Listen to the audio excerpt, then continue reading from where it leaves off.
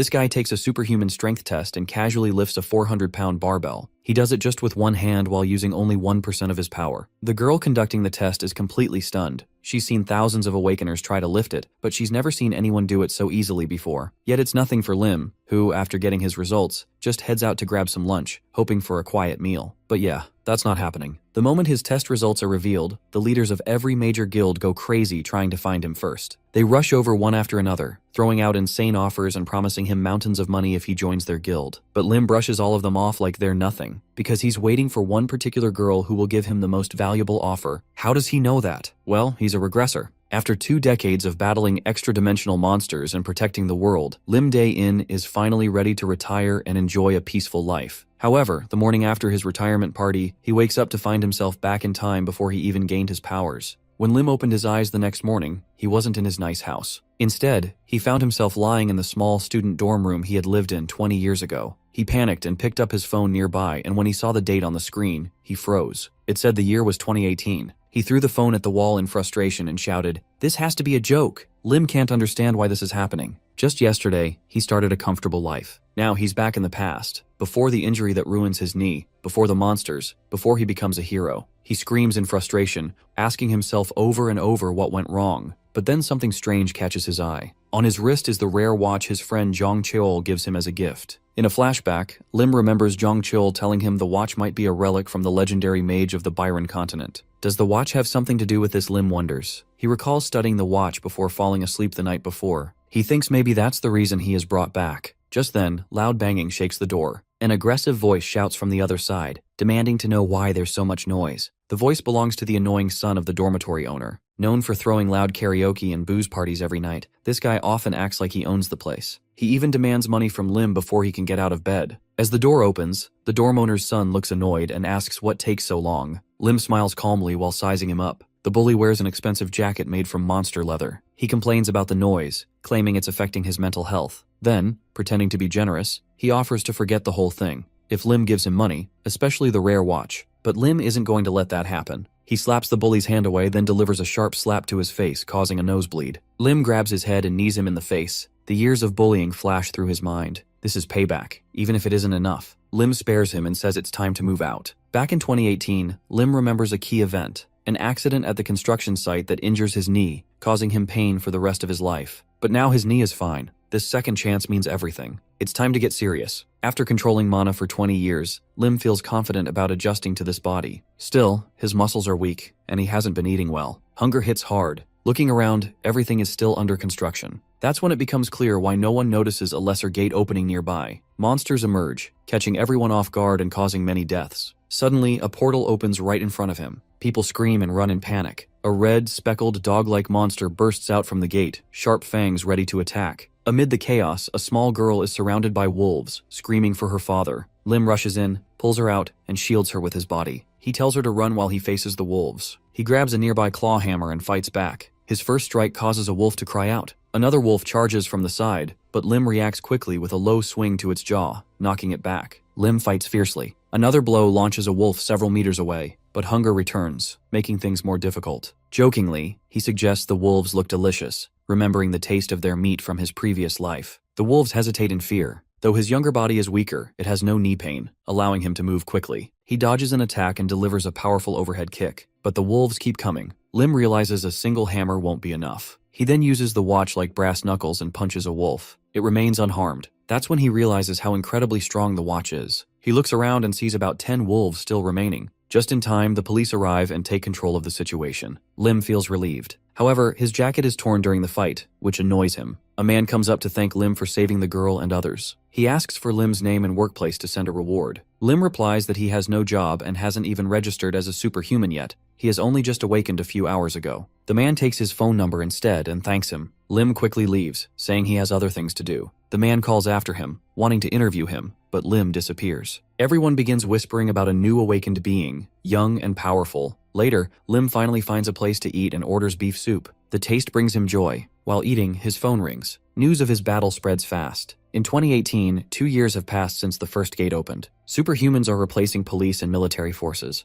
Guilds are rising to power, and everyone wants to recruit the strongest fighters. Lim knows what's coming. He also knows that many future superhumans will turn into criminals. Plans to handle monster appearances haven't been formed yet. Worse, the 6 major disasters are already beginning to appear. With all his knowledge of the future, Lim makes a decision. This time, he'll use everything he knows to retire in just 3 years. But not just any retirement, a peaceful, safe one. This second chance won't be wasted. Lim is sitting and enjoying it as messages keep coming in. He seems to enjoy the melody despite the distractions. Suddenly, a man comes up to him and asks if he is Lim Dean. Lim confirms it, and the man introduces himself as Kim Gilson, the manager of the ruling family's guild. Kim has watched the video of Lim defeating monsters and is impressed. He immediately wants to meet him and offer something, as long as Lim hasn't signed a contract yet. Just as Kim is about to speak, a woman enters the room. She asks if Lim is the same person from the monster fighting video. Now that she is seeing him in person, she finds him even more attractive. Right after her, someone from the warrior guild arrives. They mention that the interest in Lim is endless, and more people keep coming to where Lim is sitting. All of them try to recruit him to their own guilds, and it almost turns into a fight. Lim tells everyone to be quiet. He warns that if they say even one more word, he won't join anyone, no matter how much money they offer. Lim asks if they should talk somewhere else. Then, they are transported to another location. Lim states he won't take up too much of their time and asks what kind of premium they can offer for signing a contract. Kim responds that the contract has clauses that can't be disclosed. He also asks why Lim doesn't take time to listen to each offer one by one. While eating cake, Lim asks if Kim is part of the ruling family's guild. Kim proudly replies the guild has a 1.5 years of tradition. Lim wishes him a good trip home and remarks he doesn't plan to sign with them. He questions why he would join a guild with such management, and predicts that the guild will soon merge with another. Lim asks how long he should wait for the next offer. Suddenly, a kid behind Kim shouts that their guild is offering Lim 1 billion won. Other managers raise their offers, each trying to outbid the others. Lim calmly drinks his tea and thinks about how much the Black Hounds Guild would offer. He reflects on his time with them before going back in time. Someone then offers 2 billion won, saying it comes with top salary, benefits, and item mining tasks. It is the woman again, the manager of the White House Guild. The White House Guild is newly founded, but within 3 years, it will become one of the top 3 in Korea. Lim guesses this is the reason for their aggressive approach. He asks everyone except Miss Beck to leave. He tells them they can leave their business cards just in case. Now alone with Beck, she explains that on her way to meet him, she watched Lim's monster fighting video several times. She compliments his skills and points out that just yesterday he was an ordinary person. Lim is surprised by her elegant way of showing that she has done her homework on him. Bayek believes Lim is either a genius or someone with rare characteristics that give him an edge in battle. She mentions the White House Guild wants to support his growth. Lim reads through the contract and thinks about how, in his previous life, he would never have imagined getting such an offer. He asks if he can add a few conditions. Bayek watches closely as Lim writes into the contract. Suddenly, she is surprised. She exclaims Lim is joking, but Lim insists he is serious. His added terms include a 4-day workweek, a fixed end to the workday, and the right to refuse long-term tasks. Beck gets angry, thinking it is a joke, but Lim remains firm, saying those are his terms. Bayek pauses, then asks where he gets so much confidence. Lim assures her they won't regret signing him. Bayek stands up and says she will review the terms and return in a few days. She also asks if Lim prefers drinks instead of coffee next time. Lim doesn't respond. He thinks that it wouldn't benefit him to show emotion. Bayek doesn't know that her father is the head of the guild. Lim gets up and decides to register as a superhuman. He arrives at the Korean Disaster Management Center. Lim goes to the Superhuman Support Service and announces he wants to register. The girl at the desk explains the person in charge is absent and that she is new and might not be able to manage on her own. Lim mentions he is in a hurry and asks if she can do something. She agrees to try contacting her boss. Lim is sure someone will help her, as he needs to finish things quickly. The girl calls her boss and explains that a young man wants to register. She asks if Lim has any special skills. Lim replies he uses physical strength but doesn't have skills. That is a lie. No one currently believes in magic, so Lim knows they'd only find out about his powers if he shows them. But in this life, he has decided not to. The girl states they will start with a strength test.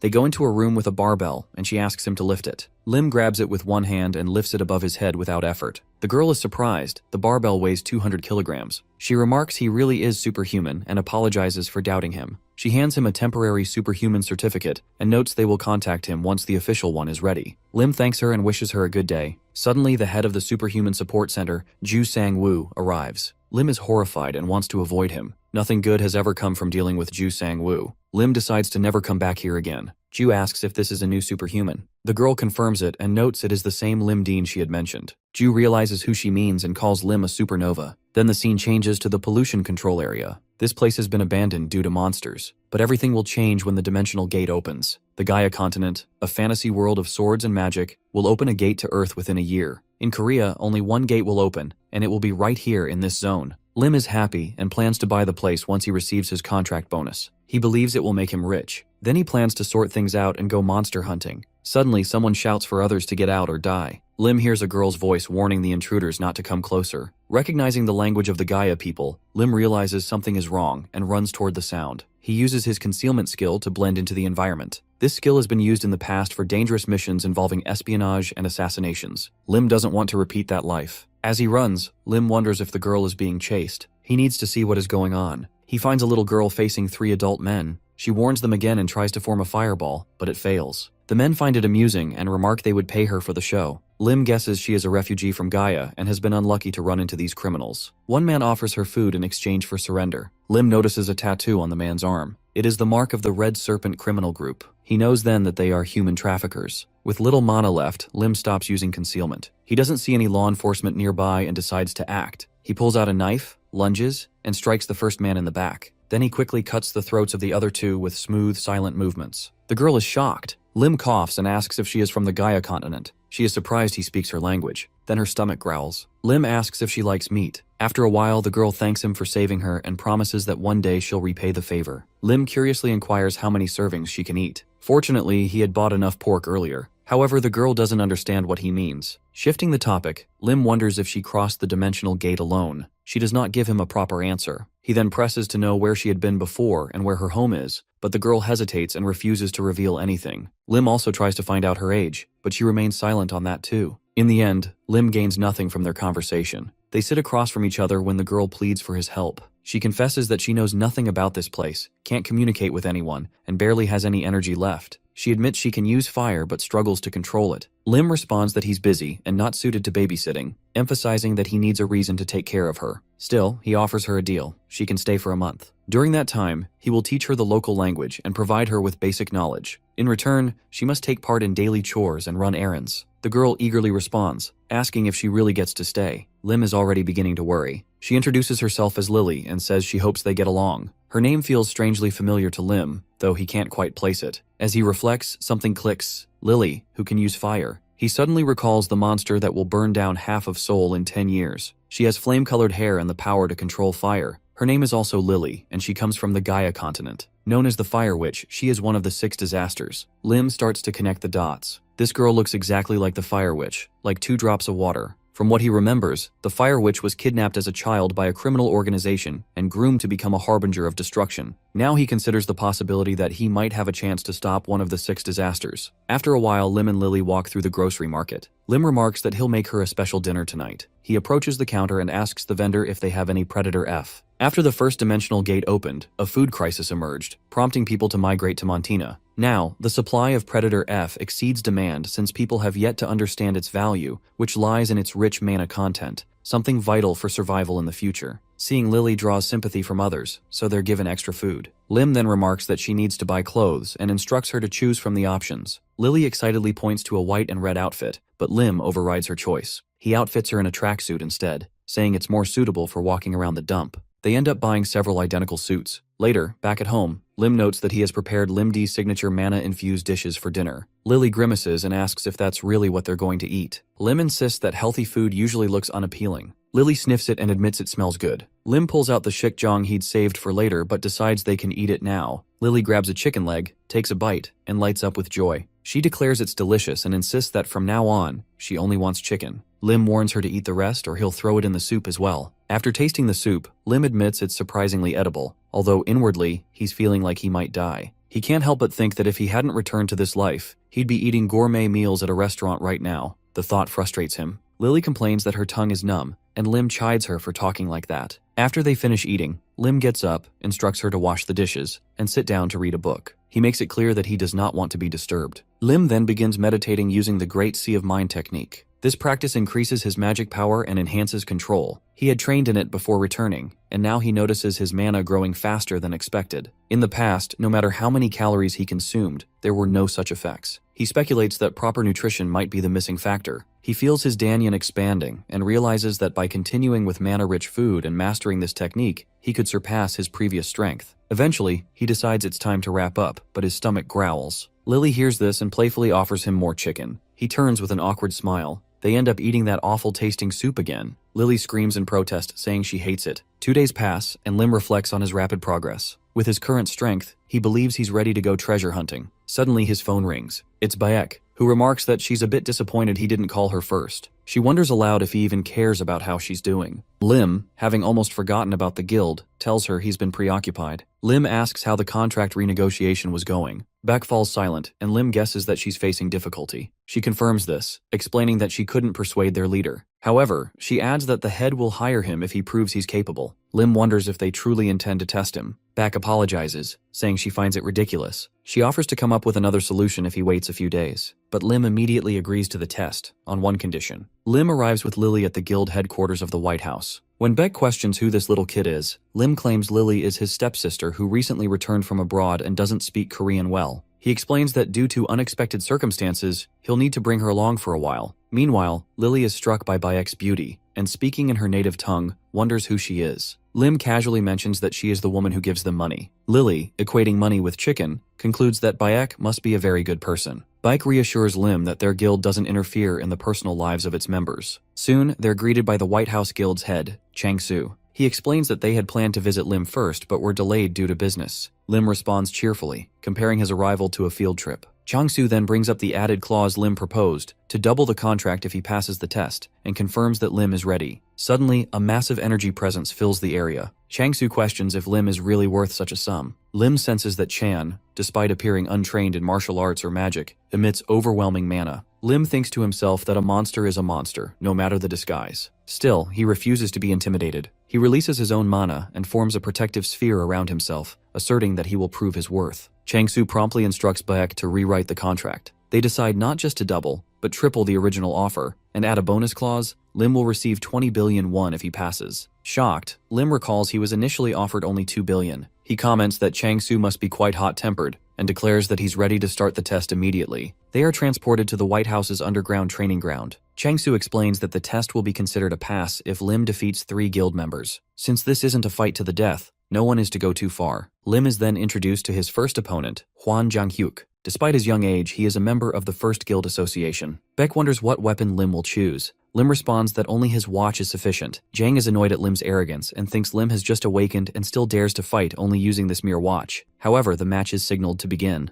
Jang starts running at high speed around Lim. The hero can't quite understand the technique at first. He recalls reading about Jang in a magazine. Ken's skill lies in speed. He grows faster the longer he keeps moving without pause. Lim quickly realizes he needs to strike before Jang becomes untouchable. As Jang circles him rapidly, viewers begin to doubt Lim's chances. Beck looks on with concern. Jang prepares to end it, swinging his sword, but Lim notices. Understanding that the moment someone lets their guard down is the moment they can be beaten, Lim intercepts and knocks Jang down with a well-timed strike. Observing the outcome, Lim concludes that Ken's own speed worked against him. Lily cheers for his victory, while Baek and Chang-Su stand stunned. Lim turns calmly and wonders aloud who's next. Chang-Su praises Lim for his impressive performance. Lim checks on Zhang's condition, and Chang-Su reassures him that Zhang's life is not in danger, as doctors will take care of him. After a couple of days of rest, he will recover. Chang-Su acknowledges Lim's ability to keep his power in check, but Lim wonders if he truly believes that. Meanwhile, Lim reflects on the consequences of losing control, knowing that if he hadn't controlled his force, his opponent's head would have flown off. Lim realizes that he is now guaranteed $6 billion under the contract, having met the set requirements. He shifts his attention to the two remaining opponents and suggests making the test more enjoyable. Lily notices Lim's smile and questions its meaning. Lim becomes serious, asserting that a fighter must always be in command of the situation. The second sparring venue is an artificial forest training ground. Bank explains that the White House has 2 associations, each consisting of 6 teams with 5 members. The next opponent is Yang Dae-hoon, the head of the 6th team in the first association. As the main tank of the White House, he is known as the Bull. He expresses his anticipation for a good fight,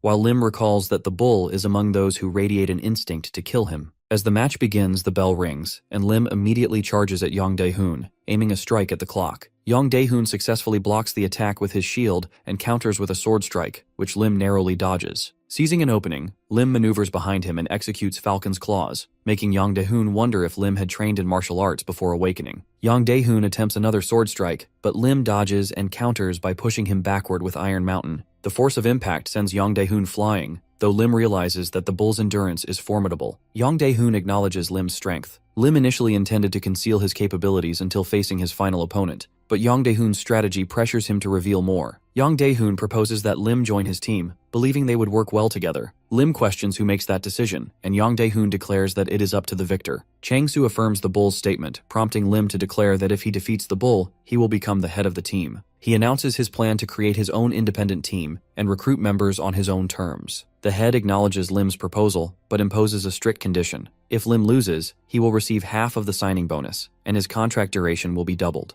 Lim accepts the terms. Yang Dae-hoon asks if Lim is certain about his ability to defeat him. Lim, in turn, questions the bull's motives regarding Baek, suggesting that the bull's aggression stems from personal interests. He challenges Yang Dae-hoon, asserting that victory does not grant the right to arrogance. Lim foresees Yang Dae-hoon's downfall, predicting that he will soon endure humiliation and eventual expulsion from the guild. Yang Dae-hoon loses his temper, activating the bull mode, which enhances his physical attributes and combat abilities. He charges at Lim, who retaliates with the Great Sea of Mind technique, Lightning Fist. Lim advises the bull to block the attack with his shield. Yang Dae-hoon follows the advice, but the force shatters his shield. Chang-soo and Baek watch in shock as the rookie manages to defeat the bull. Exhausted, Lim sits on the ground, reflecting on how difficult it is to earn money. His body feels weak, and he struggles to believe that a single lightning fist drained so much of his strength. He decides to recover using his mind technique, knowing that he will need his full power for the next fight. Baek approaches and congratulates him, officially naming him the head of the 7th team. Lim smiles at the title, thinking about how his victory has added another $1 billion to his income. He determines that he can now aim for all 20 opponents. When asked about his final challenger, the head reveals that it is himself. Chang-soo admits that doubted Lim would defeat Commander Dae-hoon, while Chang-soo smirks and states that he has no choice but to face Lim in the last match. Lim feels uneasy about fighting such a formidable opponent. Unexpectedly, he declares that he is giving up.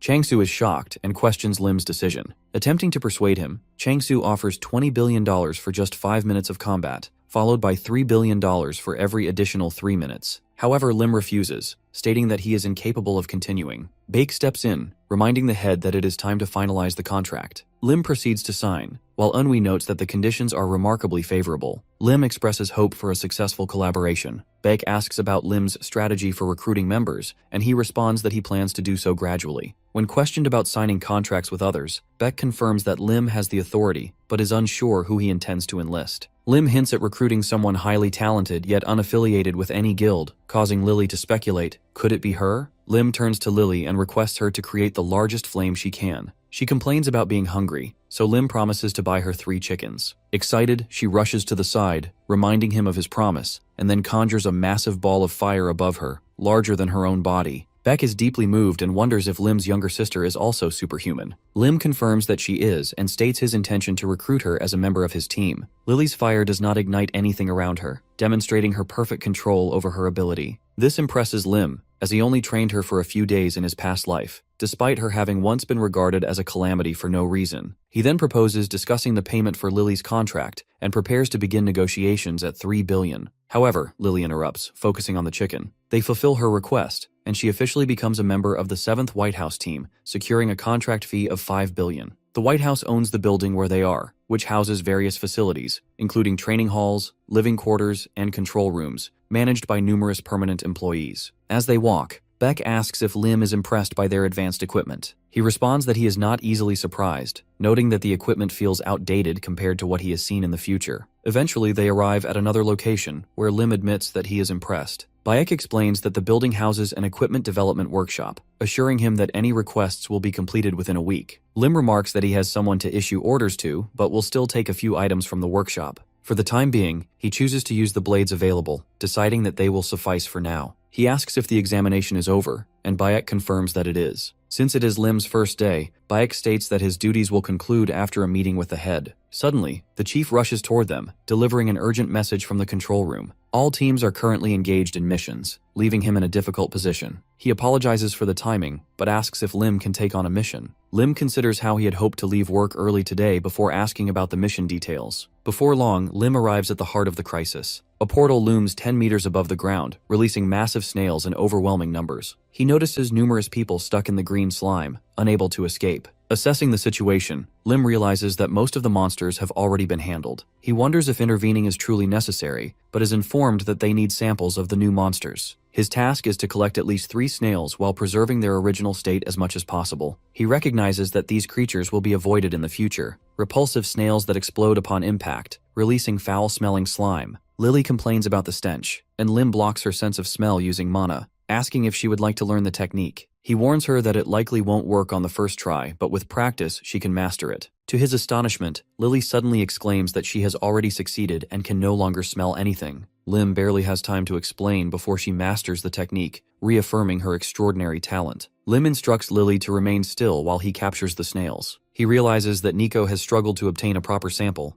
The creatures detonate with even the slightest touch of mana, while non-mana attacks prove ineffective. Determined, Lim begins his hunt. Spotting a slug on a tree, he delivers a swift kick, sending it flying. The slug attempts to counterattack, but Lim employs he and uses an open palm technique to spin the creature rapidly. The slug whirls so fast that it loses consciousness. Lim secures the first sample. Watching him in awe, Lily enthusiastically asks Lim to teach her the technique. He teases her, demanding a payment of 100 billion. She refuses, protesting that such a sum could buy an enormous amount of chickens. Lim laughs before declaring the samples collected. He hands them over to the assembly team, marking the end of his mission for the day. Bike expresses surprise, stating that Lim could leave if he wished, but she still considers it significant since it is his first assignment. She asks if he is nervous or has any questions. Lim reassures her that there is nothing to worry about. The other members had already taken care of most of the problem before his arrival. 3 men approach Lim, one wearing red. He acknowledges Lim as a new recruit, mentioning that he heard about the White House hiring someone recently. Noticing Lim's shoulder strap, he remarks that Lim is a commander and wonders if the White House lacked manpower, forcing them to put a rookie in charge. He then asks if Lim's technique was part of his ability. Jang Sok from the Black Hound Guild steps forward. It turns out he was Lim's former boss. Lim dismisses Seok's chatter, urging him to get to the point. Seok complains about the constant explosions from the snails, which have made proper sample collection impossible. Lim immediately asks if Seok truly wants him to share. He refuses outright, frustrating Seok, who questions Lim's audacity in speaking to him so casually. The head of the Warrior Guild's 3rd team steps between Seok and Lim, advising Seok to moderate his words. Similarly, the captain of the 5th team from the ruling family guild approaches Lim, advising him to be more cooperative with his comrades. He suggests that frequent encounters on the battlefield need mutual support and improvement. However, Beck adamantly warns Lim not to relent, promising to file a formal complaint with the head. Lim has experienced such situations countless times before. He knows that if he refuses, they will attempt to take the bag by force. Instead of arguing, he throws the bag toward them, telling them they can have it. They eagerly accept, but Lim takes a step forward and sits on the sack, daring them to take it if they truly can. His unexpected response shocks them. The captain of the ruling family guild tries to negotiate, while Seok accuses Lim of handling the situation poorly. Lim quietly instructs Lily to set the entire area ablaze on his signal. She asks if she should burn them, but Lim quickly clarifies that doing so would create unnecessary trouble. He refuses to let her become a catastrophe. Seok, growing frustrated, yells that he will teach Lim a lesson as his senior. Suddenly, the portal shifts and a colossal slug begins to emerge. Panic spreads as people flee the scene while the monstrous creature fully exits the portal. A superhuman warns Lim not to interfere, and Lim takes Lily with him, heading toward the car while carrying the bags. Meanwhile, the others struggle to battle the slug, encountering difficulties. The creature ensnares them with its tentacles. They shout that they need to sever the appendages first. Beck urges Lim to engage, arguing that a single strike is enough for him to claim the rewards. He tells her not to worry, confidently stating that they will never defeat him like this. The heroes continue their efforts to defeat the monster, shouting about its dissolving slime. Seok orders the tankers to retreat for now and instructs them to prepare for a long-range attack. The team notes that this creature is far more dangerous than the smaller snails they encountered before. Lily impatiently asks how long they plan to stand and watch, and Lim replies that they will wait until everyone has evacuated.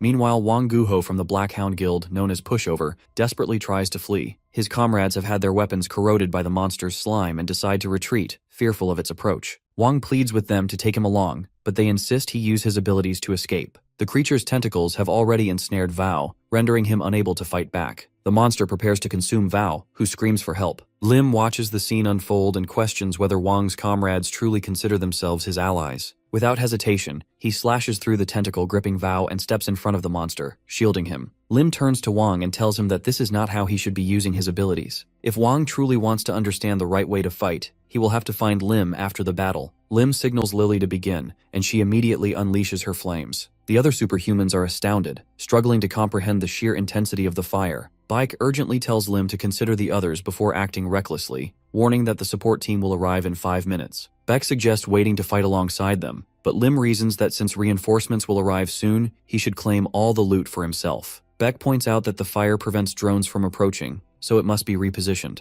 However, Baek ignores this and expresses concern for Lim's safety. He reassures her, promising to defeat the monster and return unscathed. This monster is unusually brutal, and Lim recalls an entry about it in the picture book. He understands the importance of remembering successful strategies for emergencies. Fire is the monster's weakness, and after separating it from the group, Lim notices a visible slowdown in its movements. He rushes forward and instructs Lily to cover him. He realizes that the monster's tentacles are regenerating quickly, so he will need Lily's assistance throughout the fight. Lim maneuvers around the creature, waiting for the right moment before signaling Lily. She sets the monster's tentacles ablaze, and Lim praises the outcome, urging her to continue. As expected, the monster retracts into its shell to recover after losing most of its appendages. According to the book, the creature even seals the portal shut. Lily approaches Lim, wondering how they will proceed now that the monster has sealed itself. Lim states that they will use the supplies from the car. He knows that the monster's shell is incredibly resilient, so he must target weak points. He grabs a stake and drives it forcefully into the shell, repeatedly striking to weaken the structure. The other superhumans watch in confusion,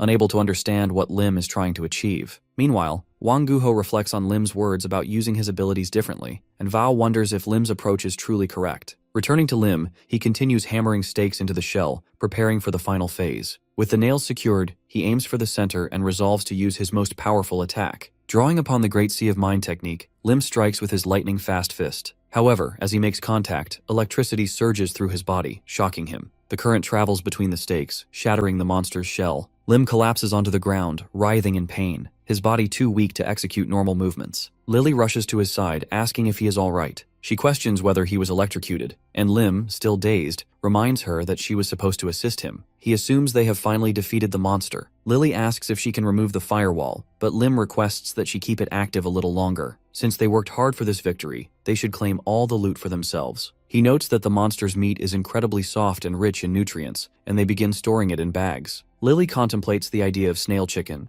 but Lim tells her that the meat will serve as the perfect ingredient for a nutritious mana recovery meal. After gathering enough resources, Lim concludes that their haul is sufficient. Just then, he receives a message from the captain of the second team, Bang Woo-hyuk, who has been informed of the hero's situation. He announces that his team is on their way to assist. Lim hurriedly tells them to wait and only enter once he removes the firewall. He is still missing an important item. Bang wonders if just the two of them can handle the slug, concerned that Lim is pushing himself too hard on his first day. Lim finishes collecting everything he needs and instructs Lily to lower the flames. As the firewall vanishes, the arriving team is stunned. One of them asks if the commander defeated the monster himself. Lim replies that he fought with everything he had and was simply lucky. Seok is skeptical, unable to grasp how Lim accomplished what the rest of them could not. Lim asks if he can leave the cleanup to Commander Bang, who reassures him that it won't be a problem. Bam tells Lim to return home, reminding him that if he is seriously injured, he should go to headquarters for treatment. Lim recalls Bayek's warning that if he got hurt, he would know the consequences, and decides to rest before worrying about anything else. Time passes and night falls. Lily complains about wanting to sleep and eat. Lim praises her efforts and invites her to eat to her heart's content. Thrilled, Lily marvels at the vast amount of chicken before her, insisting that it feels like a dream. She enthusiastically mentions wanting to go snail fishing again. Lim takes a sip of his beer, curses, and remarks that moments like this make life worth living. Lily notes that he says this every time he eats. Suddenly, she loudly repeats the curse word, shocking Lim. He quickly realizes the importance of watching his language around children. He scolds her, explaining that it is a bad word and forbidding her from using it. Lily, confused, asks why he is allowed to say it. He firmly insists that she is not permitted to use such words. However, she continues to challenge him, wondering why he says bad words whenever he eats chicken. Lim has been using the Great Mind Sea technique for a long time, but it keeps weakening him. He wonders what to expect after last night's drinking, recognizing that the technique functions more as an emergency measure. He knows better than to get drunk, but still checks his phone to see how many calls he received in the morning. When he picks it up, he notices multiple missed calls from manager Bayek. As soon as he returns the call, Beck angrily scolds him. Lim, still exhausted, explains that his muscles are aching from working too hard the previous day, so he has been resting. Beck apologizes and asks if he is feeling better. Lim responds that he is still recovering and asks if there is something she needs. Beck informs him that she plans to actively recruit people for his team and wants his input. Lim understands the necessity of assembling a team that includes shooters for combat support, medics for care, an operator to manage communications from the control room, and secretaries to handle scheduling and paperwork. Recognizing the impact these members would have on performance, he entrusts Bayek with selecting them according to her judgment, praising her ability to assess character. Laughing, she agrees, reminding him that she was the one who hired him in the first place. She proposes calling him again after lunch, and Lim agrees. He then expresses his interest in recruiting a superhuman named Wang Guho from the Black Hound Guild and asks Bayek to get in touch with him. Later, Lim calls the head of state, Jang, who grants him 3 days off work. Lim protests, insisting that he is just a little tired, but Jang reveals that Bayek has already explained everything to him. Jang states that Lim will be unable to join the mission until the full team is assembled. Considering this, Lim decides that taking a break for a few days is acceptable. Jang advises him to rest and avoid excessive stress. When Chang later contacts Lim about the future of their guild, he suggests that Lim join him in battle once he has recovered. However, Lim stops listening and instead asks Lily if she is hungry before telling the chief that he will focus on resting. Lily excitedly runs in, asking if they will be eating chicken. Lim replies that he has prepared something even more delicious. Unlike the previous dish, this one is made from fresh, high-quality ingredients with a soft texture, enhanced with a snail heart. He explains that it is a special, healthy manna blue dough. He presents a bowl of snail meat soup, acknowledging that the color looks odd but assuring that it is nutritious. Lily, having eaten plenty of chicken yesterday, says she is not hungry. Lim apologizes, then starts eating, savoring the rich flavor. His enthusiasm catches Lily's attention and she begins to doubt her decision. Lim teases her, offering to eat her portion as well, but she suddenly decides to try the dish herself. She tastes it and is immediately surprised, exclaiming that she is incredibly happy. Lim jokingly tells her not to be dramatic, reminding her that the world is full of delicious food. Lily, still stunned, declares that she no longer trusts Lim's judgments on food. He informs her that dinner will consist of fried pork belly. Curious, she asks what kind of pork belly he means. Lim proudly states that it is more expensive than chicken. Amused, Lily remarks that such food is worth living for. Lim wonders where she picked up such exaggerated expressions, then explains that if she wants to enjoy delicious meals, she needs to adjust her nutrition. He proposes going treasure hunting together. Following the opening of the first gate, the surviving monsters establish territories. Among them, the orcs unite into a tribe. Within their domain lies a relic from another dimension. The heroes arrive near the orcish territory, and Lim, observing through binoculars, pinpoints the relic within a stone statue. Previously, an expedition team discovered and retrieved the relic, but this time, Lim plans to get to it first. Analyzing the situation, he estimates that the tribe consists of approximately 200 orcs. Though his body has recovered thanks to the central crystal, facing them alone would be impossible. Lim decides to infiltrate, instructing Lily to ignite a fire upon his signal. She asks about the signal, and he explains that when the torch on the other side goes out, she should light the entrance. He warns that if she fails to see the signal, she must forget about the relic. Using concealment, Lim cautiously advances, with Lily following suit. He is confident that no one in the tribe can detect them unless a stronger enemy appears. As he approaches the statue, he notices that 10 orcs are guarding it and feels certain that he can handle them alone. Drawing his knife, he suddenly spots the tribe's leader, a mutant orc. This orc demonstrated monstrous strength during the expedition team's prior attack, making it a formidable opponent. Deciding to stick to his plan, Lim throws a rock at the torch, causing it to fall. Lily immediately recognizes this as the signal, while the orcs begin to grow uneasy. The tribe leader quickly issues commands, which Lim sees as an advantage. He prepares to destroy the statue, but is abruptly caught off guard when an orc sneaks up behind him. Shocked, he realizes that the creature has sensed him through scent. The mutant orc proves to be far stronger than expected, forcing Lim to retreat.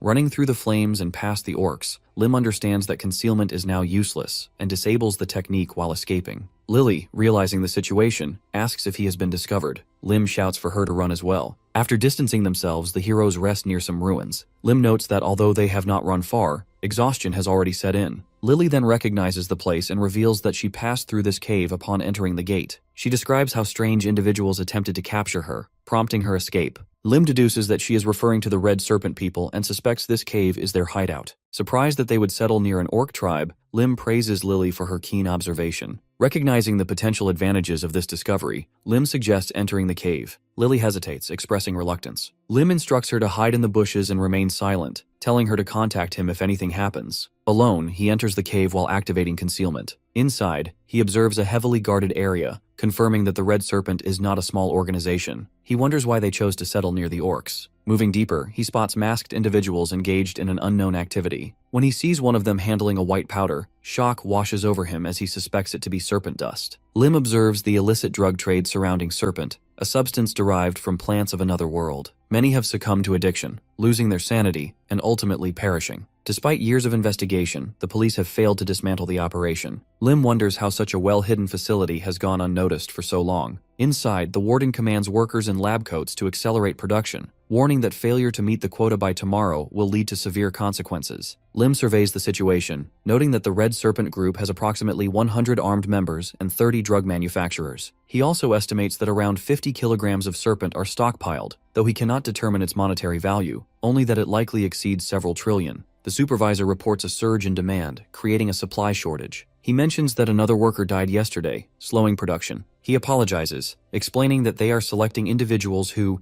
even if they die, will not hinder output. Lim feels revulsion toward these people, viewing them as despicable creatures. Suddenly the lights go out, throwing the facility into chaos. Group members panic, shouting that they cannot see and demanding the lights be turned back on. Amid the commotion, someone realizes that the serpent supply has vanished. Unseen, Lim moves through the darkness carrying a box. Although his concealment shields him from direct sight, some members notice faint traces leading outside. As he steps into the open, Lily asks if he is finished. Lim responds that this is only the beginning, warning that they will soon be pursued. He instructs her to prepare herself, emphasizing the need to evade capture. Lily grins, commenting that it sounds fun, then reaches for the box. Lim stops her, insisting that it is dangerous and ordering her to remain silent. Moments later, Red Serpent members emerge, spotting them. Lim remarks that the hunters have arrived and urges Lily to hide. As he secures the box, the attackers fire at him. He relishes the chase, noting their inability to land a hit. Arriving at the orc hideout, Lim recognizes familiar faces. The tribe leader roars, leaving the Red Serpent members confused and alarmed. Lim instructs Lily to emerge from hiding and hurls the box forward with tremendous force. The gang members react in disbelief, questioning his sanity, while the orcs struggle to comprehend what has just landed before them. One of the Red Serpent members suggests eliminating the monsters, retrieving the serpent, and then dealing with Lim. Realizing that now is the perfect opportunity to slip away, Lim activates his concealment once more. A battle erupts between the orcs and the gang. The Red Serpent members fire repeatedly, trying to hold the creatures at bay. However, among the orcs is a mutant, impervious to bullets. Recognizing its strength, the group decides to prioritize eliminating the gray-haired warrior. The mutant orc charges forward, swiftly killing one of them. Lim and Lily watch from a safe distance. Lily asks when the chaos will end, noting that she is hungry. Lim advises patience, explaining that some situations require careful observation. Assuring her that the conflict will soon resolve, he considers initiating a cleanup. The mutant orc overwhelms its opponents, slaughtering all who stand in its path. Raising its weapon high, it lets out a triumphant roar, but then, something unexpected happens to the tribal chief. Lim acknowledges the mutant orc's effectiveness in dispatching the criminals, then delivers a fatal blow to the chief. The tribe leader collapses. Lim predicts that, without leadership, the remaining orcs will soon fall into disarray. Wasting no time, Lim moves to the statue, striking it forcefully with a hammer. Finally, he uncovers the Keeper's Bracelet,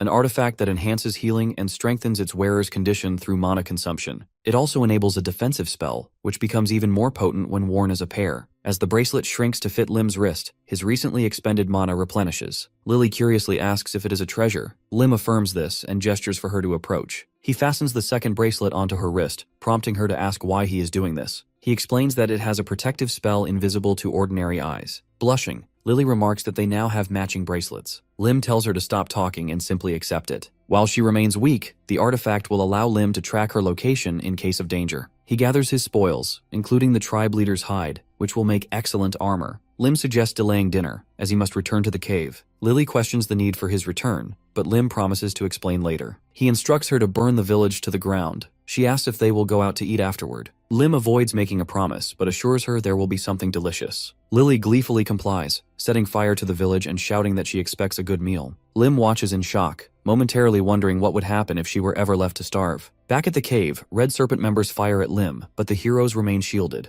Lim demonstrates the bracelet's protective spell, explaining that once Lily masters it, she will be able to wield it freely. Lily suggests using it offensively and promptly hurls the shield at their enemies. Impressed, Lim acknowledges her talent. The last remaining gang member pleads for his life, offering to reveal everything about their operation. Lim, however, expresses disinterest, focusing instead on the location of the safe. An hour later, the heroes exit the burning cave. Lim muses that it was an ideal hidden facility. Besides obtaining money, he has acquired valuable items. Satisfied with their destruction, he asks Lily if she has finished blowing everything up. She notes that some Red Serpent members might escape. Lim reassures her, stating that they have nowhere left to run. Approximately 35 Red Serpent members and drug manufacturers remain. Lim decides against killing them, but refuses to grant them freedom. Addressing one of the gang members, he mockingly refers to him as Siruteok, a Siruteok, and orders him to follow. The man protests, asking why he was given such a name, and Lim strikes him for talking too much, declaring that Red Serpent member resembles a Siruteok, that is a Japanese rice cake. He instructs Lily to lead the captive to the tent and commands the others to surrender at the security post. They protest, questioning whether he will actually release them. Lim silences them, reminding them that their actions are illegal and threatening to beat them if they fail to understand the gravity of their crimes. Ultimately, the Red Serpent members agree to surrender voluntarily. The guards express disbelief at the number of people found within the restricted area and the discovery of the serpent production facility. Lim anticipates that the gang members will be handed over to the police and suspects they will attempt to incriminate him and Lily. He hopes their testimony will not be taken seriously. Lim considers establishing connections with Titan Kim Soo-ho, recognizing the importance of alliances in this life.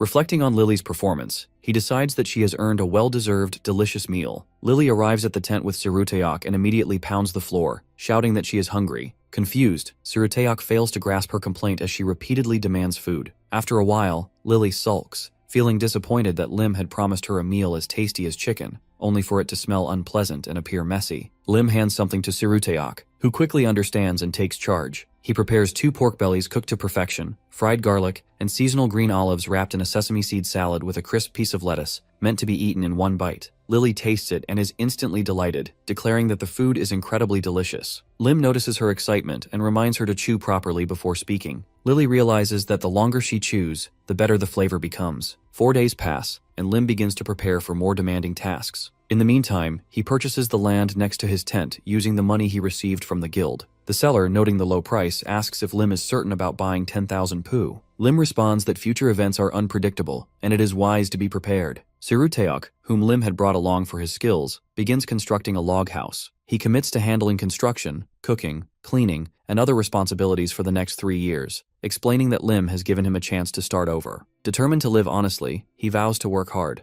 Lim affirms this plan, instructing him to remain diligent. Lily, impressed, expresses admiration for Siruteok's cooking abilities. To ensure Siruteok does not escape, Lim disables his martial arts capabilities by striking pressure points. Unable to reverse the effect, Siruteok remains under Lim's control. Lim intends to use him as a workforce for 3 years, eventually granting him some money and allowing him to leave. At the White House Guild headquarters, Beck informs Lim that she will temporarily assist the 7th team. Since Lim is new, she insists that he needs an experienced guide. Lim questions whether she truly plans to replace herself later, but Beck assures him that she will, citing her busy schedule. She informs Lim that his official assignment starts tomorrow, and for now, he must familiarize himself with the documents provided. While reviewing the files, Lim realizes that his contract includes a clause preventing him from taking on time-consuming tasks. Beck explains that the mission request to destroy the gate came from the government a few days ago. 4 guilds are participating, and the government estimates the cleanup will take 3 days. The 7th team is the only one assigned to this schedule. However, Lim knows better than to trust official estimates. Monster gates fall into 2 categories. Some close automatically after monsters emerge, making them relatively manageable. Others, labeled as Type B, remain open indefinitely. In such cases, someone must enter, eliminate the monsters, and destroy the core to shut the gate. Recognizing the location, Lim realizes it is one of the most notorious gates, the Labyrinth of Fallen Spirits. Before rewinding time, he had frequently mentioned its infamy as an instructor. Had he participated in this mission back then, he would have died. Beck mentions a recent conflict with another guild and asks if Lim wants her to reassign the mission. Refusing, Lim asserts that the 7th team will handle it. Beck advises him to remain calm and composed regardless of what happens. Lim assures her that he understands, then sarcastically questions whether she expects him to throw a tantrum. She jokingly suggests that it is possible. As Lim rides in the car, he considers the need for a strong tank to clear the gate. The recruitment of Wanguho has been delayed due to a contract termination fee, meaning Lim must go after him personally. When the car arrives at its destination, the driver steps out and bows, asking Lim to take care of himself. Lim dismisses the gesture, stating that it is unnecessary in the future but expresses gratitude for the ride. The driver smiles in understanding.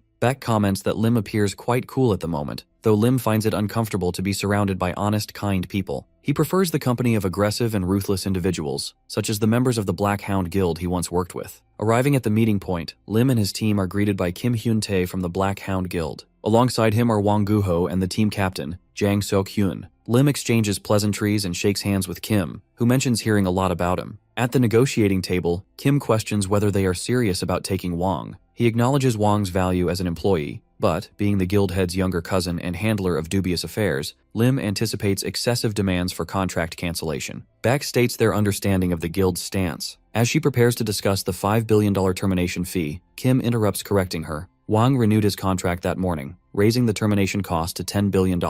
Beck is visibly shocked. Kim nonchalantly states that if they pay the amount, Wang will be theirs. Lim recognizes Kim's deliberate provocation, likely reinforced by secret recordings. Rising from the table, Lim tells Bayek they are leaving. He realizes that she, as the guild head's daughter, has been manipulated. Kim feigns disappointment, noting Wang's apparent lack of enthusiasm for leaving. He sarcastically advises them to reconsider and taunts them about the expired cake. Enraged, Lim suddenly strikes Kim across the face. Knives appear as reinforcements arrive, but Lim warns them to reconsider their actions. He challenges their confidence, questioning whether they believe they can overpower Jang Seok. Lim demands the guild leader's presence. He realizes that, since they were so eager to provoke him, he might as well escalate the situation. Beck protests his aggressive approach, though her expression betrays satisfaction. Lim questions whether he is imagining her enjoyment. Lily, observing, asks why Lim attacked those who gave her cake. Lim reassures her that she need not worry, and instructs her to avoid eating food from strangers in the future. He resolves to have Sarutiok handle all her meals. Despite their claims about the Sarutiok's expiration, Lily remains unharmed, rendering their lie insignificant. Lim approaches Wang Guho, stating that they will talk later, successfully intimidating him. Suddenly, a powerful presence permeates the room.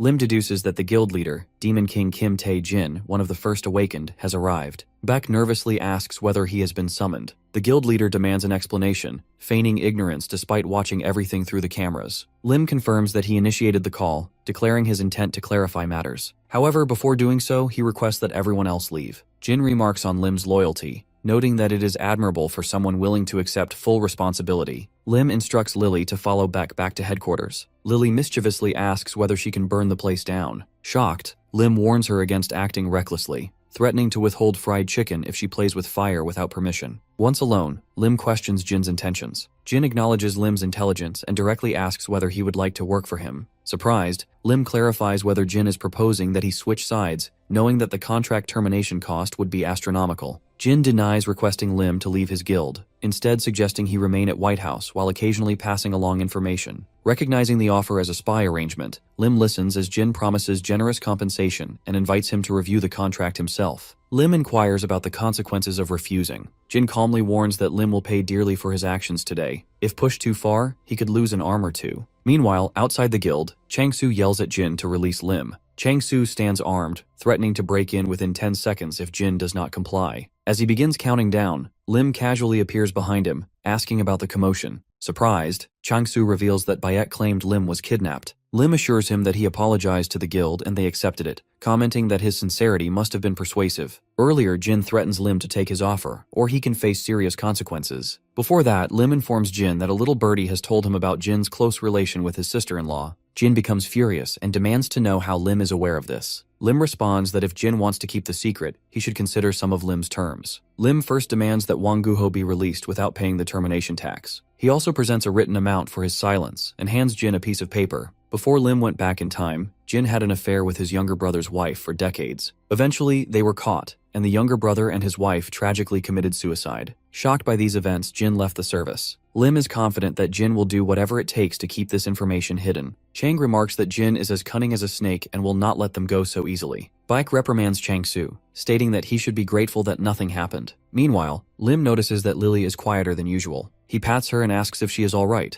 assuring her that not every problem needs to be solved immediately. Lily, however, only says that she is hungry. Beck notes that the environment is not ideal, suggesting that Lily may be in shock. Lim asks Lily whether she would mind having chicken for dinner. He realizes that if the guild was their priority, they wouldn't have come to the rescue. He also concludes that joining the White House was a smart decision. A while later, Wang Guho and Lim meet. Wang apologizes for what happened the previous day, explaining that the head begged him to renew the contract. Lim interrupts him and suggests they sit down. He reassures Wang that everything was sorted out yesterday and declares that, from this day forward, Wang is the tank of their team. Lim orders Wang to call him commander. Lim is aware that Wang grew up in an orphanage and is introverted and cold toward people, which led to him being mistreated in the Black Hound. Wang died when the first disaster struck. Puzzled, Wang asks why a serious commander like Lim would choose an untalented tank like him. Lim simply responds that he needs him. Wang starts to speak about his specialty, but Lim cuts him off and orders him to freeze. Gyum Min Cheol, known as the Moving Fortress, will become a supernatural hero respected by all in 10 years. Gyum Min Cheol is a petrification expert, just like Wang.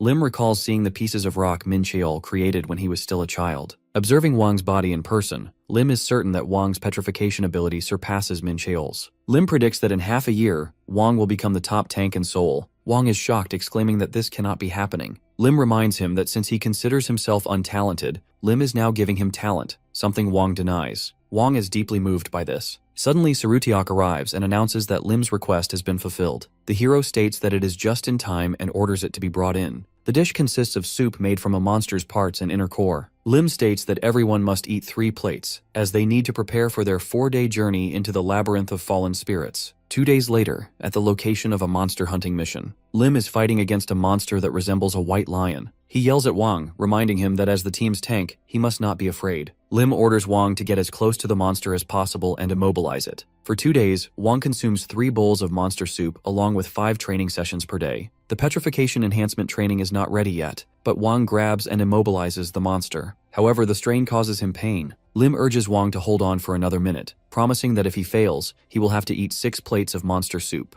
Wang, determined not to consume more of the soup, pushes himself to complete the task. Petrification abilities strengthen the more they break, so Lim decides that Wang must be pushed past his limits. Turning to Lily, Lim tells her it is her turn. Lily refuses, complaining that she has been eating disgusting food every day. Lim reassures her that there will be chicken for dinner that night. Motivated, Lily aggressively orders Wang to step aside, fearing he might get hurt. Using her fire abilities, she swiftly defeats the monster. Wang, amazed, watches Lily and marvels at her strength. Lim asks Lily why she calls the tank. She responds that Lim was the first to call him that. Lim turns to the dispatcher, requesting updates on other monsters. He is aware that 8 white tigers emerged from the gate 20 minutes ago, meaning they must fight another one to obtain a sample. Baek reports that only one target is moving 7 hours away. She notes that the warrior guild is closer to the target than they are. Lim asks about the distance difference, and Baek explains that the heroes are 2 kilometers away, while the warrior guild is only 1 kilometer away. Determined, Lim states that he will run ahead and instructs the others to follow at their own pace. He assigns Lily to look after Haegu.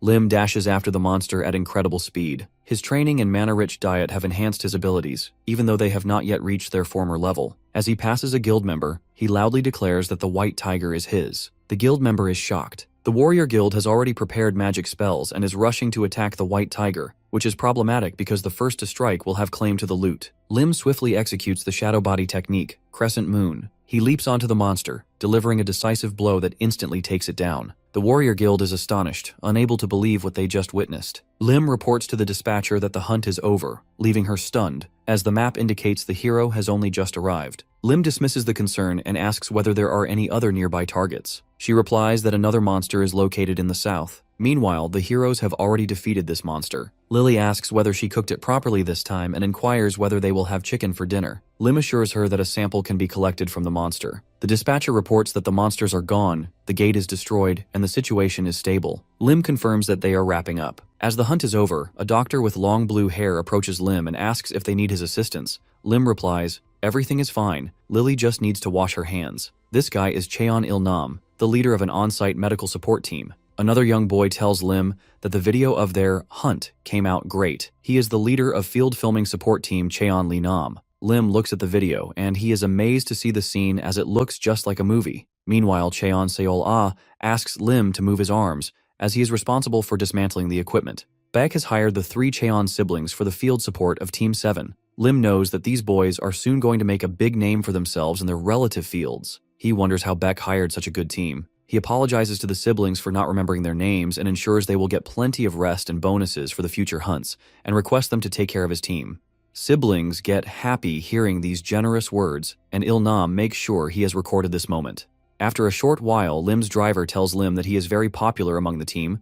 Lim plays it cool, and replies he is just observant with people's feelings in this field, because in his past life, he also had to follow someone's orders, without any question. Later on, he got tired, and left the guild, so he does not want his team members to feel the same way. At the White House Guild headquarters, Baek comments that Lim is remarkably skilled at communication for someone only 20 years old. She jokingly asks if Lim is living a second life, but he dismisses the remark, urging them to focus on business. Beck presents a list of necessary items and reports that the special equipment Lim ordered will be ready in 2 days. Pleased, Lim commends Beck for her efficiency. As he flips through the list, he stumbles upon a potential contender for the team. Beck explains that finding information on this person was difficult since she only had a name. However, she managed to locate an online video showcasing items crafted by the applicant. Lim confirms his interest. Jang Yong Shin, the only superhuman in Korea specializing in crafting. He asks where the challenger is. Lily reminds Lim not to forget 4 servings of boneless chicken and a large order of French fries. Lim promises to keep his word, but only if she passes on everything exactly as he taught her. They walk into a barbershop and Lim remarks that they have a lot of toys. The woman behind the counter says her son enjoys doing different things. Meanwhile, Lily sits on the couch, visibly bored. Lim asks her to sit quietly. Suddenly, Lily spots something she likes among the items on display. Lim quickly shouts at her not to touch anything, fearing she might break it. But Lily picks up a toy and says it looks like the chicken she loves. The woman tells them her son made it and offers it to Lily if she likes it. Lim apologizes, saying his little cousin is a real troublemaker. The woman laughs and reassures him that it's not a big deal. They have plenty of toys. Lim then asks how old her son is. She says he's 13. Her son, Jang Young-shin, has savant syndrome, a rare condition where individuals with developmental disabilities possess exceptional skills in specific areas. Because of this, his social skills are very low, and he doesn't enjoy talking to people. Lim immediately understands, unlike other superhumans, he must approach Jang gently and naturally. Step 1 is to visit the barbershop more often. The woman adds that even now, Jang is probably crafting something in the storeroom. Lim hopes they aren't distracting him with their conversation,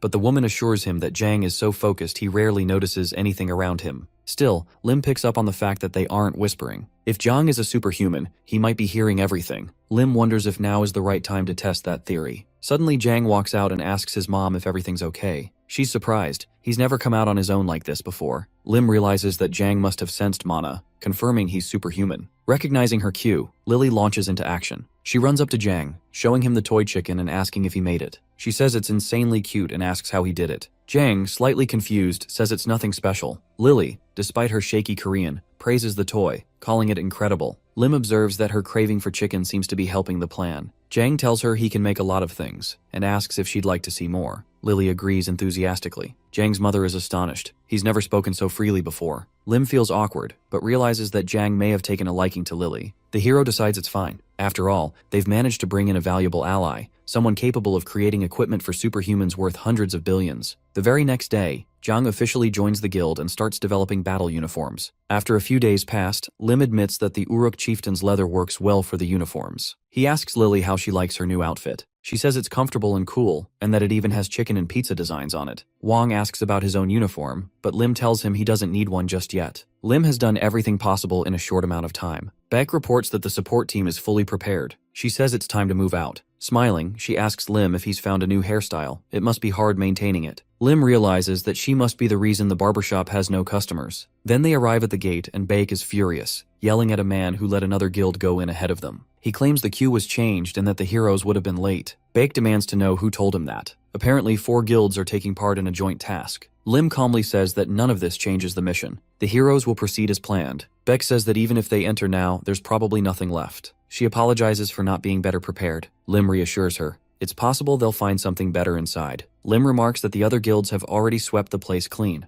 2 hours after entering the Labyrinth of Fallen Spirits, the team is still navigating. The twins are also in the vehicle. Lim was supposed to give them a ride, but they missed their chance. Originally, the labyrinth's difficulty was rated B, but after multiple failed attempts to close the dungeon, its threat level increased dramatically. Suddenly, Lim becomes alert. He orders everyone to stop and gets out of the car. He senses something nearby. He tells Wang to stay and guard the vehicles. The Labyrinth of Fallen Spirits is notorious. It transforms people into zombies. The twins see something that terrifies them. They can't comprehend what it is. Lim inspects the figures and notices their tattered clothes. He suspects they're members of the Red Shark Guild, likely infected by zombies. Their sharp fangs are strong enough to tear through battle armor. Lim deduces that these Red Shark members must have been bitten when they let their guard down. It's fortunate there aren't too many of them. He instructs Wong to demonstrate his training. Wong hesitates, terrified. Lim warns him that even a scratch from the infected could spread the virus. Pushing him forward, Lim tells Wang not to be a coward. Wang steadies himself and starts fighting. Lim notices that Wang's petrification technique is more stable than during training. Lim reminds him not to kill the infected. Wang, surrounded, asks what to do. Lim tells him to figure it out. Wang begins striking the infected with his petrified hands. After landing a solid hit, he shouts with joy. Lily, still bored, asks why she can't just burn them all. Lim explains that these people are not just civilians, they're also members of another guild. Destroying them isn't an option. Lim checks on the support team. One twin says he's recording everything. Lim confirms they'll use the footage to claim compensation. The other twin says he's finished preparing repellent suits. Another man brings out an antidote that Lim had entrusted to him earlier. Lim says the antidote is crucial in this kind of dungeon. He begins analyzing the situation. The Red Shark support members must have been superhumans. Their movements confirm it. Lim begins knocking out the infected one by one, using only a single flick to the neck. With all the infected neutralized, Lim says they've done well. He tells Wang to lay the infected out in a row. Among the items Lim prepared for this dungeon, the anti-zombie venom antidote is key. Once bitten, a person has 10 minutes before symptoms appear. After 30 minutes, they become mindless warriors who serve the zombie hive. Lim calculates that more than 30 minutes have passed since these people were bitten, so even with the antidote, their minds will still be unstable for a while. Lim asks everyone to step aside. He says he needs to concentrate. Then he approaches the infected and says quietly that he had saved them, so they should also help him. Lim is experienced and understands that those with talent can focus and improve,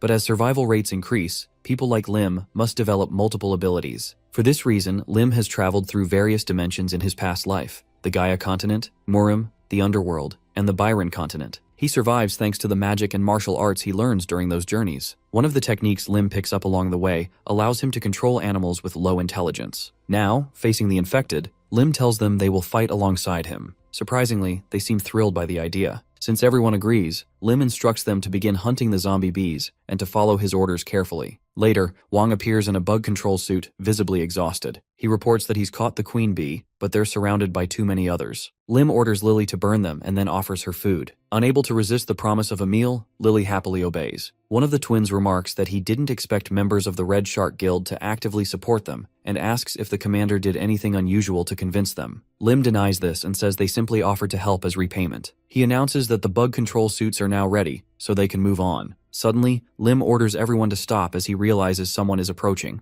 A group of superhumans appears. Lily recognizes them as the ones she saw with the snails. She's already controlling them now. Lim says he hopes they're grateful and willing to make amends. The situation seems to unfold more smoothly than expected. On the fourth day in the dungeon, one of the twins reports that monsters have broken into the supply storage and devoured the rations. Lim inspects the scene and concludes that based on the tracks, the creatures should still be nearby. He gives Lily an order. Using a special whistle, Lily rallies all the creatures they've saved to fight the monsters. Lim is relieved to see her enjoying the act of commanding reptiles. The ground is now littered with the bodies of red-dyed poison mice. Lim feels confident they've prepared for all kinds of scenarios, and everything seems to be going smoothly. However, he knows better than to let his guard down. The boss-level monsters are still lurking. Suddenly, something begins flying through the cave. It's a demonic mirror devil, an intermediate boss. Lim immediately warns everyone and commands them to prepare for battle. All vehicles are abandoned. Lim orders Wang to advance, noting that the Red Shark warriors, now brainwashed, are immune to the bat's illusions. This monster creates hallucinations for anyone who looks into its mirror, turning them into minions. Lim warns his teammates to be extra cautious and yells at Wang not to look into the mirror. But Wang, terrified, turns and admits he's scared. Lim and Lily scold him harshly. Lim tells Lily to create a fire shield to block the bat's path,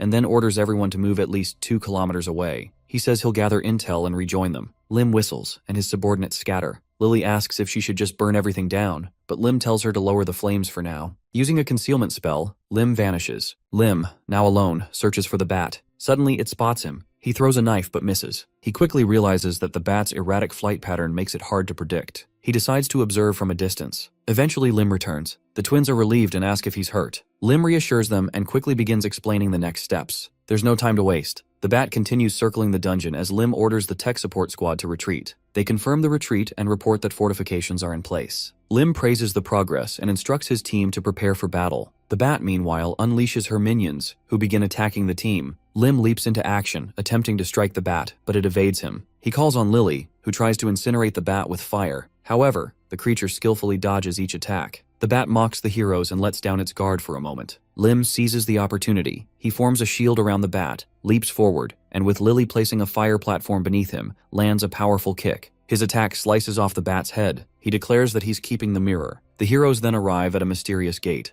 Lim announces that they've reached the end but warns them not to drop their guard just yet. Lily asks how long cowardly Wong will stay petrified. Lim replies that he plans to leave him like that until they defeat the final boss. Otherwise, Wong might fall under mind control again. The scene shifts to a new location. A cloaked figure appears. It's a skeleton wrapped in a raincoat, its eyes glowing with eerie blue flames. It is a spirit hunter. At Lim's sharp whistle, all his subordinates storm into the room. The spirit hunter looks stunned as Wong lunges forward with a wide grin, wrapping his arms around him, declaring that hugs are always welcome. The spirit hunter slashes in retaliation, but Wong quickly blocks the attack. Undeterred, Wong scoffs at the hostility and mocks him for being such a hater, then parries another incoming strike with surprising composure. Lim watches from the sidelines, quietly observing. He notes that Wong still shows signs of hesitation, but he is holding his ground far better than expected. Lim reflects that this is exactly the moment Wongo had been preparing him for. As the spirit hunter becomes aware that he's surrounded, he activates a spell, runes glowing underfoot. It is a spirit connection spell, one meant to turn nearby opponents into mindless puppets, extending his control across the field. But Lim grins, completely unfazed. He knows the spell won't work. The subordinates remain unaffected, charging forward. The spirit hunter looks around, clearly puzzled. The spell should have worked, but it doesn't. Lim's countermeasures, rooted in the defeated demonic mirror bat's power and a small trick of his own, have left the subordinates in a constant low-level trance, making them immune to this particular enchantment. The spirit link has failed. Suddenly, the spirit hunter notices that he cannot lift his sword. Turning in alarm, he finds Wong gripping the blade tightly, locking it in place. Wong beams and declares that he also likes the spirit hunter, calling him a buddy with cheerful sarcasm. Lim, still relaxed, glances at Lily and signals that it's her time to shine. He recalls that the second ability of the spirit hunter is devil summoning. Watching closely, Lim suspects that this is some variant of monkey summoning magic and smiles, knowing he already has countermeasures in place. Lily doesn't waste time. She unleashes a torrent of fire, the flames roaring around the spirit hunter. She laughs and teases that if everything burns, maybe they can have roasted chicken for dinner. Panic spreads across the spirit hunter's face. Lim compliments Lily and assigns her the task of handling all summoned monkeys, which only fuels the spirit hunter's rage. In a burst of anger, he throws both his sword and Wang directly toward the heroes. Lim hesitates briefly, thinking he just saw something odd but quickly dismisses it. This isn't Lim's time to fight. His goal remains simple: clear the dungeon with minimal effort. So he continues to observe, calculating every moment. As his subordinates continue wearing down the spirit hunter, Lim lets the battle stretch on. 1 hour passes. The spirit hunter grows frantic, shouting in frustration. Lim takes that as his cue. He whistles sharply. At once, his team retreats from the fight, jumping back as one unified force. Lim walks forward slowly and remarks that the waiting is over. The spirit hunter shouts something incomprehensible, and though Lim doesn't catch the words, he picks up the meaning. The enemy is calling him a coward.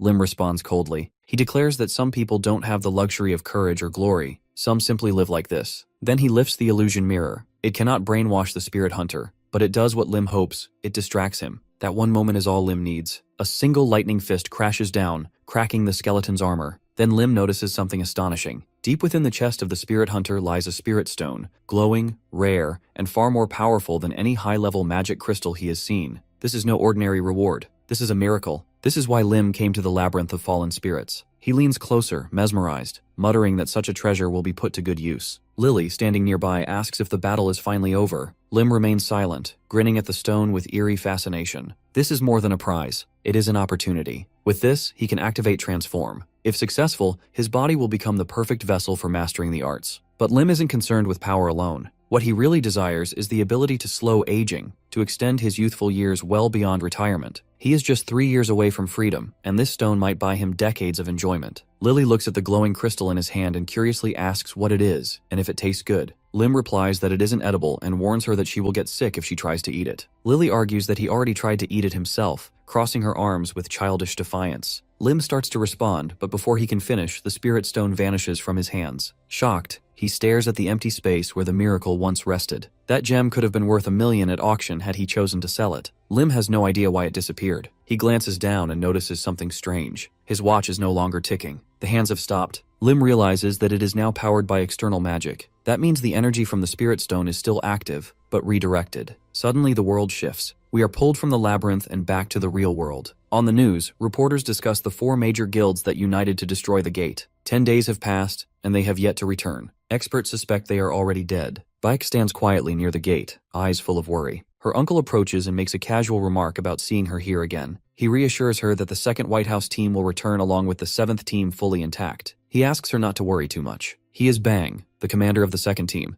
Baek responds, noting that the other guilds have already abandoned the idea of a rescue mission. She admits that she trusts Team B's ability to clear an A-rank dungeon, but still pleads with Bang to be careful. Bang promises that they can be relied on. The second team gathers in front of the gate. Bang gives the signal to move out. But just as they are preparing to enter, the gate begins to shimmer strangely. Something is happening. Bang shouts for everyone to prepare for battle. Then, to everyone's surprise, the seventh team emerges from within. Lim stands at the front. Bang stares in disbelief. Bak gasps, then sprints forward, flinging herself into Lim's arms. Lim stands frozen, confused. He asks her why she's acting like this. He reminds her that he has a child on his back and requests that she let go. Bak ignores him and asks what caused the delay. Lim, calm but vague, replies that there were a few unexpected circumstances that are not appropriate to discuss in public. He asks her again to release him, but she refuses. She clings to him tighter, admitting that she was deeply worried. Lim lets out a tired sigh. He feels completely drained. All he wants now is to go home. Thanks to the White House's seventh team, all superhumans from every guild have returned home safely. However, new information confirms the gate was far more dangerous than the government originally estimated. The driver remarks that the whole country is now buzzing about Lim's actions, branding him a national hero. To Lim, all the attention is just an extra headache. He inquires whether it rained while he was in the dungeon. The driver assures him that it didn't, not a single cloud in the sky. He assumes Lim must be asking because of the rainbow, which appeared 4 days ago. Lim immediately understands. This is not a natural occurrence. It is the warning sign of the first great calamity, and he knows what is coming next. The colors of the rainbow will slowly vanish one by one. When the final color disappears, the first great calamity will begin,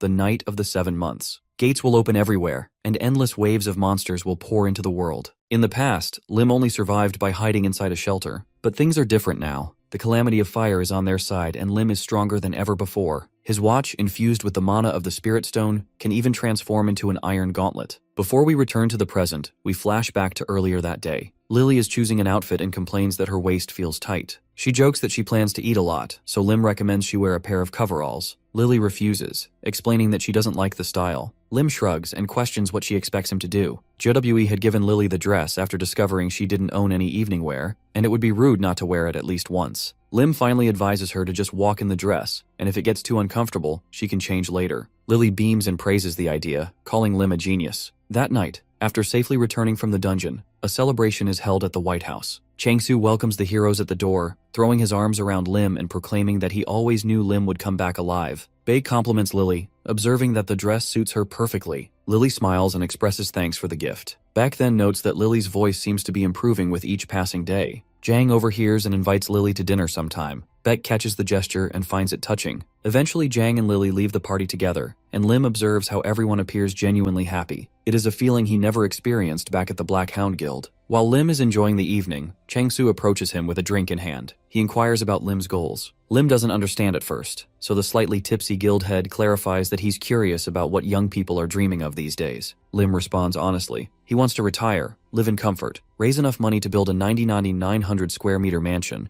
and invite friends over to do whatever he pleases. Jang, Wang, and Yan are all stunned by the audacity of his dream. Baek calls it a beautiful goal. Wang concurs, adding that a peaceful life sounds nice. But Changsu pushes further, questioning if Lim still desires to grow stronger. He's about to offer to train him personally, but Baek quickly interjects, shifting the subject. Lim had once planned to avoid future disasters, but now with the strength he has gained and the trusted comrades by his side, he knows he must find a way to use the disasters to his advantage. Later, the team takes a brief vacation in the Forbidden Territory. Standing beside a crystal-clear lake, Changsu remarks how beautiful it is and leaps into the water with joy. He exclaims that nature always lifts his spirits. Lim calls out to the others, encouraging them to take the week off and enjoy themselves. Then he calls Baek, who asks him to help scratch her back. She complains that she can't reach it herself. Lim teases her, advising that she practice stretching and demonstrates by reaching his own back easily. Baek pouts and pleads with him to just agree already. Instead, Lim points at Wang and Suruteok, suggesting she ask one of them to help.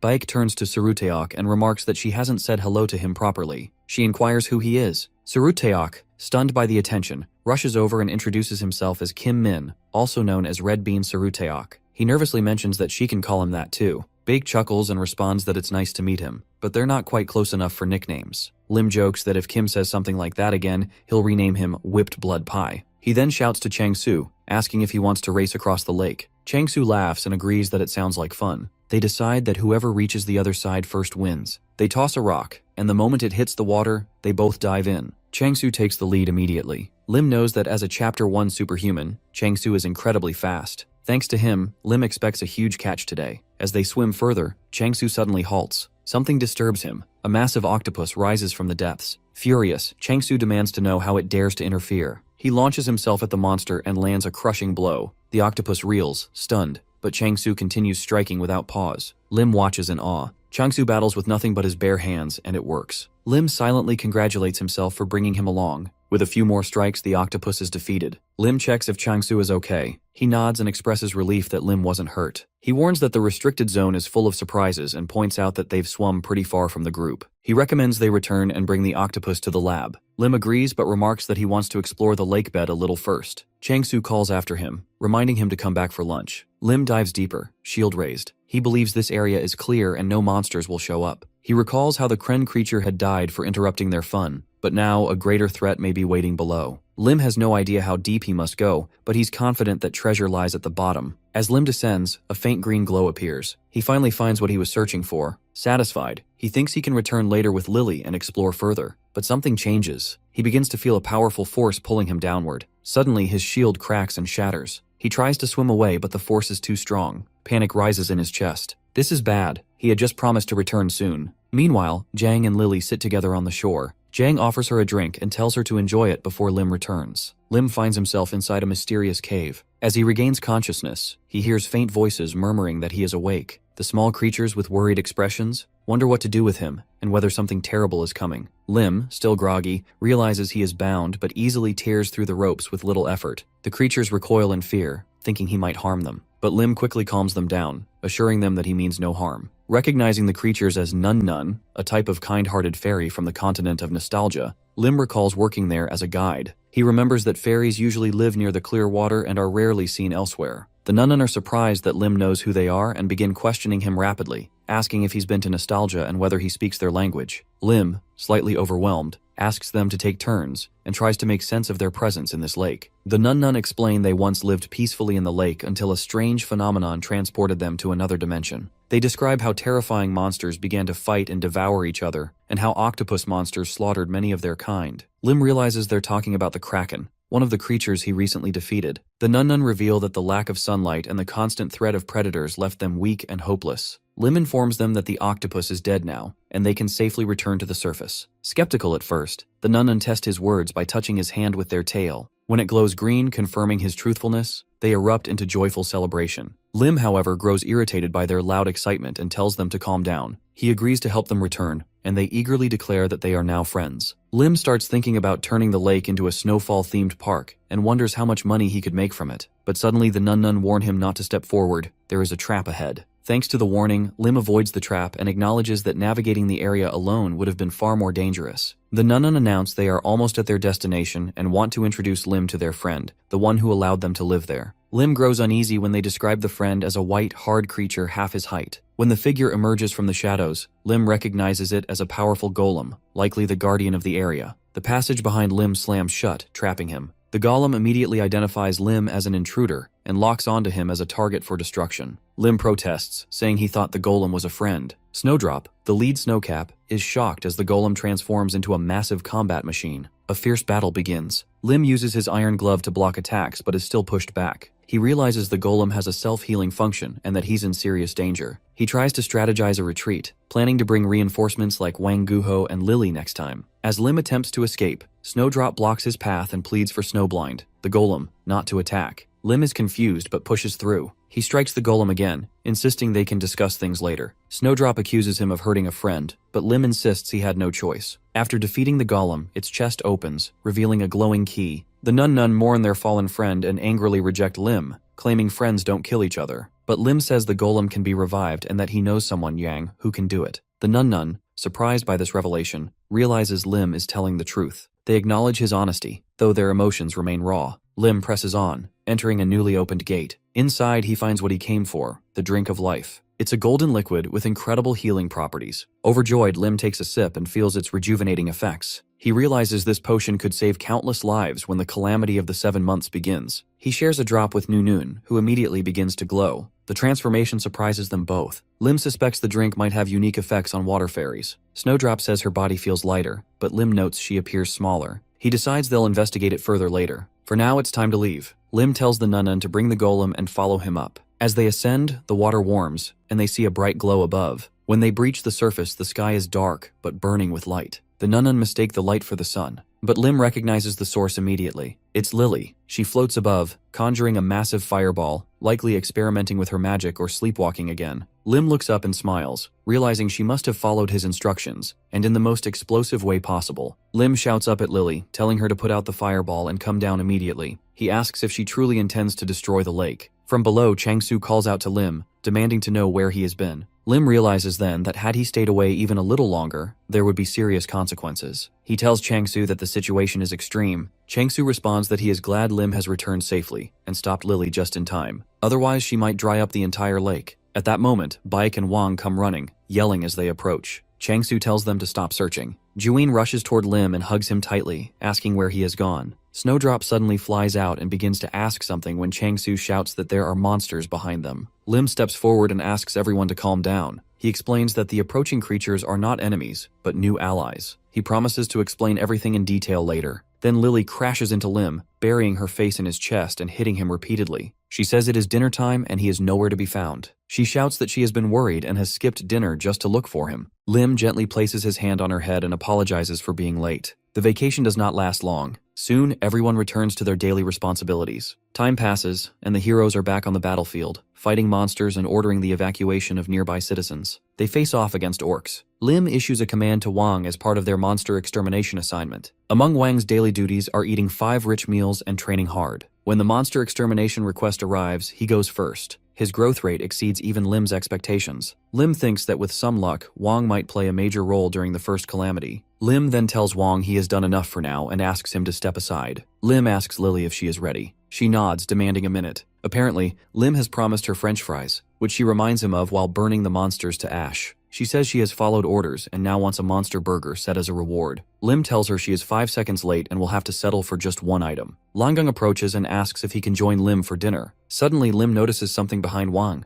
Without hesitation, he rushes over and covers Wang's back. It is a shadow goblin, hiding in wait to strike. Lim warns everyone and asks what this other dinner Wang has mentioned is about. Wang excuses himself, saying he will eat something nutritious and train extra hard. Lim praises Wang's determination and notes that his abilities have reached the same level as in his previous life. Shadow goblins no longer pose a threat to him. The mana pool has also grown. If Wang continues at this pace, he will become even stronger. Then they look up at the sky. A rainbow has formed, but Lily points out that it is missing red. Lim wonders if the rainbow will disappear in 2 weeks. To survive the upcoming night of 7 months, they need a few key elements. Lim knows it will take firepower to eliminate the waves of monsters, a specialized team to destroy the gate core, and a plan to minimize city destruction. Healing and restoring the physical strength of the superhumans is also essential. Lim takes on this responsibility while preparing the rest. We flash back briefly to see Beck reporting on potion sales. She says that distribution is starting this week. Lim tells her to proceed and to report any problems immediately. He asks if the food sales conditions are approved. Beck says it no longer matters. Reclaimed superhumans are lining up on their own. In her report, she has included prices for each dish and noted that serving sizes are fixed. The prices are high, which Lim says is good. Beck asks if she has managed to please him. Lim asks about Jang. He says there are reports that the golem can already move. Beck expresses doubt, but admits that Jang claims he can manage it. As Lim gets into the car, he asks her to rely on Jang.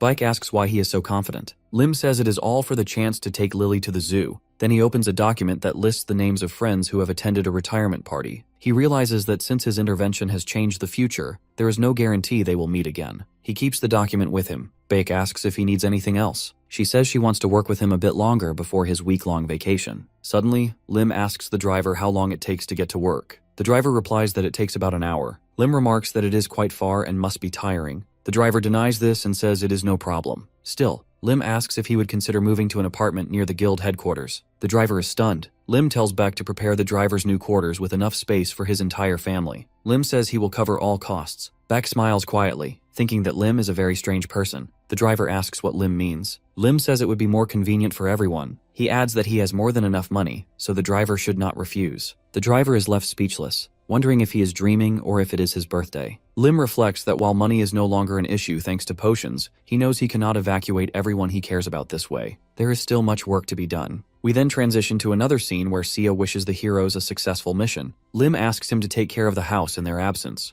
Lily teases that Sia will not be able to escape from responsibility. The heroes set off, walking through a forest, and come across Val standing silently in front of a rock. Lim asks Lily to lower her voice. He says they will just move along since Val is clearly focused. Wong mutters that it is too slow and will not do. He says that if he does not get stronger, the commander will throw him out. Lim is slightly embarrassed to hear that Val is so worried about being left behind. Still, he thinks that whatever the motivation, striving to improve is good, so he chooses not to intervene. As they continue flying, Lily announces that she will create a shield. Lim is impressed and asks when she has learned to do that. Lily says she has just tried it and it worked. She then asks if he can do it too. Once again, Lim is struck by her talent. They finally arrive at Lim's personal treasure trove, filled with rare items collected from the Forbidden Territory. Lily greets the Nun, who says there has been nothing to report. Lim tells them to continue patrolling near the cave. The Nun has consumed the elixir of life and can now move as fast as bullets. He relies on their speed to contact him in emergencies. Lily looks around and asks why they are there. Lim explains the different items. The mask of the charlatan makes one attractive and charming, changing the voice to sound like a speaker, and Sage Robe radiates a mana aura difficult to withstand,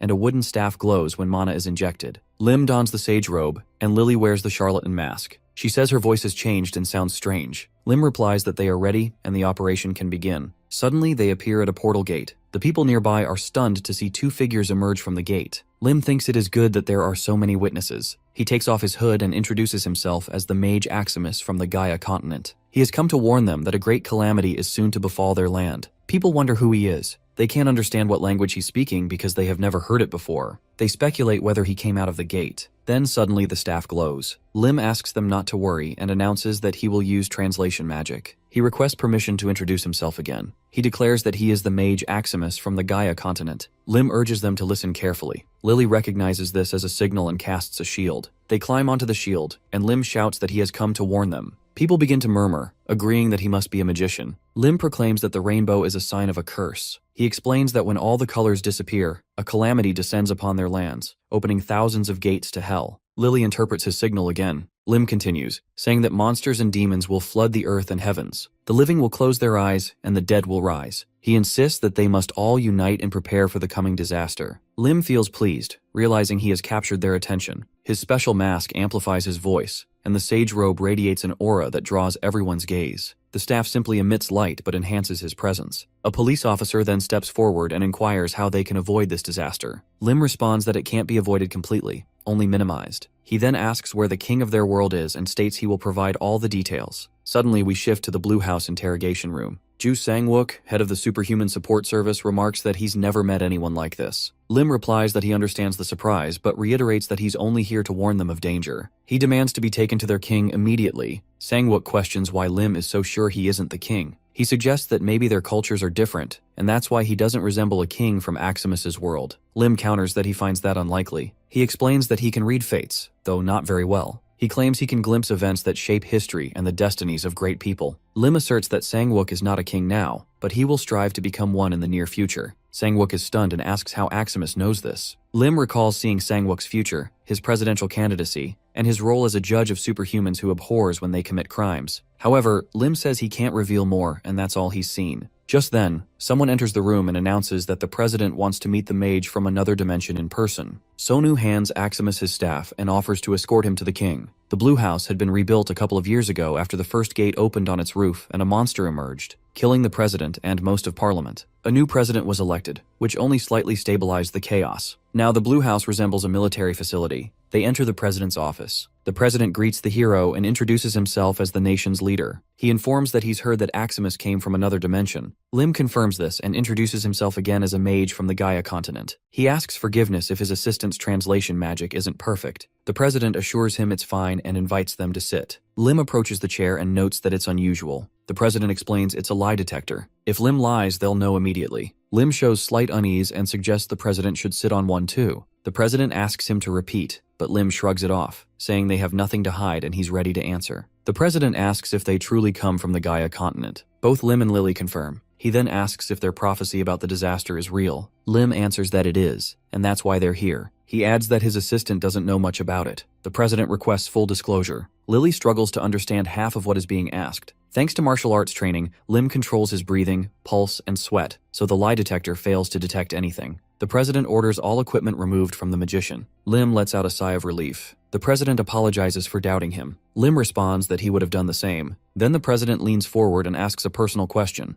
Can Lim help him escape to Gaia before the disaster strikes, and will it be safe? He speculates that since Lim came from there to warn them, it might be. Lim erupts in anger, asking if this is truly a king speaking, someone ready to abandon his people. The president shouts back that he's not a king. It just so happened that the position fell into his lap. He offers money, resources, anything Lim wants. He confesses he's tired of living in a world where death lurks at every corner. He pleads for Lim to take his family and friends with him. Lim is stunned. He admits that he had a different opinion of the president. Grabbing Lily's hand, he declares that they are leaving immediately. The president protests, saying the mage promised to help. Lim retorts that the president would never understand what's in his heart. He declines the offer and turns away. Just then, the man who has been standing silently removes his mask. It's Kim Suho, the first awakened titan. He moves with lightning speed and blocks the hero. Things take a bad turn for Lim. He realizes he can't meet Suho's eyes. Then Lim tries to walk away. Suho smirks and asks what's so funny. Lim calls him out and asks how long they plan to continue this charade. He identifies Suho as the real king. Suho is surprised and asks how Lim knows. Lim points out the massive destiny star over him. Kim Suho is the one who restored order to South Korea after the first gate opened. After awakening his abilities, he mobilized the police to protect civilians. Post-election, he rebuilt the Blue House and led the country's recovery. Everyone in South Korea knows this. Next, we move to the headquarters of the Disaster Response Center. Soho announces that before the meeting begins, he wants to introduce the magician who brought the prophecy. Lim steps forward, states his name is Aximus, and urges everyone to listen carefully. He then shares the full story and warns that the disaster threatens them all. In the room are powerful figures: Monster B. Jangs, Demon King Kim Tai-jin, the Ice Queen Han Ji-hai, and the Iron Wall Min Tai-wung. These are the strongest among the first awakened. Along with Kim Suho, they help destroy monsters and stabilize the land. The president states he will declare a national emergency tomorrow morning. He urges the assembly to cooperate.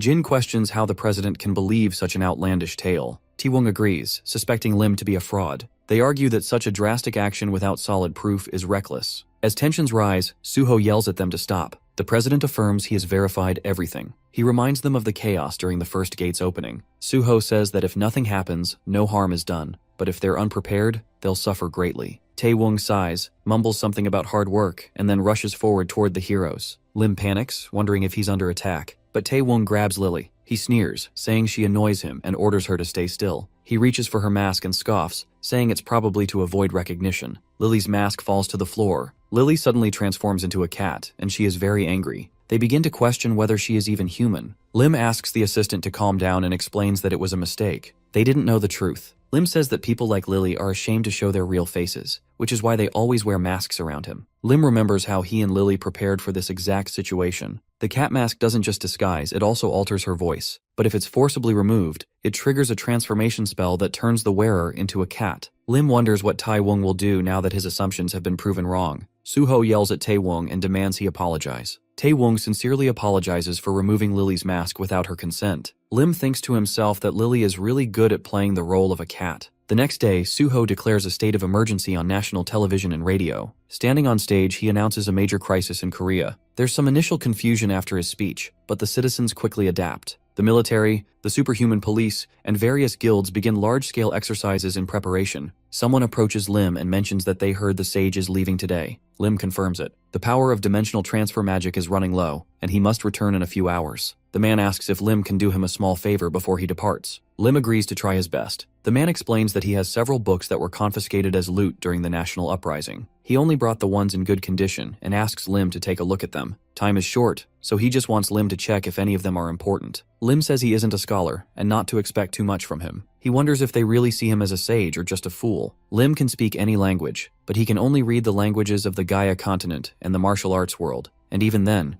only in the fields of martial arts and magic. As he walks through the library, one book catches his attention. The hero senses something special and wonders if it might be the Sword Emperor's notes. The book is narrated from the perspective of Nangong, the Sword Emperor, known in the martial arts world as the Incarnation. Lim realizes the language is one he can read and suspects the book might be authentic. When the assistant asks if something is wrong, Lim explains that the writing seems demonic in nature. Lim asks if there's a sword connected to this book. The assistant says the sword also contains a demon and will corrupt whoever wields it. Lim asks him to investigate further. He secretly hopes the Heavenly Emperor's sword is among the recovered items. But the assistant says they only found the book and some old clothes in the collapsed cave. Lim is disappointed but says it's fine. He decides the book is too dangerous and announces he'll seal it himself. Since the king is busy, he asks the assistant to keep it secret. Later, Lim reads the book. It tells the story of Nangong, the illegitimate son of the Nangong clan. Though born with divine martial talent, he was discriminated against. After his mother's death, he steals the clan's martial techniques and elixirs. Lim is uninterested in the early parts. He already knows this history. What intrigues him is the Sword Emperor's battle with Tianma, which he lost in a single moment before disappearing. Suddenly, Lily appears and asks what Lim is doing. She says she's bored. Lim tells her to amuse herself while he reads. She runs off mischievously. Lim calls after her, telling her to return soon. He's happy to be alone in silence again. As he reads, Lim grows tired. The book is long-winded. He comes across a section about the divine art of shattering the heavens,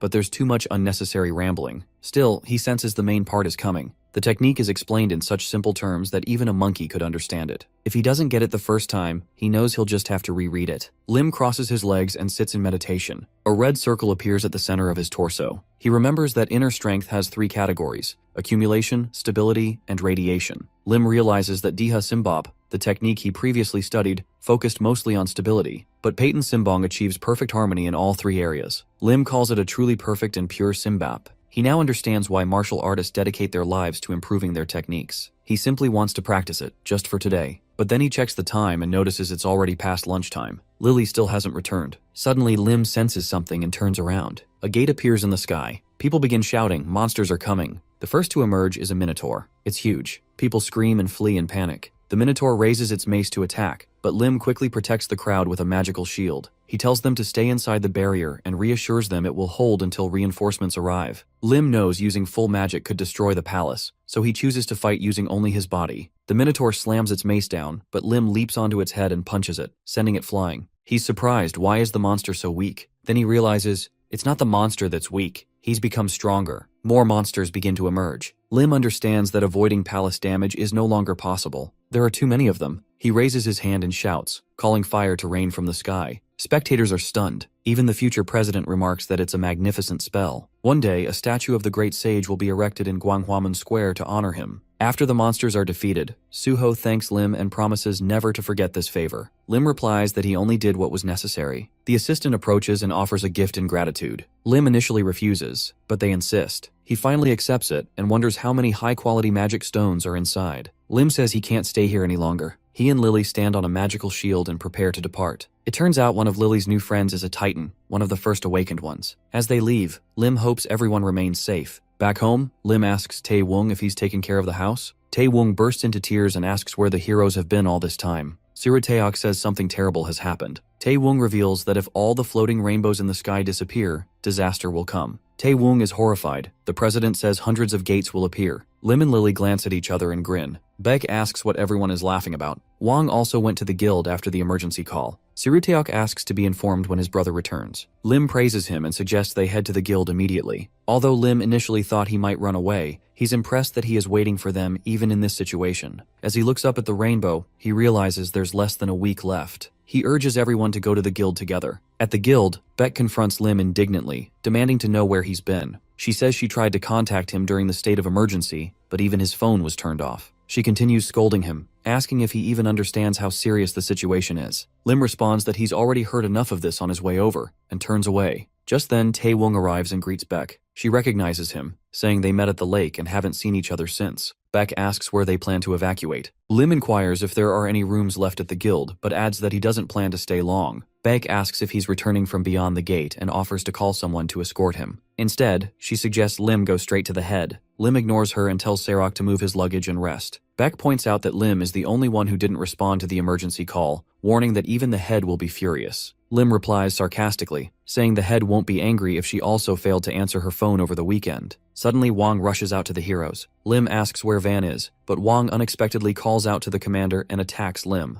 Lim dodges and asks if Wang has lost his mind. Through tears, Wang says he thought Lim had abandoned him, and his attack was out of happiness. Lim assures him that even if others ignore or accuse him, he would never leave Wang behind. Van is overjoyed, and Lim knows Van is truly useful. Lim knocks on the head's office door. All the heroes gather as the head asks them to sit. Bike reports that Lim was outside the forbidden territory. Changsu responds that it's no excuse. The chief asks Lim what he knows about the impending disaster. Lim says he heard some things on his way back. Changsu explains that the great sage Aximus spoke to him alone and gave him a prophecy. Aximus mentioned the seventh night, telling Chang-Su to leave the wheel of fate for them to lead, and that they would bring the light. Chang-Su believes Aximus was referring to Lim's team. Everyone agrees. Lim feels a bit ashamed and says that if the invasion begins, the seventh team should operate independently. He insists everything will be fine. He explains that simply eliminating monsters in designated locations is a waste of time. Instead, they should focus on enabling independent action and destroying the main gate. The disaster is called the Night of the 7 Months because 7 special moon-colored gates appear among hundreds of others. The main gate, which anchors surrounding gates, vanishes along with dozens nearby. Lim, through Aximus, shares intelligence on 6 of these critical gates. In a flashback, Aximus tells Chang-Su he can't handle the red energy or determine its location. Chang-Su says it's unfortunate but still helpful. The only thing Aximus withholds is the red gate's exact location, due to the Soul Stone.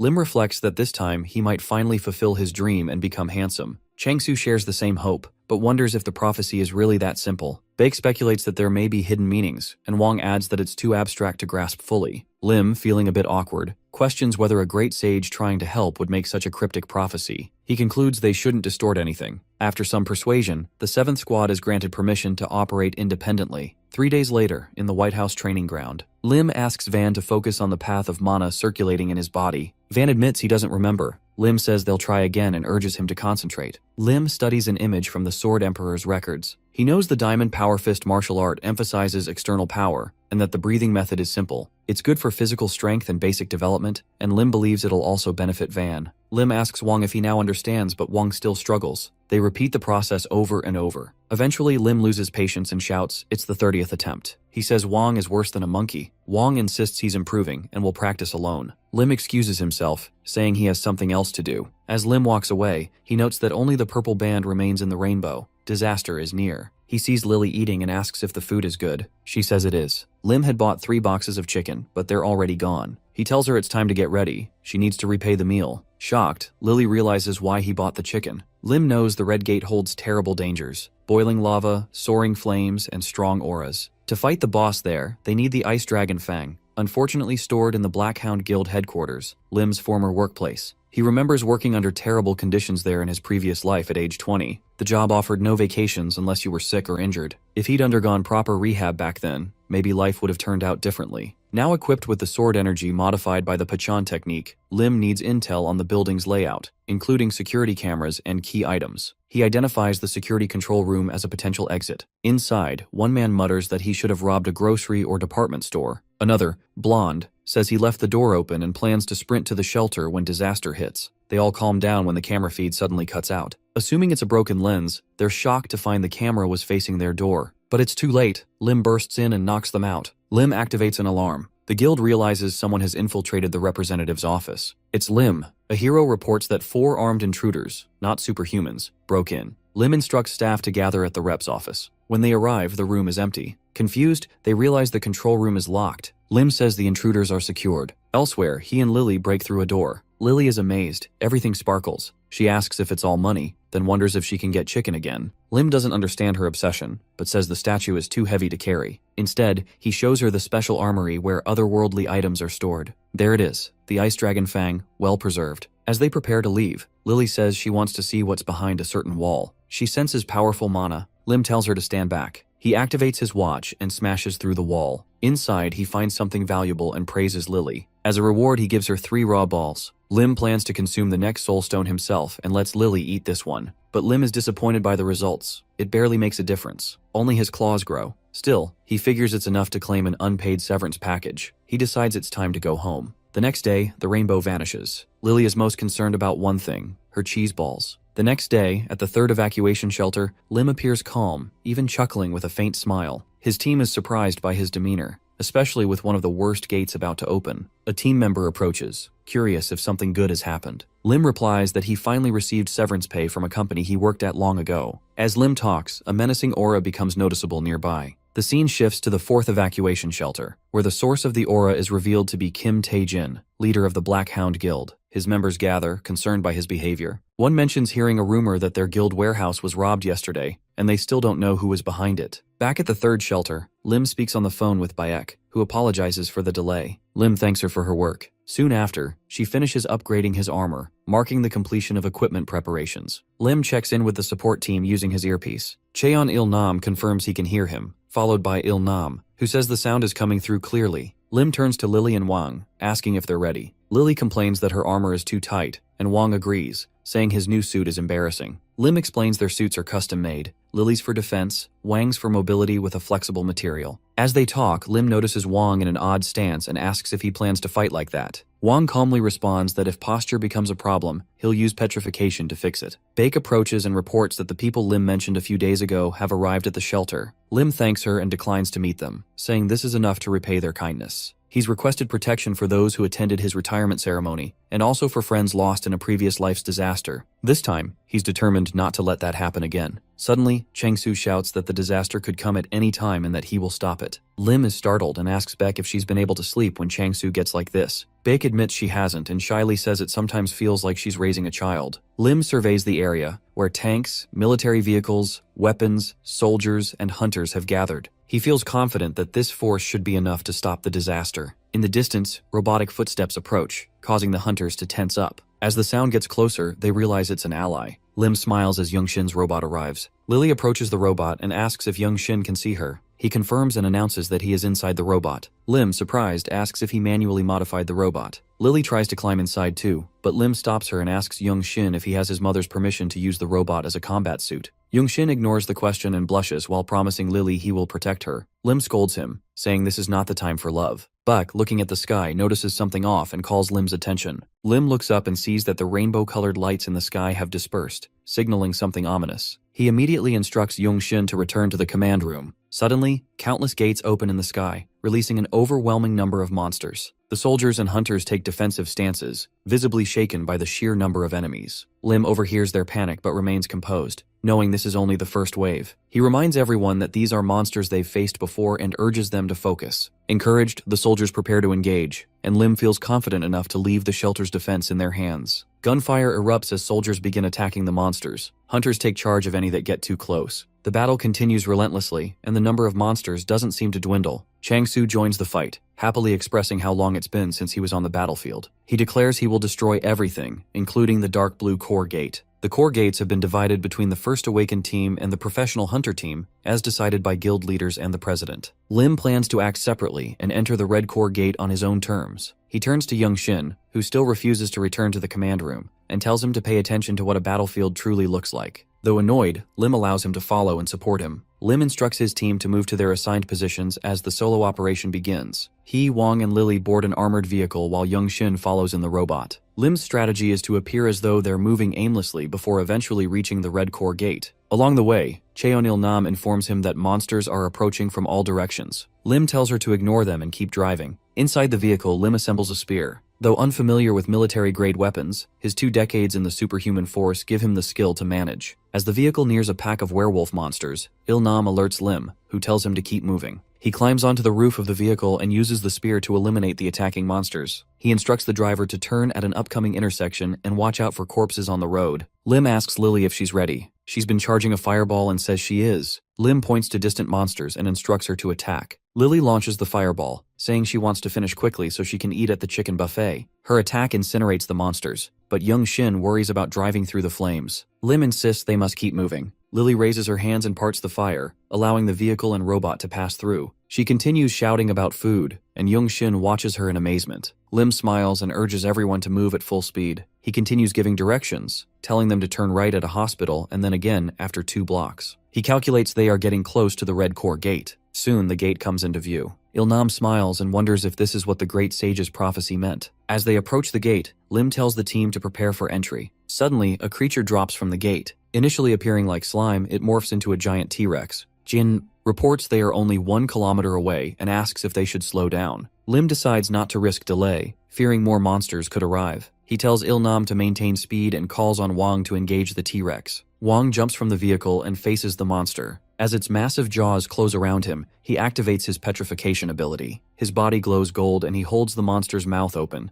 Lim recognizes the golden aura as the Diamond Powerball's mana. Wang, proud of his progress, continues to hold the beast at bay. Lim calls on Young Shin to act, reminding him of his earlier promise to protect Lily. Yongxin launches toward the monster. The T-Rex, noticing him, spits out Wang and attempts to bite again, but Yongxin maneuvers the robot skillfully. He grabs the T-Rex's tail, lifts it, and slams it to the ground. The team is stunned, watching in awe as Yongxin overpowers the massive beast. Jealous murmurs arise. They all want to turn on the robot now. Yongxin's attack immobilizes the T-Rex, and Lim uses the opportunity to deliver the final blow. Afterward, he approaches the massive corpse, guessing from its size that something valuable might be hidden inside. He quickly dismembers the beast and finds a glowing pearl-like object called nadan, a rare and nourishing item. Holding it in his hands, he admires it until Wang calls out, pointing at a new wave of monsters emerging from the gate. Lim smiles, excited like a child in a candy shop, and urges the team to move toward the Red Core Gate. Destroying the Red Core Gate requires defeating the fire giant sleeping inside the volcano. After fighting the new monsters and entering the gate, Lim halts the team so C can help them change into armor suited for the intense heat. Once suited up, they all feel better. Lim clenches his fist, smiling as he remarks how surprisingly cool the combat suits are. He stretches his shoulders and tells C that the suits are not just efficient and comfortable, but visually impressive too. He believes this armor will make future encounters easier. Sina shares her surprise at the quality of the suits, revealing that Yongxin helped design them. She praises him as a valuable ally. Lim reflects that stealing from the Black Hound Guild and requesting the suits early is now paying off. Yongxin approaches Lily and asks her to press a button on the robot's arm. When she does, a popsicle pops out and she thanks him. Yongxin blushes and downplays the gesture. Not wanting Yongxin to get too cozy with Lily, Lim orders Team 7 to prepare for departure. Soon after, they encounter a group of firewolves. Wang jumps to the front line without waiting for orders, which surprises Lim but doesn't bother him. Lim climbs atop the armored vehicle, pulling out a gun, expressing that it's been a while since he's shown off his shooting skills. As the monsters approach, Wang braces himself for combat, but the heat overwhelms him. Lim shoots the monsters, freezing them with liquid nitrogen bullets and saving Wang. He feels relieved to have brought this weapon, grateful to the White House Guild for preparing it in advance. As Lim finishes freezing the monsters, he tells Yongxin to finish them off. Yongxin immediately responds, flying in and punching through the frozen creatures in one strike. Lim watches in awe and acknowledges how much more comfortable his work has become. He informs the team that they will keep this momentum and quickly move past the flame centipede ahead. Later, Lily sighs in boredom, catching Lim's attention. When he asks what's wrong, she complains that her fire ability is useless in this environment. Lim responds that it's obvious and tells her to rest. The suggestion disappoints Lily, and she wonders aloud if she is now useless. Lim, annoyed, turns his back and tells her that after resting, she will have plenty of fighting to do. He asks if she prefers that to resting. Lily shivers and admits that fighting sounds less fun,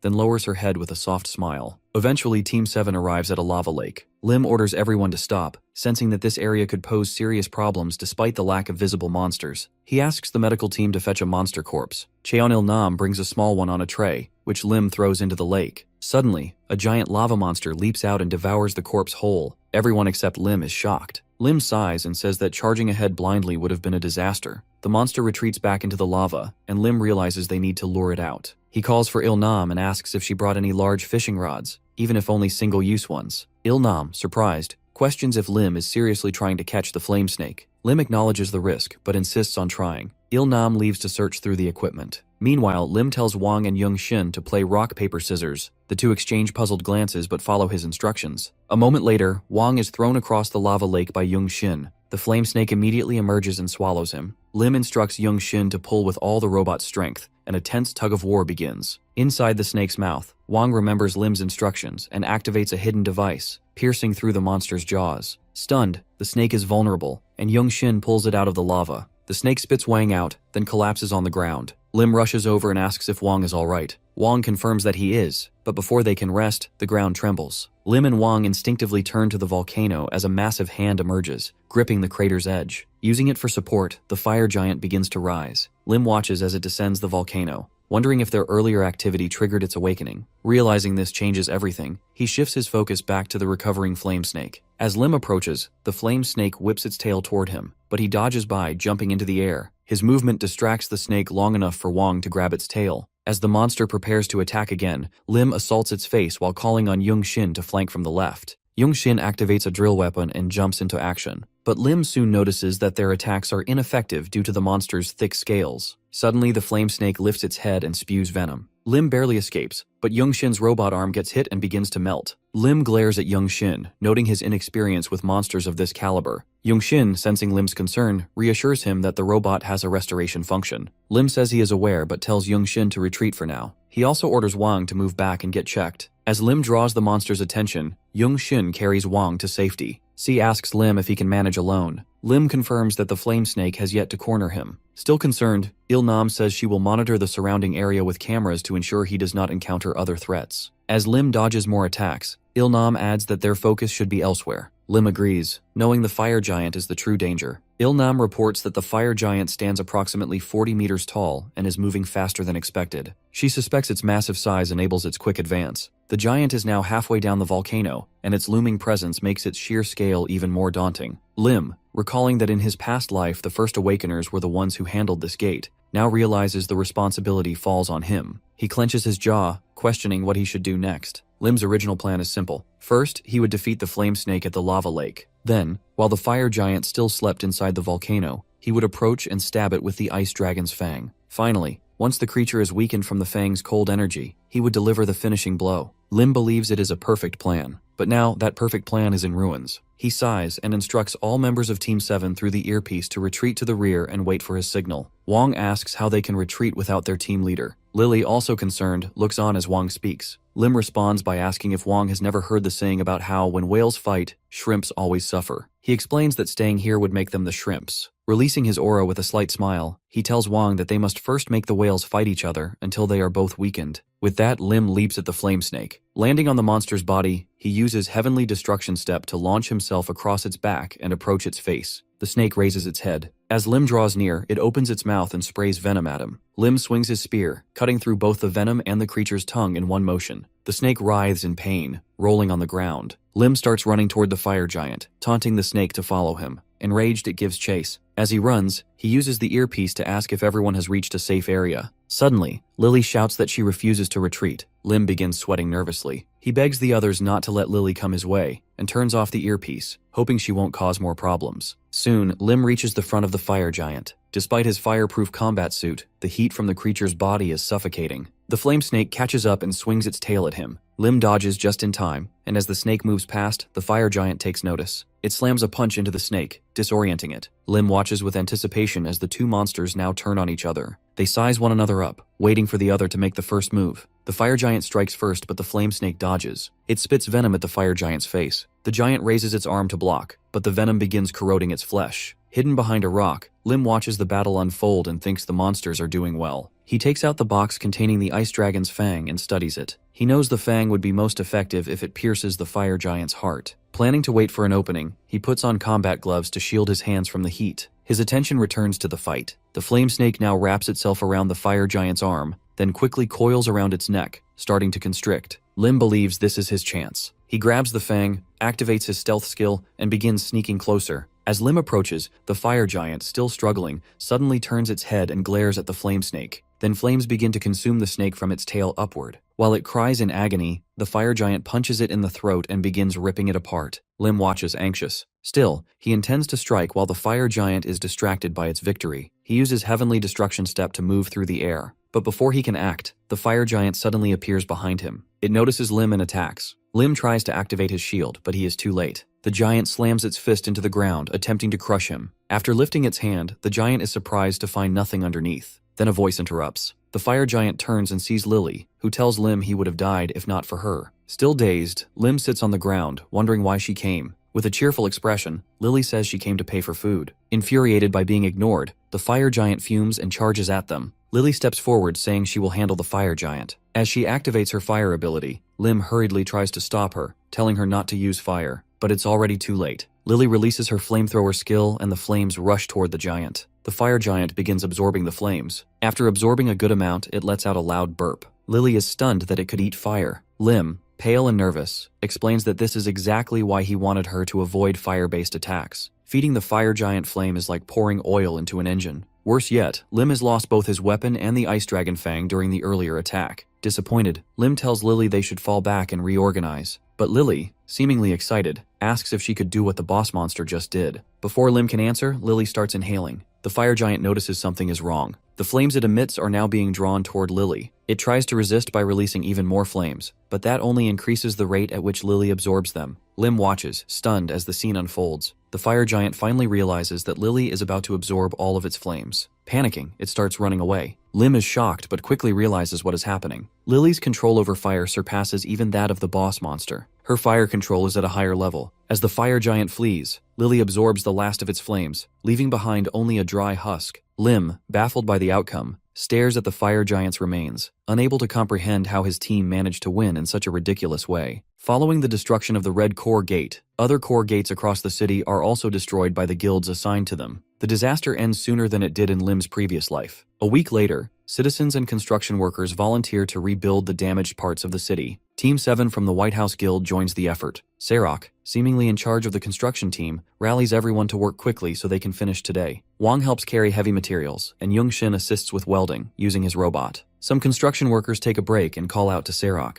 They ask whether Team 7 is really part of the White House Guild. They remark that usually, guild members don't bother with helping on the ground like this. After hearing them out, Sarok clenches his fist and passionately responds that this is exactly what guild members should do. He says that if there's a place that needs help, hunters should step up and offer it. The construction workers, moved by Sarok's enthusiasm, pour him a drink and invite everyone to join their break and eat. Lim gladly accepts the invitation and joins Sarok and the others. However, one construction worker begins to grow suspicious. He wonders why everyone is working so hard. He asks Sarok and Lim to point out the person responsible for this effort. Caught off guard, Sarok and Lim hesitate to answer, but the construction worker has already started looking around. His eyes settle on Lim, who is lounging in a beach chair while Lily, sitting beside him, eats popcorn. Sarok tries to explain. He says Lim is their team leader and is still injured. But the construction worker notices Lim's glowing, relaxed expression and questions what kind of injury makes someone look that refreshed. Lim tries to explain, saying that even if it doesn't look like it, Lim was the one who suggested that the White House Guild should provide public support. The construction workers appreciate the idea, but still think someone as young as Lim should be contributing physically too. As their complaints continue, Wang suddenly slams the table and says he really enjoyed the food. His sudden outburst shifts the tone of the conversation. One of the construction workers stands up and says they should do their part. The others agree. The worker invites Wang and the rest of Team 7 to join them, saying the Awakener's help is still needed. With a smile, Wang responds that he'll be right there. According to the final prophecy left by the great sage Aximus, the citizens believe no new gates will appear for 31 days following the recent disaster. With this reassurance, people unite quickly to rebuild the city without hesitation. Guilds stay busy disposing of monster corpses and conducting research. A few days later, while Lim is resting and reading, Beak approaches him, interrupting his relaxation. She smiles cheerfully, asking if he still plans to continue relaxing like this. Lim looks up and wonders aloud if such a lifestyle is even possible, reminding her that his dream is to chill and relax forever. Lily turns to him and questions if that dream is just an excuse to be a wealthy slacker. Though Lim finds her comment annoying, he decides to ignore it given her accomplishments. Beak, still staring at him, notices something different and points out that his skin has suddenly improved. Lim smiles and touches his cheek, proud of how his skin glows. After defeating the fire giant, he used its core to activate a body transformation technique. Now he enjoys the benefits of a handsome appearance and healthy skin, even in retirement. Striking a strange pose, he tells Beak he got a facial massage recently. Beak brings her hands to her mouth, imagining how pleasant the massage must have been. She asks Lim how it felt and where the place is. Lim quickly explains that the massage parlor closed down, making it impossible to visit.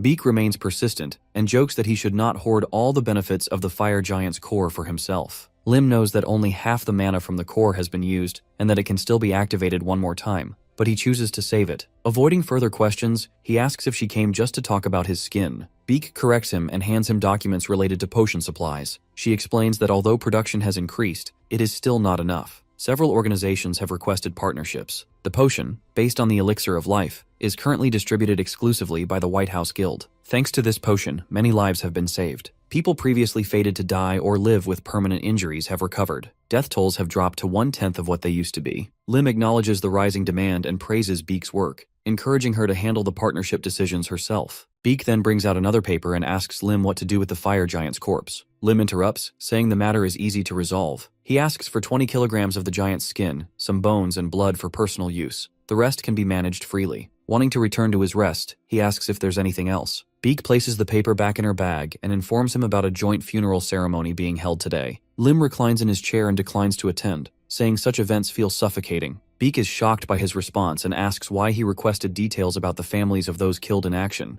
With a serious expression, Lim says he wanted the information because he thought it was time to call Santa Claus, despite it being summer. At the ceremony, President Kim addresses the crowd. He announces that 7 days ago they faced the gate anomaly, known as the disaster or catastrophe. On that day, 427 citizens lost their lives. He pauses to regain composure before continuing. Among the dead are soldiers, police officers, and hunters, people who were parents, children, friends, and citizens. Kim steps up to the gathered flowers, each bouquet representing a life lost, and vows they will not forget the sacrifices these heroes made. Sniffles rise from the crowd. A little girl pulls on her sobbing mother's clothes, asking when her father will return. The mother remains silent and continues to cry. The child hugs her and tells her to stop crying, warning that Santa Claus might see her sadness. She keeps encouraging her mother to smile. The weight of the moment falls on Kim. He closes his eyes, unable to face the grieving citizens. Suddenly, a silhouette appears in the sky. Lim, dressed as Santa Claus, flies over the ceremony in a red sleigh with Lily by his side. Snowies glide alongside, creating a surreal scene. Someone in the crowd points to the sky and the hunters look up, unsure if it's a monster. They remember the prophecy and remain alert. The little girl notices the sleigh and excitedly tells her mother that Santa Claus is here. As the sleigh flies above, Lily activates a shield, forming a vibrant pattern in the sky. Kim assumes it's a gate opening and prepares to launch an attack. He leaps into the air, shouting that whoever is doing this picked the wrong moment. But mid-air, the beautiful pattern created by Lily stops him. He descends slowly, mesmerized. The little girl points again, begging her mom to look. Lily enhances the scene further by using her shield skill to create fireworks. Spirits begin to lift. The Snowies drop bubbles for the children to play with. A worker asks Kim for orders. Smiling, Kim tells him to leave it be. The worker is concerned about how to report the event. Kim, still gazing at the sky, says they will simply report that it was the real Santa Claus. Later, Lim brings the sleigh to the rooftop of the White House Guild. After landing, Lily jumps off and plays with the Snowies, saying it was fun to deliver gifts. Lim follows, suggesting they eat something delicious. As they approach the rooftop door, they hear Beak's voice. She greets them and asks if they had a good trip.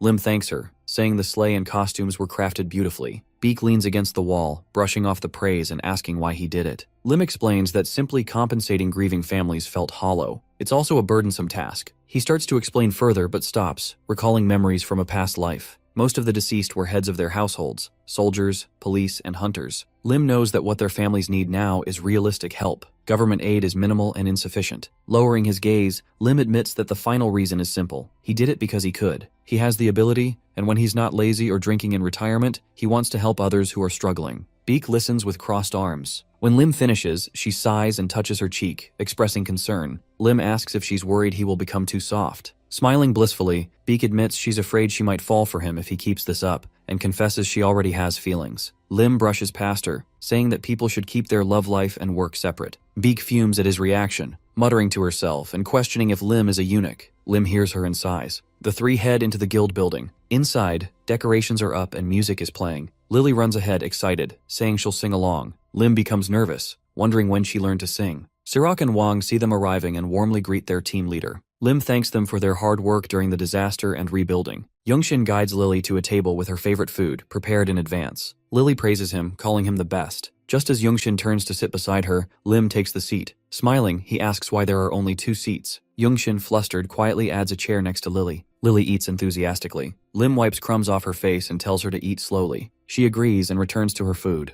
Watching her, Lim realizes she never speaks about her family. He calls out to her. Lily looks puzzled as Lim asks if she misses them. He mentions that she never says things like missing her parents or wondering how they're doing. Lily's expression dims. She sets her pizza down. Youngshin, annoyed, asks Lim if he's scolding her. Lim calmly explains he's trying to talk about something important. He turns back to Lily and says she doesn't have to answer if she doesn't want to, but he wants to know if she wants to see her parents again. Lily replies that she does want to, but before she can explain further, Lim pats her head and says they'll need to go to the continent of Gaia. With a pleasant smile, he asks if she wants to pack anything, since they'll be finding her parents. The scene shifts. Lily runs through a dark forest, seemingly being chased. She sees Lim in his combat uniform and runs to him, calling his name, but Lim remains silent. As she grabs his arm and pleads for help, his appearance changes. A goblin mask covers his face. He turns to her and asks if she's asking him for help. Lily jolts awake, screaming. She climbs out of bed and sneaks into Lim's room. The sound of her crawling into bed wakes him. As Lim tries to orient himself, Lily speaks in a terrified tone. She admits she doesn't actually want to return but feels she has to. She misses her mother and made a promise to someone named Wendy. She wonders if everyone is okay after all this time. Lim stares at the ceiling and pats her back, comforting her as she repeats that she must return, even though she doesn't want to. Lily begins to tell Lim about her past. She explains that she comes from a poor family and that she and her mother were often hungry. At night, her mother would hold her tightly, always apologizing for their situation. But Lily never minded, because her mother was always by her side. One day, her mother calls her and asks her to listen carefully. She tells Lily that she will become a maid for a wealthy family, and if she follows instructions, she will no longer starve. Her mother hugs her and promises to find her later when life improves. Not long after, a carriage arrives to take Lily away.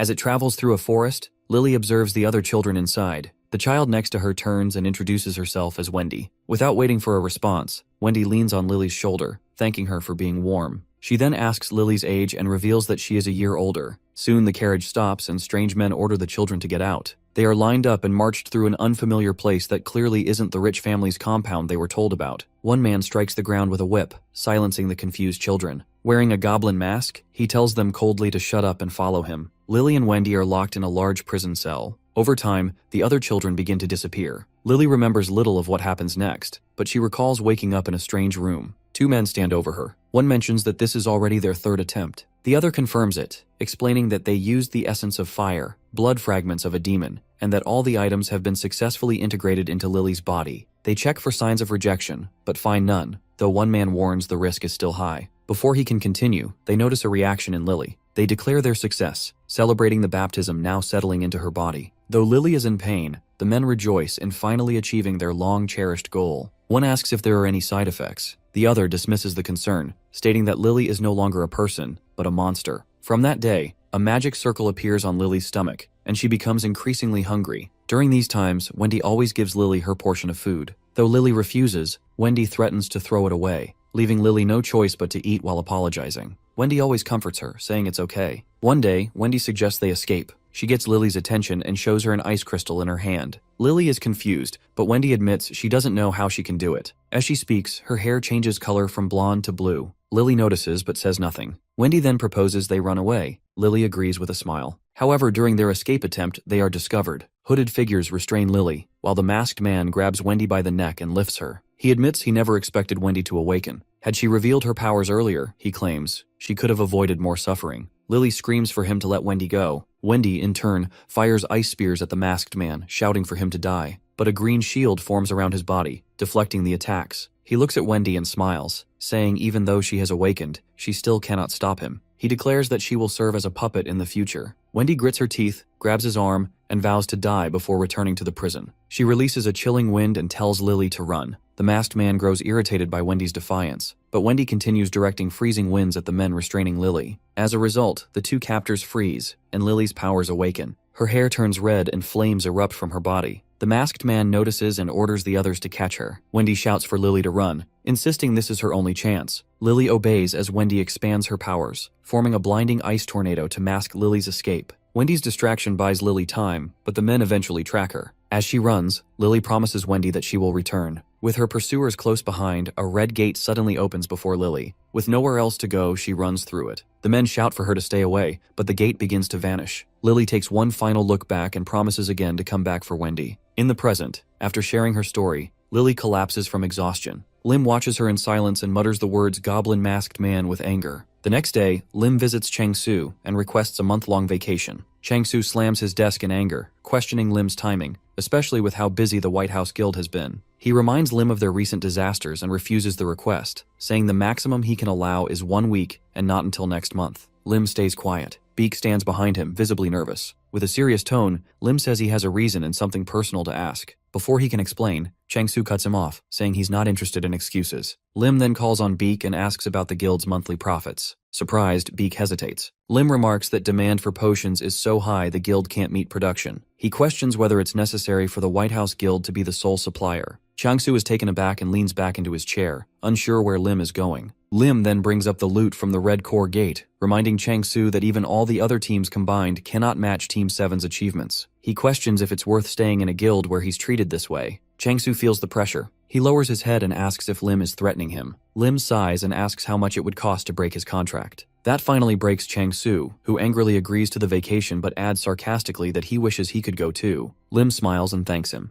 promising to bring back a gift. Chang-Su asks what Lim plans to do with a whole month off. Lim says he is looking for people, Beak suggests leaving the search to the guild, but Lim insists on doing it himself. In his mind, Lim resolves to find Wendy or Lily's mother. As for the masked man, his anger builds, a vein pulsing in his forehead. Regaining composure, Lim reminds Changsu that he had another request. Changsu folds his hands and asks what it is. The two discuss, and after a while, Changsu looks at Lim and questions if this is truly what he wants. That evening, in the White House Guild's accommodations, Lim calls Lily to look at a map he's drawn. With confidence, he circles a region and says it matches Lily's memory. Lily is shocked, realizing her house might be there. A knock interrupts them. Lim turns to the door, confused. Lily calls out, equally puzzled. When Lim opens the door, he finds Youngshin and his mother. Youngshin's mom asks if they may come in. Lim lets them in, and after greetings, she prepares to explain but stops, letting Youngshin speak. Youngshin tells Lim that he wants to go on vacation with Lily. Lim is caught off guard. He realizes he may have said too much, leading Youngshin to learn of the trip. Though hesitant to bring him, Lim knows having a creator like Youngshin could be useful. He considers the risks and explains they'll be traveling through dangerous territory. Youngshin grows nervous, brainstorming ways to protect his mother. He suggests taking the robot, but he finds no way to keep her safe. Youngshin's mom chuckles and tells him she won't stop him just because she can't join, but asks Lim to return her son safely. Lim promises to do so.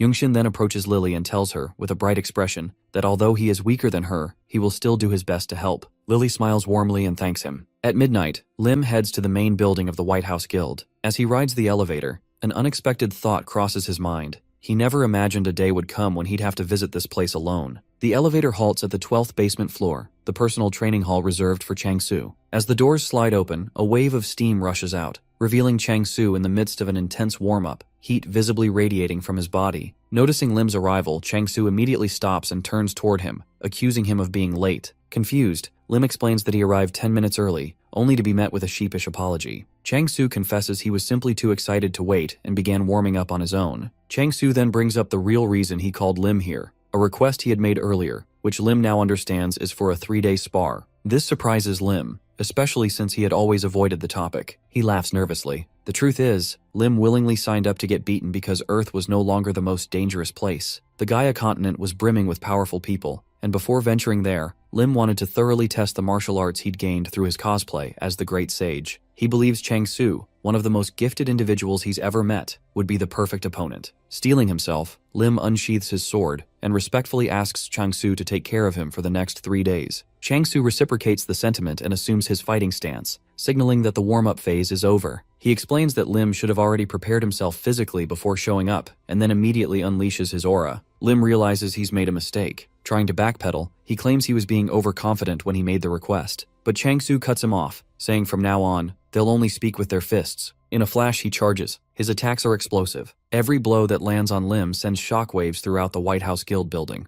3 days later, inside the rental accommodation room that Lim and Lily are using, Lily walks up to Lim and asks, with an intimidating aura, why his face looks like it's been hit by a truck. She demands to know who did it so she can scold them herself. Lim, his face swollen and bruised, waves it off and asks her to start packing. The truth is, getting beaten down by Changsu for 3 days helped Lim master the new martial arts he'd recently acquired. But the prolonged use of those techniques drained his stamina, and the final day of sparring had been particularly brutal. As he drinks a potion, Lim quietly wonders where monsters like Changsu even come from. Later, after their preparations are complete, Lim and Lily head down to the first floor of the White House Guild main building. They're met by Changsu, Wang Surak, and Beak. Changsu greets them warmly, noting that today is Lim's big vacation day. He advises Lim not to go anywhere dangerous, especially places where he could get beaten up again. Lim, however, does not share the same cheerful energy. He looks completely wrecked. Dark eye bags and a drained face tell the whole story. He replies sarcastically, thanking Changsu for making him feel invincible. He then turns to Wang and officially puts him in charge of Team 7 for the next month. Wang is flabbergasted and asks whether that's even allowed. Lim snaps, warning Wang to take excellent care of the team, or else.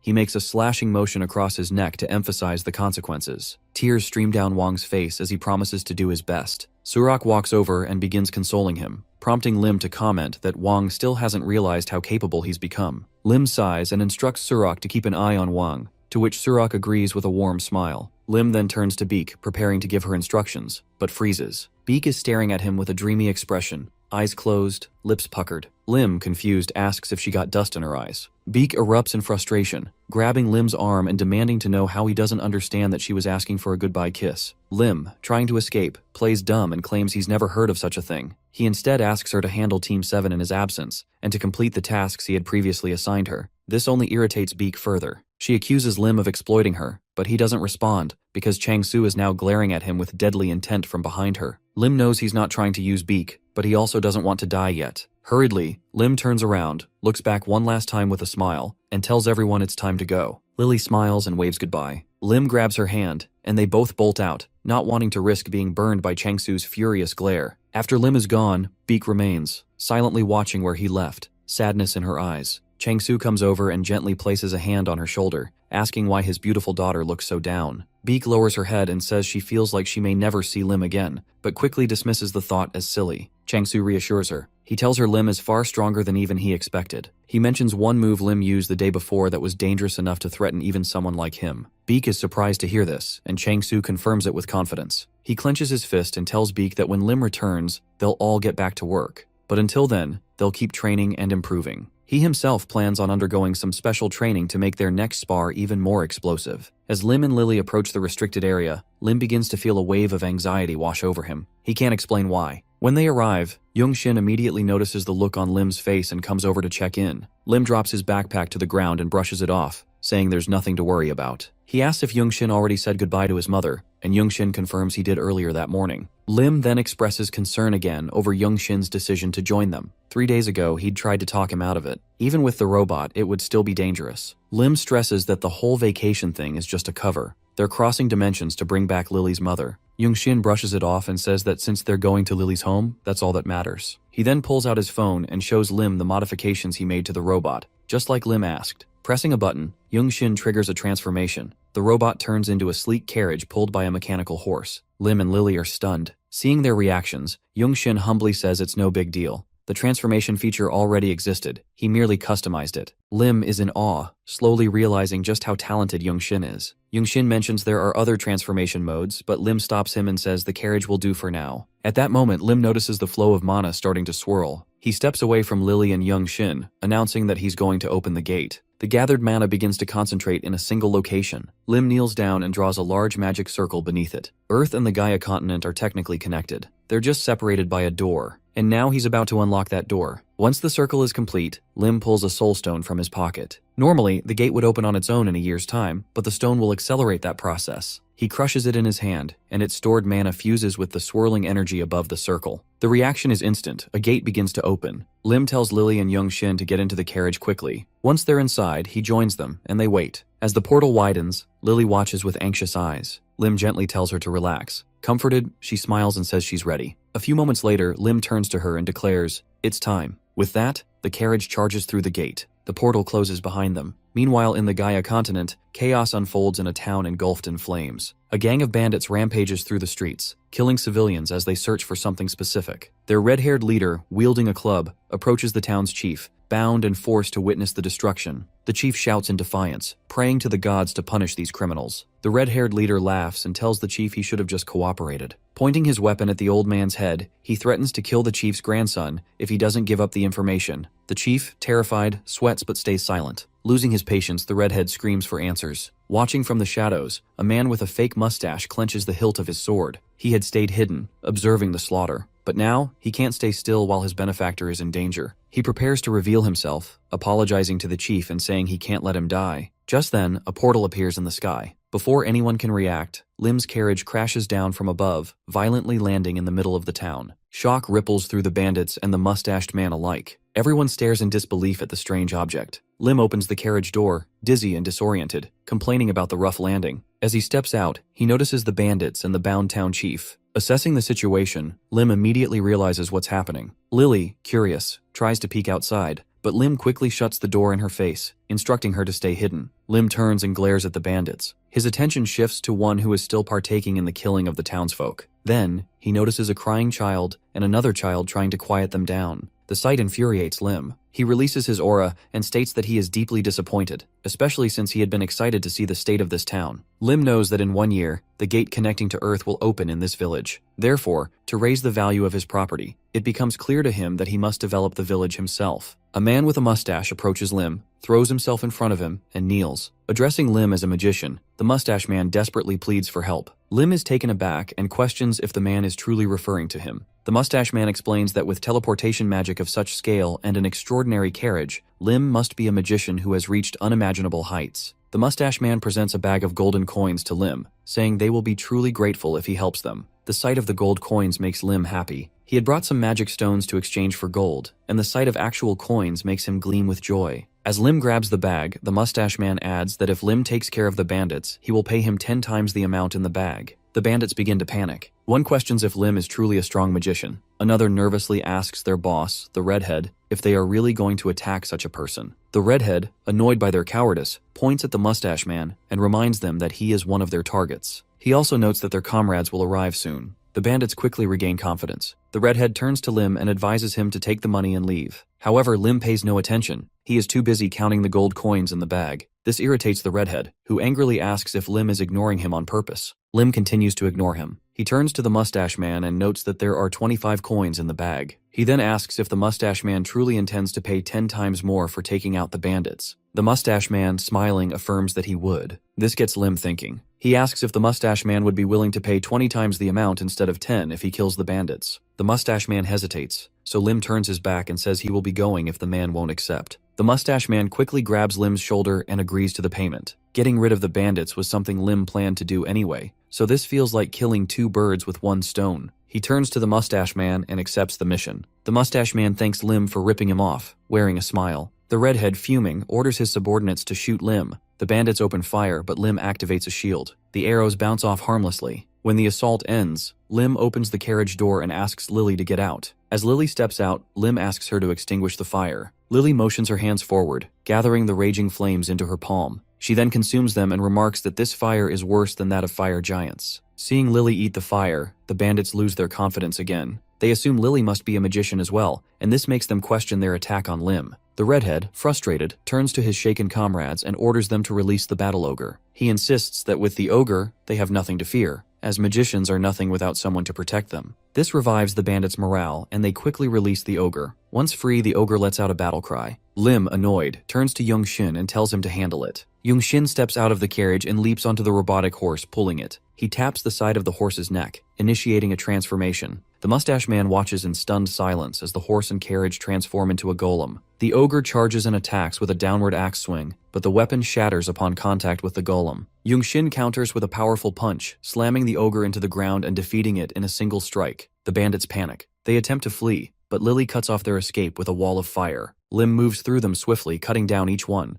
When he slays the last of them, the redhead calls out to him. Lim turns. The redhead is holding the village chief hostage and begins making threats, warning Lim not to come any closer. The mustache man, anxious, pleads with Lim to save the chief, calling him his benefactor and begging Lim to keep him safe. Lim responds that if the hostage is indeed the chief, then the mustache man will have to pay extra. The redhead becomes hysterical. He says that if Lim wants to save the chief, he must first put out the fire and bring a horse. He begins to explain what will happen if Lim defies him. But before he can finish, Lim suddenly appears behind him and decapitates him. As the redhead's body hits the ground, Lim pauses. He reflects on how he just used a sword technique enhanced with stealth and physical power. Though it is his first time using the move in real battle, he feels the execution was not bad. As he checks himself for any side effects, he notices a piece of paper falling from the redhead's pocket. Lim recognizes what it is and discreetly puts it into his own pocket. Later, once everything has settled, the chief invites Lim, Lily, and Young Shin to his home for a meal. After serving the food, the chief sits down and bows his head. He thanks the trio for saving the village. He adds that although Lim acted like he did it for the money, he does not believe Lim is a bad person. He points out that Lim used expensive-looking potions on the wounded villagers after the fight, when there was no longer any need. Because of this, the chief tells Lim he can consider the village his home and hopes he will enjoy dinner with them. Before Lim can respond, a familiar voice interrupts. Lim looks and sees the mustache man smiling at him. The mustache man expresses gratitude for Lim's earlier help and asks the chief if he may join the meal. The chief invites him and the 2 people accompanying him to sit, but first turns to Lim and asks if he is comfortable with them joining. Lim says he does not mind. The mustache man takes a seat at the table with gratitude. His 2 companions sit as well, and he introduces them. The person in the green cloak is his wife, and the other is their escort guard. Lim responds outwardly with a polite smile, but inwardly his suspicions grow. The so-called escort guard was nowhere in sight during the bandit attack. Lim glances at Young Shin and Lily, who are enjoying their food, and decides to suppress his doubts for now. However, it becomes increasingly difficult when he notices the 3 newcomers glaring at him intently. Sensing the tension, the chief tries to change the subject. He asks Lim if he is traveling somewhere and wants to know his destination. Lim answers that they are heading to a small village in the Teru kingdom to find someone. This response startles the mustache man's wife. Lim notices her reaction and watches her, but she quickly averts her gaze. This strengthens his suspicions. The mustache man then adds that to reach the Teru kingdom, Lim will have to cross the border. He smiles and says they too are heading that way.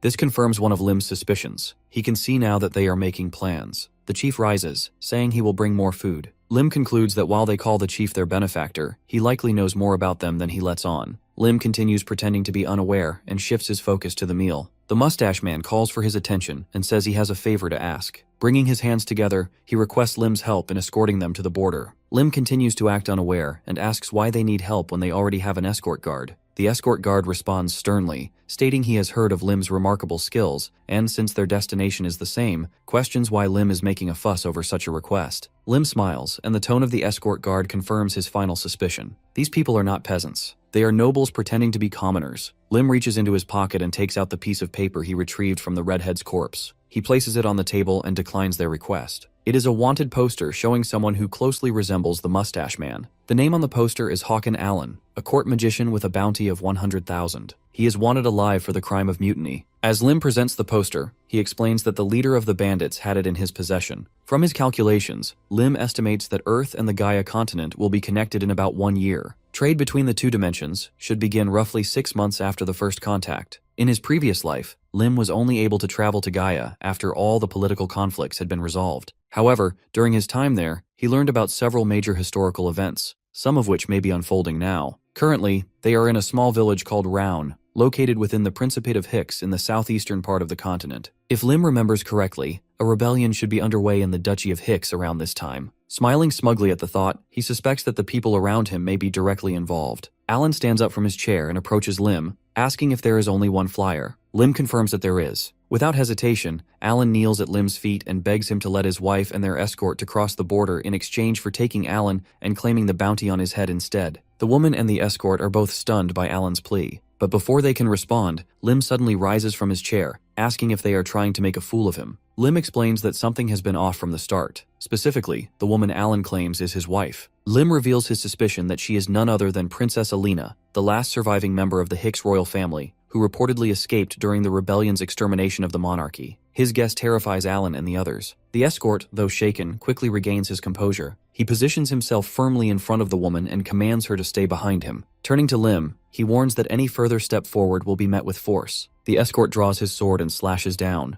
but Lim, wielding only a table knife, effortlessly blocks the attack. The escort presses on with a flurry of strikes, yet Lim deflects every blow with ease. While dodging, Lim remarks that if it weren't for the escort's age and injuries, he might have actually been a threat. In a swift motion, Lim sidesteps, kicks the escort's foot out from under him, and sends him sprawling to the floor. Lim mocks him for making excuses. Turning back to Alan, he asks if they can speak alone. But Alan, now agitated, warns Lim to stay away and begins casting a fireball spell. He threatens to burn the entire place down if Lim gets any closer. Before he can finish the incantation, Lily interrupts, nonchalantly absorbing the fireball as she munches on her sandwich. She scolds Alan for playing around during mealtime and turns to Young-shin for support. Young-shin, uncertain of what's happening, just nods. Lim walks up to Alan and punches him with such force that Alan is sent flying like a bug. As Alan rolls across the floor, Lim muses aloud that he was hoping this show of force would calm everyone down enough to talk. Suddenly, the village chief bursts in, brandishing a blade. He shouts that no matter how much Lim has helped them, they won't allow harm to come to the princess. As he charges, he declares that he once served as a knight and only retired to become the chief of this village. He is more than willing to sacrifice himself to protect her. Lim steps aside to avoid the charge, then taps one of the chief's mana points with 2 fingers. The man collapses instantly, paralyzed. Lim walks past the fallen chief and addresses the princess directly, urging her to calm down and listen. Alan shouts from behind for the princess to flee from the ugly bastard.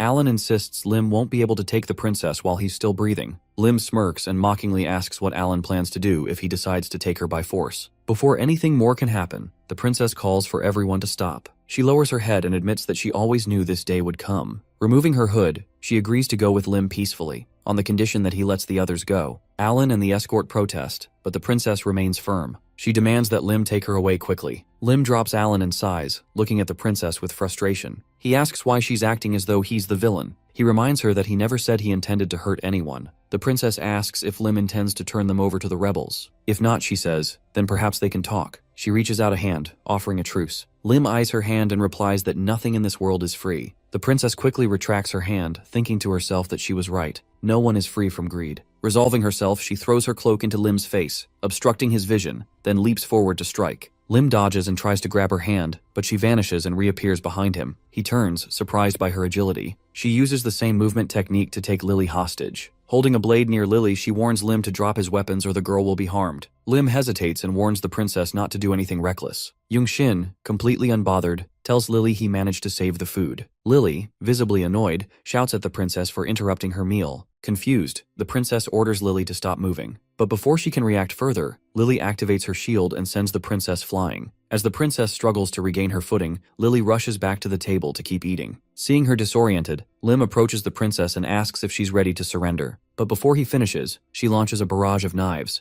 Lim deflects them all with ease, activates stealth, and closes the distance in an instant. He grabs her by the face and starts pulling off what appears to be a mask. Despite her protests, Lim insists that he needs to verify her identity. When he finally removes the mask, he confirms that she's a half-elf, most likely Princess Alina. Satisfied, Lim strikes one of her mana points, telling her to calm down and get some rest. She collapses. Alan and the escort charge in, shouting at Lim to stop. Annoyed, Lim quickly disables them both with pressure point strikes. He turns to Lily and Young-shin, saying he warned the others not to move. Then he asks if they can help carry the unconscious bodies, once they're done eating. Lily, still chewing, tells him to wait a second so she can finish her meal. Sometime later, the princess regains consciousness. Alan and the escort are visibly concerned. Noticing that they've been tied up, the princess mutters that it looks like they've finally been caught. She turns to Lim, who sits in front of them, and asks what he plans to do now. This woman is indeed Princess Alina, the direct descendant of the Hicks royal line and granddaughter to an elven elder. As a half-elf of noble birth, Lim knows from his past life that she is fated to die a tragic death, one that would ignite a devastating racial war. And Lim wants to prevent that, so he raises 3 fingers and offers them 3 choices. First, he could sell them out to the rebels. Second, they all part ways and pretend they never met. Hearing this, Alan quickly jumps in, offering all the money they have in exchange for their freedom. Lim laughs, saying if he wanted their money, he could have taken it while they were unconscious. Finally, Lim presents the third option. He will personally escort them to the elf forest. The offer stuns Alan and the escort, who question why Lim would do such a thing. Lim grins and says they're headed in the same direction anyway. But again, nothing in life is free. He asks the princess to arrange a meeting with her grandmother. The princess hesitates. Having someone as powerful as Lim escort them is more than she could hope for, but she still doesn't trust him. Narrowing her eyes, she asks why he wants to meet her grandmother and warns that if he means harm, there will be consequences. Lim sighs in frustration. He tells her bluntly that if he wanted trouble, he wouldn't be offering to help. His honesty catches her off guard, leaving her momentarily speechless. As she thinks, Lim recalls the main reason they came to the Gaia continent,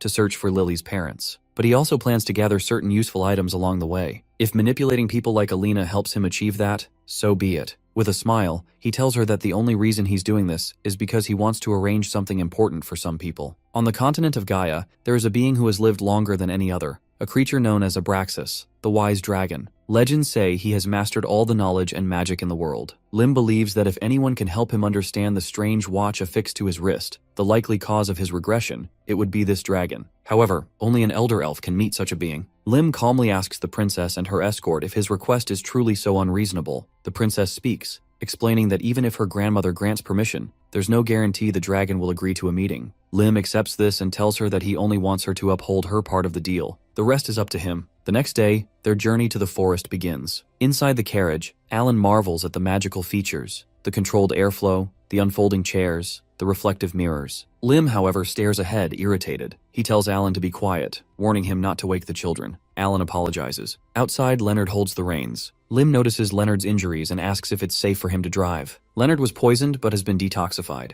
Lim suggests they switch later and lets the two decide the matter themselves. Inside the carriage, Alina sits upright, arms folded, refusing to make conversation. Lim turns to her, curious. Lim reminds her of the rules. She's not to expect royal treatment. She must follow Lim's instructions without question, and until they reach the elven forest, her royal seal is collateral. Alina reflects silently. Only she knows that the real seal is with her, and not even her bodyguards are aware of it. Yet somehow Lim discovered the truth. Sitting across from her, Lim asks what she plans to do once they reach the forest. Alina replies she'll reclaim the seal. Lim says he has no intention of keeping it. She then declares that she will gather her forces, punish the traitors, and take back her kingdom. Lim warns her that such ambitions will lead to war. He tells her to do as she wishes, but warns that obsession with revenge will cost her her youth. He smiles gently and says it's just advice from an older man. Alina watches Lim, calling him lazy and overly optimistic. He shrugs and says that's just his way of life. As the sun filters through the trees, the carriage suddenly halts. Alina turns away, anxious. Lim senses they've been overtaken. Leonard confirms that this is the detachment pursuing the Marquis of Ormond. Lily, still drowsy, murmurs about breakfast. Lim orders Young Shin to stop the carriage. When asked why the horses had stopped obeying, Lim says they'll move again soon and tells Leonard to rest inside.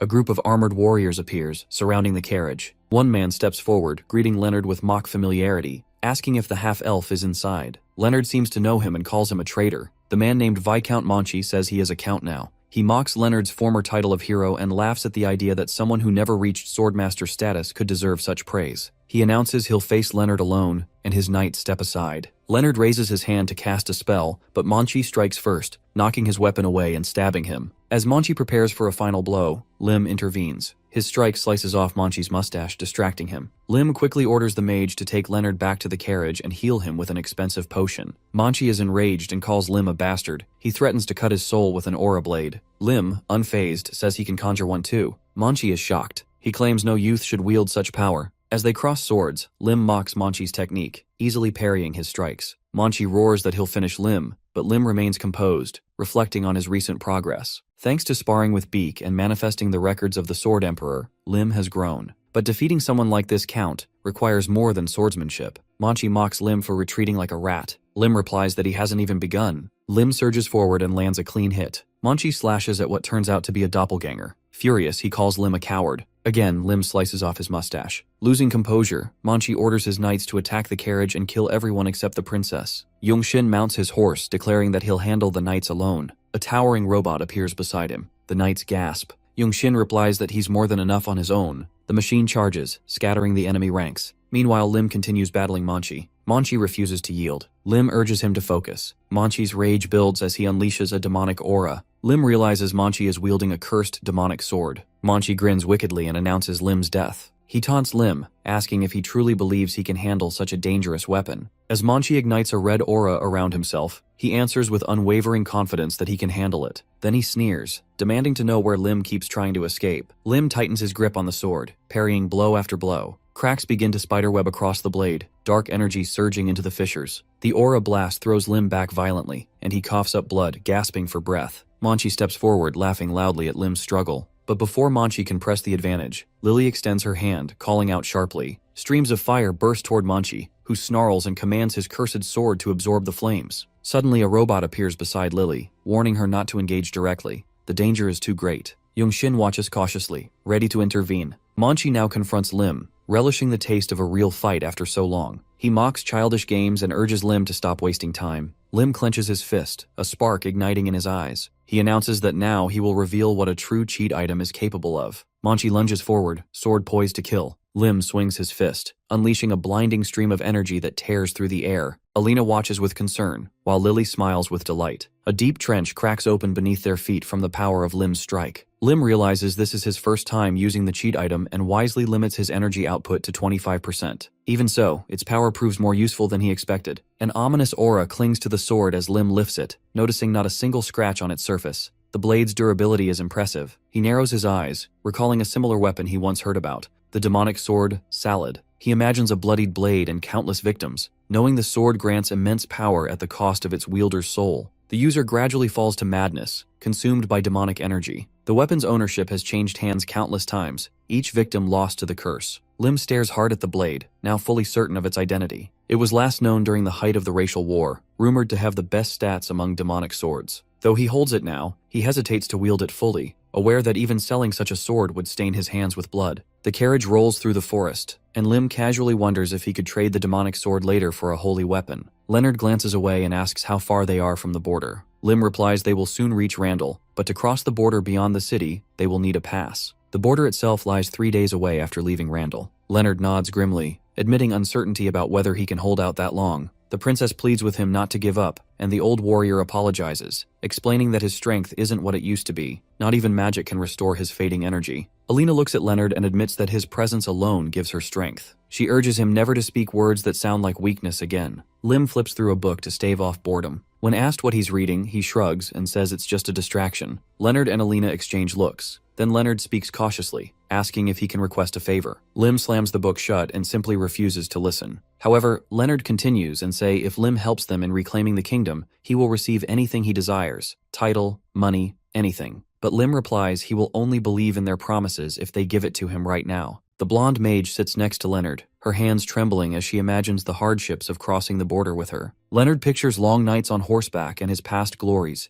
victories in wars, praised as a hero destined for mastery of the sword. Yet now he feels broken, unable to protect the princess from traitors. He lowers his gaze, burdened by failure. Lim looks out the window, telling Leonard he hears him and won't offer anything more. The carriage halts near the gates of Randall Fortress, torches flickering in the twilight. Lim declares that only he, Lily, and Alina will enter the fortress. The rest will wait here. Alan protests, concerned for the princess's safety. Lim questions how he can trust them enough to leave her here, concluding that Lim is taking the princess to prevent reckless acts. Alan tries to defend himself, but Lim retorts sharply, reminding them how they once took a baby hostage. The girl replies calmly that everything will be fine and that she will accompany him. They move quickly, darting along the rooftops surrounding Randall Fortress. Lim leads Lily and the princess onward. Alina asks if there is a store nearby to buy supplies, but Lim insists they must settle another matter first and warns them not to be distracted. Alina wrinkles her nose at the foul smell permeating the area. She urges everyone to leave quickly. Lim explains it's the usual stench of the slums. The people are sitting on bare ground. Children climb into barrels. The princess questions how anyone can live in such squalor, and a local retorts that she knows nothing, having never left the palace walls. This poverty is part of the kingdom she doesn't understand.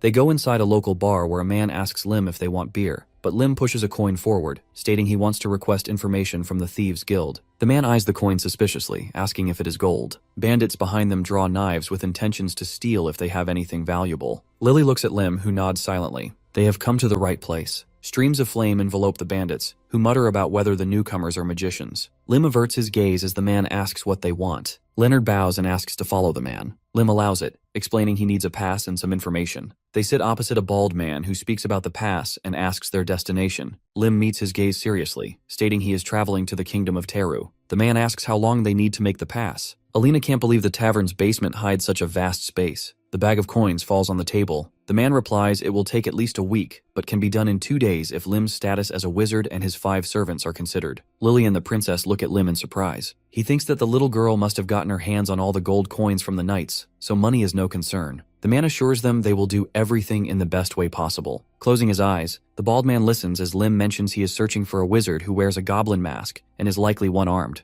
The man slips his hand beneath the table and says he has heard rumors. First, they must check if any records exist about this wizard. Lim looks ahead suspiciously, thinking these bastards might know more than they let on. Night falls over the settlement as Lim and his companions are told they must be taken to the Thieves' Guild headquarters because the information they seek can only be accessed there. Lim shrugs it off, saying it doesn't matter and that they can be taken wherever necessary. The bald bandit keeps an eye over them, convinced that Lim, who claims to be a wizard, overestimates his abilities. He plans to get rid of them as soon as they arrive and seize Lim's gold coins for himself. The man in the cloak halts at the gate, which is stained with blood. Lim reflects that if someone isn't part of the Thieves' Guild, finding its headquarters is nearly impossible. Most strangers who enter never return. This also means the guild's treasury must be full of valuable items. Lim glances at Lily beside him and asks if her legs hurt. She says no, but when he offers food, she admits she's a little hungry. Lim hands her a package and urges her to eat, hoping it will ease her tension. Lily blushes, chewing gratefully, and thanks him for the thoughtful gesture. Inside the reception area, behind the bald man, chairs line the room. The bandit politely asks them to wait while he fetches an informant. Lim suspects this is all a trap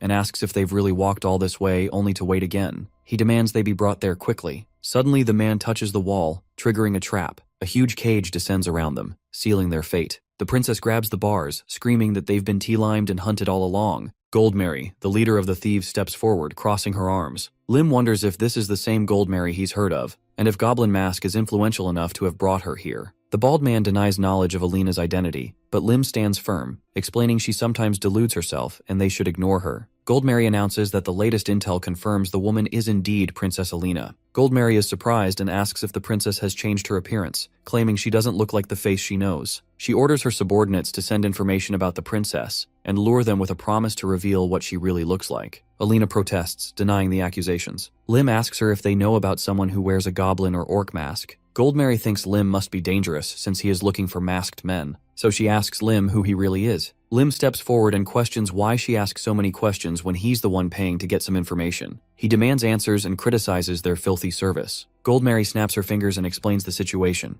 A magical seal blocks their powers. A glowing barrier appears overhead, sealing away magic. Lim clenches his fist, annoyed that he didn't anticipate this trap. Alina explains that mana cannot penetrate such barriers. Behind Goldmary, armed men stand guard. She demands Lim reveal why he's searching for Goblin Mask. Lim reaches beneath his cloak and reveals a gun. He claims he's after something, holding the weapon, Zeus, young Shin's original firearm, in front of her. Suddenly he fires, and the woman falls bleeding as men in black robes rush toward him. Alina covers her ears, and Lim orders everyone to hide under the table just in case. Lily nods in understanding. Lim reloads, thinking about the gun's name, Zeus, and the power it holds. He continues firing from the cage, satisfied that they don't possess such a weapon. Goldmary, bleeding on the floor, snarls that Lim is locked in the cage and threatens to return and kill him. Lim grabs his sword's hilt and asks where she's going. The sword glows, and he declares that even without mana, he can slice through these thin bars. Goldmary sits on the floor, asking if Lim is truly a wizard. He replies that he simply requested a pass. Now it's his turn to ask questions. Lim presses the woman. Where is Goblin Mask? Near the fortress, Alan is concerned that the sun is already up, but they are still not there, and worries about saving the princess. An explosion erupts behind them. Alan shouts that they must hurry to the city. But just then, Lim and his companions approach. Alan greets the princess, relieved she has returned safely, mentioning concern over the fire in the city. Lim smiles, explaining the fire was intentional, to destroy evidence. When asked about the bags he carries, he says they are gifts, an emerald staff and a mandragora pickled in honey. A parchment with blueprints for a magical weapon is revealed, alongside sparkling jewelry, the shadow bracelet, capable of changing appearance, and the character necklace. Lim drops the bags with a clatter, stating he gave everyone what they needed. He surveys their haul and calls it a decent treasure trove. Lim's gaze falls, regret creeping in as he realizes much of his time was wasted. He learns Goldmary has been brainwashed. She screams at him not to speak ill of them,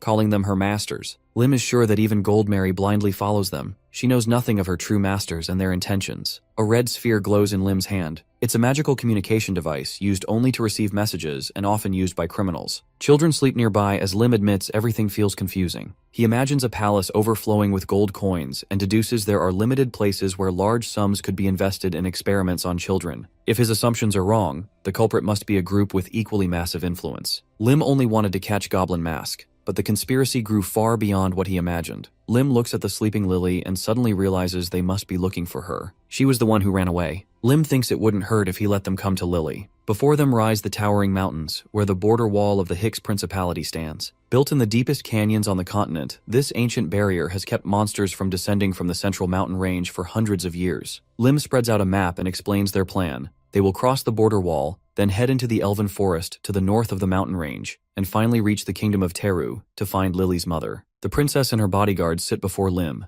their faces heavy with worry. He asks why they seem so gloomy, reminding them that the border is close. Leonard wonders if Lim himself has lost hope with such a reckless plan. Lim simply explains they intend to rush through the barrier, breaking it down with speed and force. Since they do not have a pass to cross the wall, this is the only option. Leonard shakes his head and warns Lim that he doesn't understand who guards that border. Lim looks forward steadily and says he does know. Count Gulkin commands the Black Lion Knightly Order, sworn to fight monsters beyond the wall. He is a master swordsman. Leonard says he understands Lim's confidence as he has defeated Count Manchi, but he warns Lim that Gulkan is on a different level, considered the best swordsman in the world. Alina, the princess, lowers her gaze, bitterness creeping into her voice. When the traitor Orman rebelled, Gulkan stepped up to protect the kingdom. Yet, when the rebellion escalated, he refused to answer the call, insisting the wall could not be left undefended. She suspects Gulkan guards the wall because he has something precious to protect. At the border wall fortress entrance, people are lined up according to status and purpose, waiting for passes. The fortress has 6 gates, and only those of high rank may use the largest ones. The princess watches a young man nearby mock the strict rules, questioning if the sky would fall if a lower-class person used the wrong gate. Alina presses her hand to the window, recalling how she once believed status differences were natural. Now she thinks of common people burdened by civil war, those who lost homes and freedom. Her eyes close, and she silently begs for a chance to fix this broken world. Leonard and Alan, another bodyguard, promise her they will create that chance and help her. Even if Manhart unleashes his wrath, they will break through the wall for her. Lim turns away from Alina, who thanks them quietly. Lim refuses to complicate things. Jock, the carriage driver, grips the reins. Lim tells him to drive, and Jock nods. Lim announces they are about to begin. At the gate, a guard raises his hand to stop them and demands names. Warriors brandish blades, ready to defend. Lim steps forward, masked and confident, declaring they are headed to the Kingdom of Terror. He knows this will draw the attention of a real goblin who hunts souls. A gun suddenly points at the guard. A shot rings out and a cry echoes as the wall's alarms blare. Lim turns to Jock, ordering him to ride faster. The horse-drawn carriage charges forward. Inside, 2 groups of men face each other. Count Gulkin, a scarred man with a dangerous gaze, is asked to accept the sovereign's decree. He scoffs, asking for it to be repeated. An official demands Gulkin kneel and accept the order. Gulkin's eyes blaze with contempt. He refuses, saying he never recognized Orman as sovereign. If anyone has something to say, he demands they come face to face. Tearing up the decree, he dismisses the old man with a heavy hand. From a balcony, Gulkin surveys the land. Behind him, a heavily armored warrior asks what to do if the princess is found. Gulkin replies coldly, "She fled the country and must be killed on sight." The warrior bows and says, "It will be done." Gulkin ponders the letter's contents, noting the mention of a boy who killed Klaus. There is a strong warrior here on this small land that Gulkin did not know about. His eyes drift away. Meanwhile, the carriage speeds along the road. Lim, still masked, holds a sword. Blood drips from his mouth after a fierce strike. Warriors rush at him, but he fights fiercely. Lim spreads a map showing the fortress layout. The border wall is a two-tiered structure, with another fortress wall a kilometer ahead. Their plan is to break through both as quickly as possible. Arrows fly, and Lily's shield skill intercepts them. Lim's eyes remain sharp as he anticipates danger. Mages atop the walls cast deadly spells, but Alan counters with a strong magical shield. The horse-drawn carriage pushes forward amid chaos. Lim commands Lily to direct her firepower at the wall. Flames ignite in her palms as she prepares to strike. Suddenly, Lim senses something dangerous approaching. Streams of fire shoot from the carriage as he orders everyone to keep moving. Lim crosses blades with Gulkin. The scarred swordsman is surprised Lim stands firm after blocking his strike. Lim's hand trembles slightly. He recognizes the raw power behind Gulkin's skill. Gulkin smiles cruelly and asks if he is the real one. Lim stands before the commander, who casually tells him to have fun. Gripping the hilt of his sword tightly, Lim curses under his breath. He blocks Gulkin's powerful strike with a swift swing of his blade. The masked protagonist watches nervously. As he had been warned, Gulkin is obsessed with martial arts and shows no mercy in combat. His eyes have the wild look of a madman. The man with scars on his face grins widely as he faces Lim in a fierce standoff. The masked protagonist calculates his odds. Although Gulkin's strength is immense, he realizes that he has the upper hand in speed. As Gulkin extends his hand to the side, exposing his flank, Lim notices an opening. Seizing the chance, he points his sword at the commander. Gulkin smirks and calls it very interesting. Then, swinging his blade forward, he remarks that Lim's sword, like his own, has clearly been tempered in real combat. With that, he invites Lim to show him what he can do. Lim raises his arm to the side and asks if Gulkin is truly curious, warning him that it might hurt. Lim's fist begins to glow with a blue aura. A bright flash erupts as he releases a strike using just a quarter of his strength. The tip of his sword scrapes the ground. Gulkin grips his blade with both hands and says, with surprising sincerity, that thanks to Lim, he feels alive for the first time in a long while. Holding his sword defensively, Lim replies coldly that it's a shame. He was hoping Gulkin would feel dead instead. The commander steps forward and declares that since he started this, he should also finish it. Lim wonders aloud if the man is insane. He detests fights that bring no benefit, and notes that the carriage should have reached the fortress gates by now. Perhaps he thinks it's time to leave. Lim stares ahead in confusion when Lily's voice calls out to him.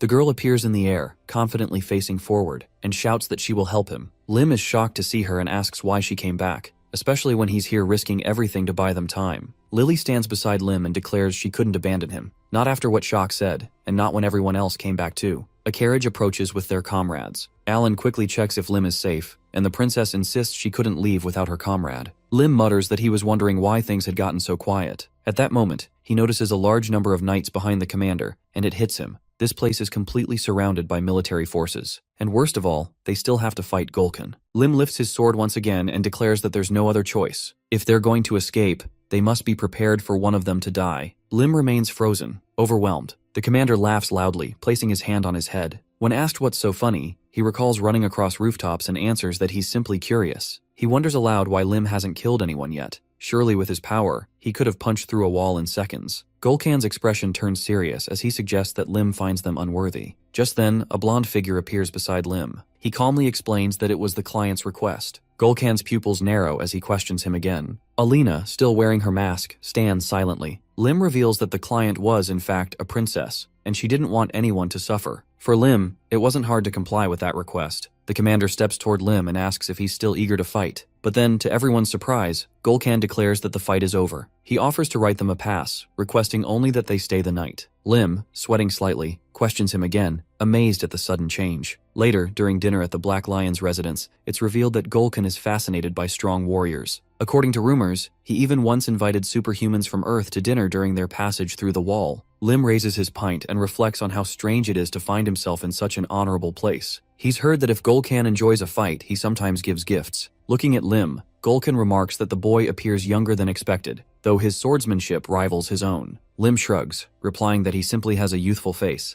but he's lived a long and full life. Bottles pile up on the table as Gulkan, now intrigued, says that Lim doesn't seem like someone from this country. He asks where he learned to wield a sword so well. Lim thinks back to their conversation and realizes that Gulkan's family has guarded the wall for generations and will likely continue to do so. Curious, Lim asks why Gulkan, so interested in the outside world, doesn't leave the wall to see it for himself. Closing his eyes, Gulkan replies that abandoning the family duty for personal greed is unacceptable. He insists Lim should finish the story he started. Lim begins recounting what happened at the bottom of the lake, where he had lost consciousness. Alina stares at Gulkan and finally speaks, asking how long he plans to pretend not to recognize her. The commander casually picks his ear and replies that it suddenly itched. With rising frustration, Alina accuses him of cowardice, of being unable to face her because he failed to protect the sovereign. Gulkan's expression darkens as he releases a menacing aura. He replies coldly that if Lim hadn't intervened, he would have personally slit her throat. She should be grateful to still be alive. The blonde princess clenches her fist and defiantly declares her name,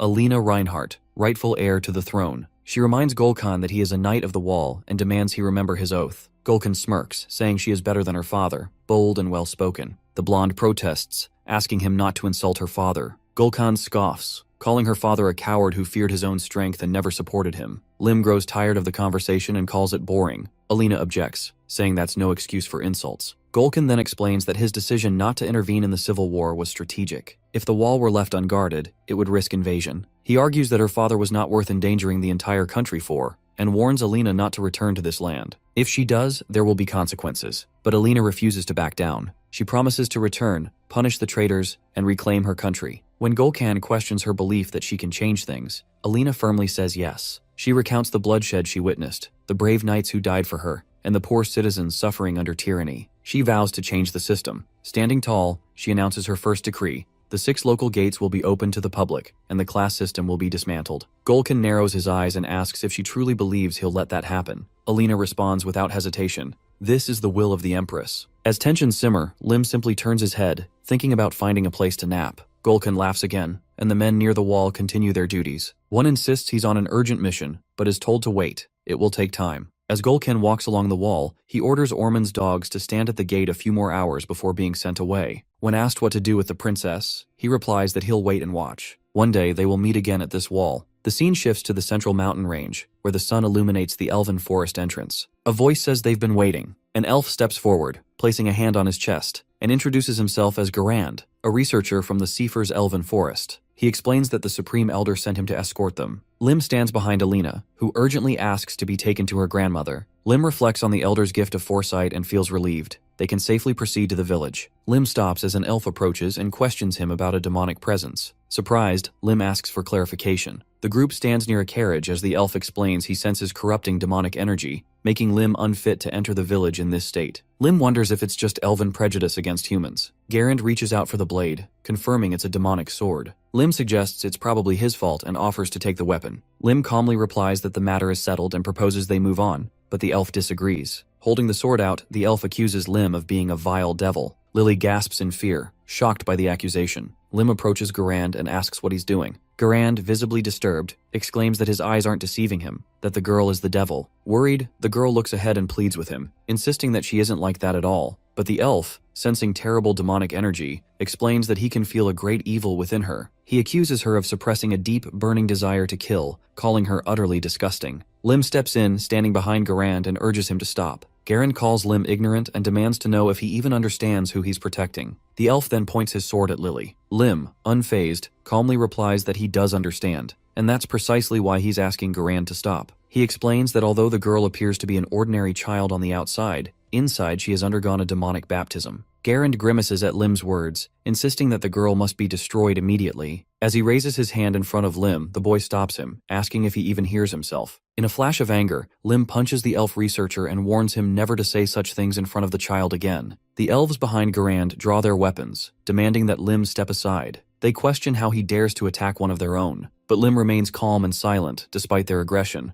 Dark energy begins to emanate from Lim as he orders them to deliver a message to the High Elder. They are not allowed to enter the elven forest. He adds that if she does not come to them personally within 2 days, he will burn everything to the ground. Under the night sky and among the trees, Lim advises the mage to rest in the carriage if he feels tired. The mage responds that he's fine. Lim then sits across from Alan, who admits that he's ashamed to look Lily in the eyes. He reflects on the outrageous claim that she underwent a demonic baptism, noting that even healthy adult men usually die from the ritual. 9 out of 10 don't survive. Lim, listening carefully, says it seems Alan knows a little about it. Alan explains that he once read about the baptism in a book, and that only high-ranking sorcerers can perform such a ritual. He adds that it demands a tremendous amount of money and magical materials. Most importantly, the pain is unbearable. Nearly no one survives. Lim clenches his fists in anger, silently vowing to finish off the bastard in the goblin mask who did this. Later, as they sit by the fire, Lim ends the conversation, urging everyone to sleep. Lily, hugging a stuffed animal, tells Lim that she can't sleep. He suggests she switch places with the mage to feel more comfortable. Clouds drift over the treetops as Lily sits by the fire. She turns to Lim and asks softly if she will become a demon. Lim, sitting opposite her, replies honestly that he doesn't know. Lily then asks what she should do if her mother ends up hating her. Lim exhales, opening his mouth before speaking. He says half-jokingly that she does resemble a devil because she never listens, eats a lot, and has a difficult personality. Lily looks at him, seeking more clarity, so he continues. He admits that he was exactly the same at her age, never listened to anyone, didn't study, and only spent time goofing off with friends. His parents probably thought he was a devil too. Lily tightens her grip on the toy as Lim says her mother is probably just as worried about her as his parents were about him. Lily nods, agreeing that her mother isn't any different. In the center of the clearing, Lily suddenly suggests that the three of them live together once they find her mother. Lim laughs and asks if she really intends to block a decent bachelor from getting married. He jokes that he'll buy an apartment near the guild and live there, with just her. Lily then innocently asks where he would live. As she lies next to young Shin, Lim comments that she's very clingy. Stepping down onto the grass, Lim suddenly hears someone approaching. A blonde elf appears silently before him. Despite having expanded the range of his senses to avoid a surprise attack, Lim is stunned. He didn't sense her presence at all. Sweat forms on Lim's brow as he realizes only one person among the elves holds that much power. He wonders aloud if she's the Supreme Elder. The elf bows respectfully and confirms his guess. She adds that she has heard her children behaved rudely toward him and offers her sincere apologies. Placing her hand over her chest, the Supreme Elder thanks them for saving her granddaughter and changing her fate. Lim stands before her and replies that he isn't the one who deserves the apology,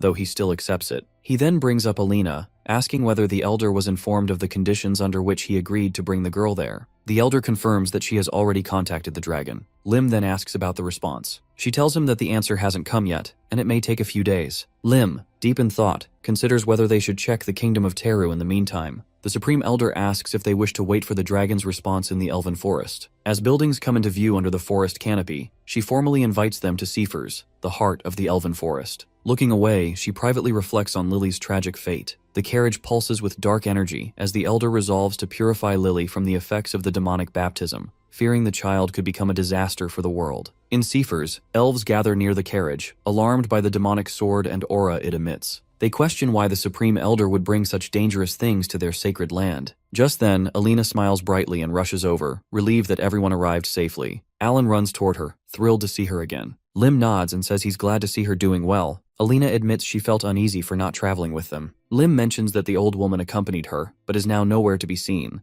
Alina explains that Leonard's condition worsened, and she stayed behind to care for him. Lim suggests that when time allows, they should visit him. He then hands Alina a sealed object. Recognizing it, Alina clasps her hands together and declares that their contract is complete. She promises to repay him one day for all he's done. Lim smiles, showing the coins she gave him, and tells her to think carefully over the next year. Perhaps something like giving the White House Guild a monopoly over the Principality's magical goods. Alina asks if he will visit her after that year. Lim responds seriously that it's possible. Pleased, she vows to achieve her goal within that time. She envisions clasping hands with the others, using the royal seal to uncover her ancestors' relics, and forming a pact with the 6 elven families. Once she gains Golkin's support upon her return to the wall, her preparations will be complete. Lim asks again what she plans to do officially. Alina only smiles and says that she never promised anything specific. Meanwhile, Lily, now resolute, announces that she's ready. The High Elder sits beside her, gently warning that the purification may hurt, but promises everything will be fine afterward. Lily, her eyes calm, says she isn't afraid. She's used to pain.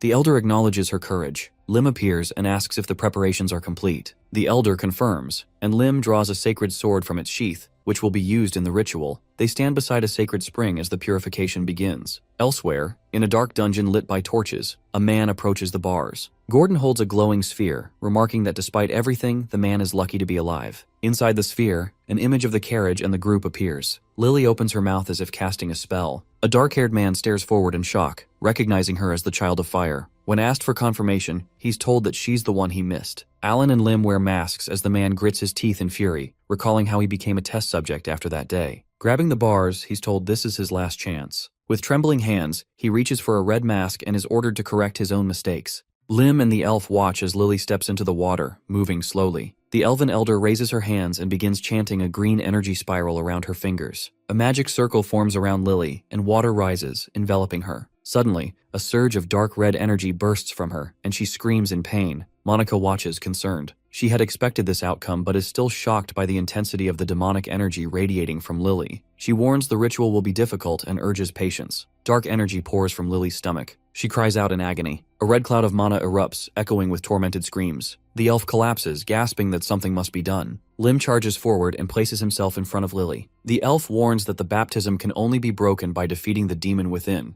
As she speaks, the swirling red energy solidifies, and a monstrous insect-like creature emerges. Lim releases his blue aura. He leaps back, then launches into the air toward the demon. The creature flees, leaving a trail of red smoke. Lim slashes through it, trying to close the distance. While chasing, he mutters bitterly that he's tired of fighting demons. Meanwhile, Lily collapses into Monica's arms, trembling. Monica gently asks how she feels. Lily averts her eyes and asks about her uncle. Watching Lim fight, she senses his rage. Monica explains that when someone dear is harmed, anger is a natural response. Lily listens quietly, comforted by the thought that she matters that much to him. Back on the battlefield, Lim pants, facing the injured demon. Though it's weakened and slower, it still tries to escape. Drawing his sword with both hands, Lim activates his autumn energy. He runs through the heaven-destroying mind technique, a sequence he knows by heart. The demon lunges. Lim counters with the first divine sword technique, landing a powerful slash. He follows immediately with Heaven's Vengeance. The blast of light is so intense the girls shield their eyes. When the dust settles, Lim stands victorious but barely. His body shakes from exhaustion. Pain pulses through his limbs. His sword cracks and crumbles. He finally understands why these techniques aren't meant for use before reaching the Wagyong level. Looking down, he spots a glowing crystal buried in the dirt. The demon's core. He expected as much. Drawing his demon sword, he smashes the core. Dark red energy surges into the blade, transforming it. Lim watches the change and nods in approval. Lily suddenly runs up and hugs him tightly, overwhelmed. Lim tells her he's hurting and gently asks her to loosen her grip. She teases him, asking if the pain's gone now. He strokes her head and admits he feels lighter inside. Later, in a forest house, Lim sits cross-legged in meditation. He reflects on the battle, letting the lingering pain etch the martial arts into his body. He's avoided potions and healing spells to allow natural adaptation. Even his internal wounds are healing. Monica enters with food and asks how he's feeling. Lim thanks her, saying her care helped. He asks about the baby. Monica replies that the baptism's effects linger, but recovery will be swift inside the sacred tree. Lily's appetite has exploded. Lim simply says she's always eaten a lot. After finishing the meal, he sets the tray aside and thanks the elf for her help. Monica says it was repayment for saving her granddaughter, Alina. Lim explains their deal with the princess is separate and insists he'll repay the favor in his own way. Monica tells him to focus on getting stronger. She expects nothing in return. With a smirk, Lim offers to explore the foggy forest for her. Monica is surprised he knows about it. He admits to overhearing a conversation. Thinking about the forest, Lim recalls that its fog is lethal to elves, but harmless to others. He declares confidently that he'll go. The elf's voice carries into the room, saying if he's serious, she'll prepare an official request and reward. Lim waves it off, saying he wants to repay their kindness and doesn't need the money. Elsewhere, Leonard quietly admires the forest. Lim approaches and asks how he's doing. Leonard smiles, saying he heard about the demon's defeat from the excited princess. He notices the familiar book in Lim's hands and chuckles, asking if he's reading it again. Lim flips a page, remarking that it's full of self-praise but still worth reading. Leonard reminisces about the border wall battle. He poured out all his strength and mana and saw his limits. He wonders how things might have gone if he'd realized that sooner,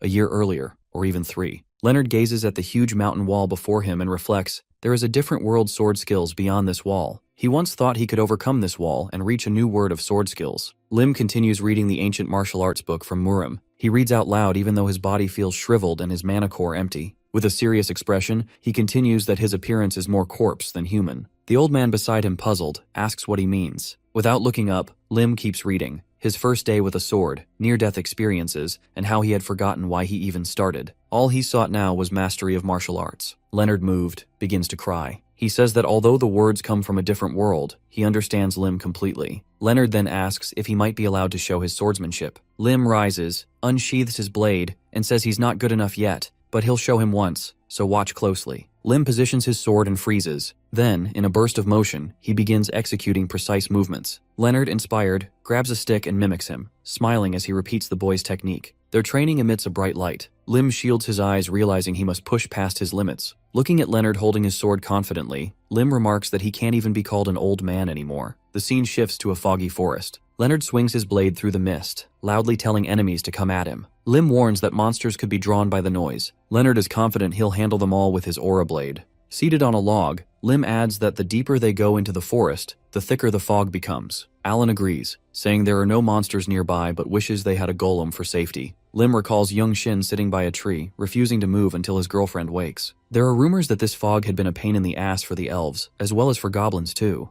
Lim agrees, clearing it would increase their safety. Leonard suggests it might win the elves' favor. Alan agrees, it would speed up their plans. Lim nods, implying that was part of the strategy. He imagines a home built into a tree trunk and dreams of retirement in the elven forest. Alan calls him magnificent for working so hard for the princess. Leonard adds their gratitude. Surprised, Lim asks what the princess has to do with anything. Suddenly, Lim senses something. He warns of an enemy. Leonard charges forward, and Lim thinks this turn of events is rather convenient. Leonard slashes at a monster stitched together from various parts. Lim explains to Alan that it's a chimera elf. The spirit stone in its chest is its weak point. He leaves the chimeras to them and turns to face the real threat. He sees shadowy figures behind the monsters and quickly deduces the fog's origin. Facing a black-haired elf, Lim recognizes this might be the work of Archmage Dritz, a guardian of this foggy forest named Mordria. As soon as she sees him, she fires a fiery arrow. Lim dodges and closes in. She releases another attack, 3 elemental arrows. Lim deflects them with a smooth blade motion. Suddenly, a surge of green magic erupts behind him. Lim activates his shield skill and blocks it. Looking sideways, he remarks that the original far outclasses the fakes. Remembering his past life, he recalls that Mordria is a doll modeled after the elf that Archmage Darius loved the most, and this incident took place thousands of years ago. She was killed by superhumans long ago. Later, the production method was leaked that allowed many copies of her to be made, but none matched the original. Lim knows capturing her will be difficult, but it must be done. So he uses his skills to vanish. Mordria is stunned. In an instant, he reappears behind her and strikes. Wounded, she tries to counter, but fails. Lim delivers a fist strike directly into the magic stones embedded in her body. Standing before the defeated elf, Lim admits she was tough. Alan and Leonard finish their battle. Leonard realizes the problem was the doll. He asks if Lim really plans to take her. Lim affirms she's too valuable to leave behind. Lim suggests as they are done here, they should pay a visit to the Guardian's place. The group heads to Archmage's wooden hut. From the outside, it looks like a small shack, but inside, its basement holds great treasures. Alan rushes to the bookshelves, marveling at rare magical ingredients and lost manuscripts. Lim tells him not to fuss. They need only the essentials. Lim opens a small chest on the table. Inside is Archmage's second greatest legacy besides Mordria, spirits of various elements. They burst out and surround him. Lim thinks they'll be useful if he can harness their power. The spirits ask if they can live with him. Lim agrees, but demands a high rent. They happily merge into his hand. There's no outward change, but he feels their energy inside.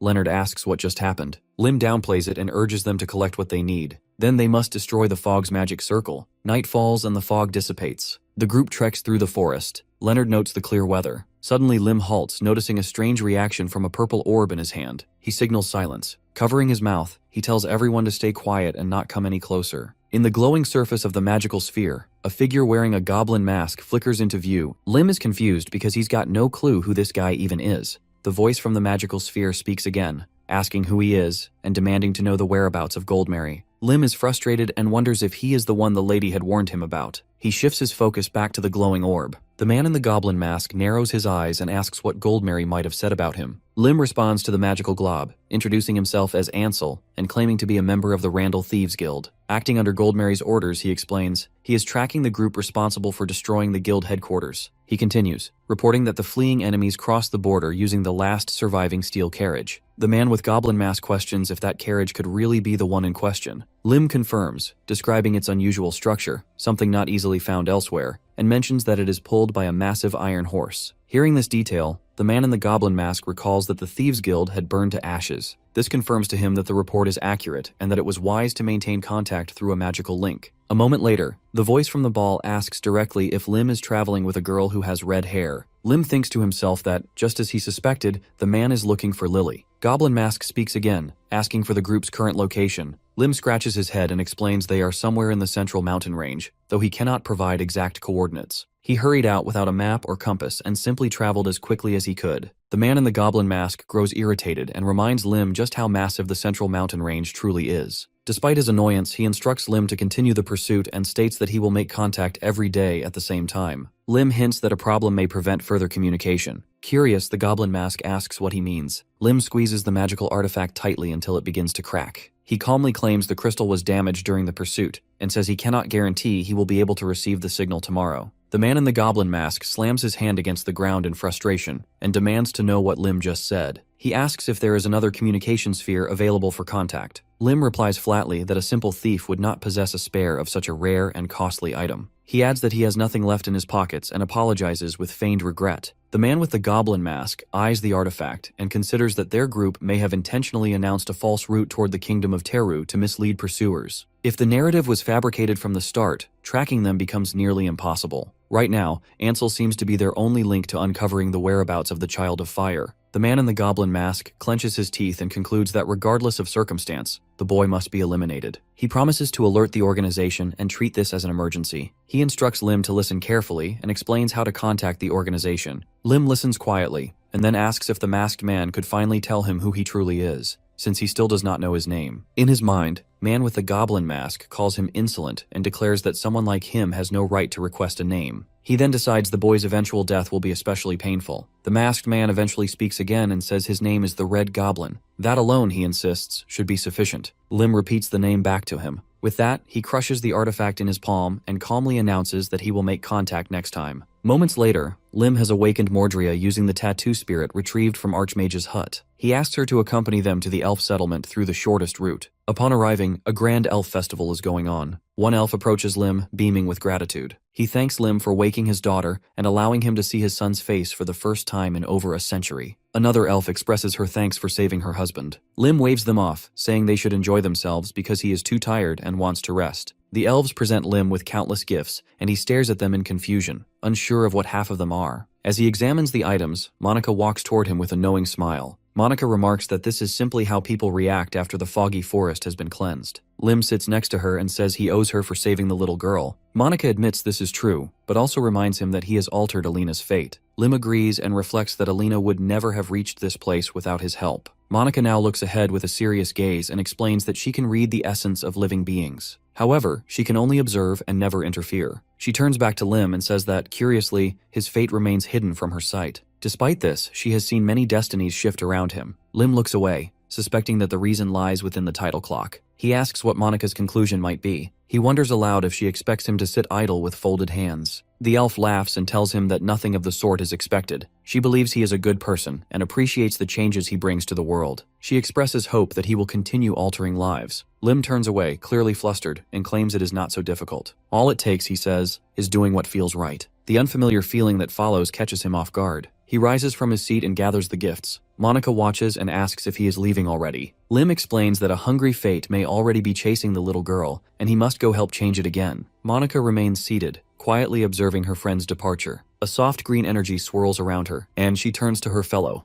She asks what he thinks. Abraxas replies that just as she said, the boy is interesting and worth meeting again. Moments later, Lim is lounging on a deck chair, noting that they have lingered in the elven forest for far too long. He imagines the elves constructing a treetop villa based on his wish list, and decides he cannot leave without seeing the result. Mordria stands nearby, and Lim remarks that he must return to his world within a month, disrupting all his plans. From outside the window, Lily's cheerful voice echoes as she shows off a painting brush in hand, proud of mastering a technique. Lim steps outside and compliments her neat work. He tells them to clean up while he loads the luggage. Someone notices the state of the carriage wheels and suggests finding another one. A sorcerer nearby wonders if folding the carts by size might help, but Leonard explains that the cart is already overstuffed. Behind them, the princess declares that even more luggage remains. An elf hands him a bottle of family-made alcohol, explaining its importance. Another elf insists he take the spirit stone as well. Lim expresses his thanks but says there are too many gifts. He promises to accept the rest next time he visits. Lim then tells his team to unload half the luggage. The group reacts with shock, protesting that they packed everything with great care. As the sun dips beyond the horizon, Lim announces that they can finally depart. The princess stands with her subordinates and says it is unfortunate they must part so soon. Leonard shakes Lim's hand and promises they will meet again and settle their debts. Alan bows and expresses deep gratitude. He hopes that their paths cross again when he has become a greater magician. Alina reminds them of the promise to meet her again in 1 year. Lim glances awkwardly at Monica, who still looks serious. She says she hopes he will return one day. Then, with a steady gaze, she wishes that he finds the answer he seeks at the end of his journey. Lim wonders aloud if Abraxas will be waiting for him there. With farewells complete, Lim announces their departure. The carriage begins to roll, and Lily waves from the window. Lim warns her not to lean out or she might get hurt. The princess and her companions wave back. As the dust settles, Alina lowers her hand and quietly acknowledges that he has truly gone. The knights behind her declare it is time to focus on their duties, and she agrees. A carriage enters the kingdom of Teru, in the bustling city of Florence under the cover of night. Lim sits inside, contemplating his new white-haired disguise. Gaining entry had been simple, as Golkin had prepared the passes in advance. As they approach the hotel, he sees buildings of red brick and yellow concrete. He realizes this is the meeting place mentioned by the goblin. Inside, the group is greeted by the manager, who questions their appearance and suspects they may be the kind who flee upon hearing the room rates. Lim calmly places a bag of coins on the table and requests the 2 most expensive rooms. The manager stares at the gold in disbelief. Lim also asks for a magical communication tool, which is handed over without delay. He reflects on the grandeur of the Great Florenza Hotel, one of the most iconic gambling establishments on the continent. Its casino spans 3 floors, with the deeper levels offering riskier games. A massive golden chandelier hangs above, mesmerizing the group. Lily gazes around with delight, calling everything shiny and beautiful. Yongxin promises to craft similar treasures once they return. Lim hands them a pouch of gold and tells them to enjoy themselves. If they grow tired, they should return to their rooms and sleep. They agree without hesitation. Mordrea is assigned to watch over them and report back if anything happens. With a nod, she joins the others. Lily leads the group toward food, and Lim, watching them disappear down the hallway, wonders if it is time for him to enjoy himself too. He flips a gambling chip into the air and decides to have fun while he still can, before he reaches the hidden 4th floor. Lim walks into the casino while voices murmur around him about losing bets and bigger risks. This is the 3rd and lowest floor of the Grand Florence Casino. The entrance looks open and unguarded, but Lim senses that the stakes here are more dangerous than above. Though no one stares at him directly, he feels the shift in the room. The managers have started paying attention. He doesn't recognize any faces, and they likely don't recognize him. Near one of the gambling tables, Lim pauses. His senses pick up on the presence of a skilled swordsman, a mage, and a couple of assassins blending into the crowd. There's also a magical barrier here, one that suppresses spell work. This is no casual gaming den. It feels like a trap, or a staging ground for secret meetings. A man with brown hair steps forward and places a hand to his chest in greeting. He gestures toward a roulette table and tells Lim that there's a game with simple rules. Pick a number between 1 and 50. If the spinning ball lands on that number, the player wins a chip. He asks if Lim is interested. Lim lays his hand on the table. He likes the simplicity and agrees to play. He pushes forward all his chips and announces he's betting everything on the number 7. The dealer pauses to clarify if he truly wants to risk it all. Lim simply nods. People call him reckless and a fool, someone ready to lose it all. The roulette wheel spins. The metal ball clatters against the board. When it settles, it stops on 7. Shock ripples through the onlookers. Lim clenches his fist. He says that today must be his lucky day. The dealer congratulates him and asks if he wants to go again. Lim doesn't hesitate. He pushes all his winnings forward and declares another bet on 7. Laughter and disbelief erupt nearby. The crowd thinks he's mad. The wheel spins again. Once more, the metal ball lands on 7. The dealer freezes. He asks Lim to wait a moment, explaining that the amount is too high to handle with normal chips. He needs to write a check. Before he can finish, men approach Lim and offer him congratulations. Lim turns, eyes cold, and tells them to keep their hands to themselves. When someone asks what noble family he's from, Lim scoops the chips into his hand and tosses them into the air. The onlookers scramble to catch them, claiming the winnings as their own. Lim walks away from the table, murmuring that he's not doing too badly. On his palm, a faint glow pulses. Lim looks down at the creature resting there. It's a synthesized spirit he picked up in Dre's basement. Though weak for now, it's made with ancient magic and remains undetectable by most magical tools. A casino worker approaches and offers Lim a formal check. Lim accepts it, noting the hefty sum. He says it's enough to make him nervous. The stranger standing nearby scoffs and says that amount is pocket change to people like them. The man with gray hair steps in closer and whispers to Lim that high rollers like him are usually taken to a special area. Lim accepts the offer out of curiosity. They descend the stairs. As they go deeper, distant screams echo through the air. The man explains that people who come here want more than money. Sometimes they gamble with body parts. The deeper they go, the heavier the air grows. Lim smells blood. He hears pain. The 4th floor awaits behind a heavy black door. Escorting him inside, the staff says they chose room 7 just for him. Lim steps in and finds a few others already seated. They ask if he's here to play or just observe. Lim steps forward. He asks what the game is. The casino staff member says it's dice. Each player rolls 3. Highest sum wins. Matching numbers are better than mixed. 3 ones are the best. Lim listens. He understands. He places his chips on the table and says he's ready to begin. Another player rolls first, getting 3 4s and laughing about his win. Lim picks up the dice and tosses them. All ones. Silence fills the room. A bald man stares ahead, speechless. Another man with one eye grumbles that everyone gets lucky the first time. Lim offers to roll again. He throws the dice. Once more 3 ones. Then again, and again. The crowd grows restless. Some mutter about tricks. They say he's cheating, but the anti-magic circle shows no tampering. Lim suggests his luck is heavy today, almost a burden. He puts a few chips on the table as a thank you and prepares to leave. But before he can go, the man with gray hair steps forward and blocks him. He tells Lim to stop. He knows he's using something. From his cane, he draws a concealed blade and tells Lim the games are over. He demands Lim drop the bag. Lim doesn't flinch. He asks if they have proof. The gray-haired man says they'll make him talk if needed. Other players draw weapons. A one-eyed man rushes him. Lim reacts instantly. His blade flashes. Two men fall defeated.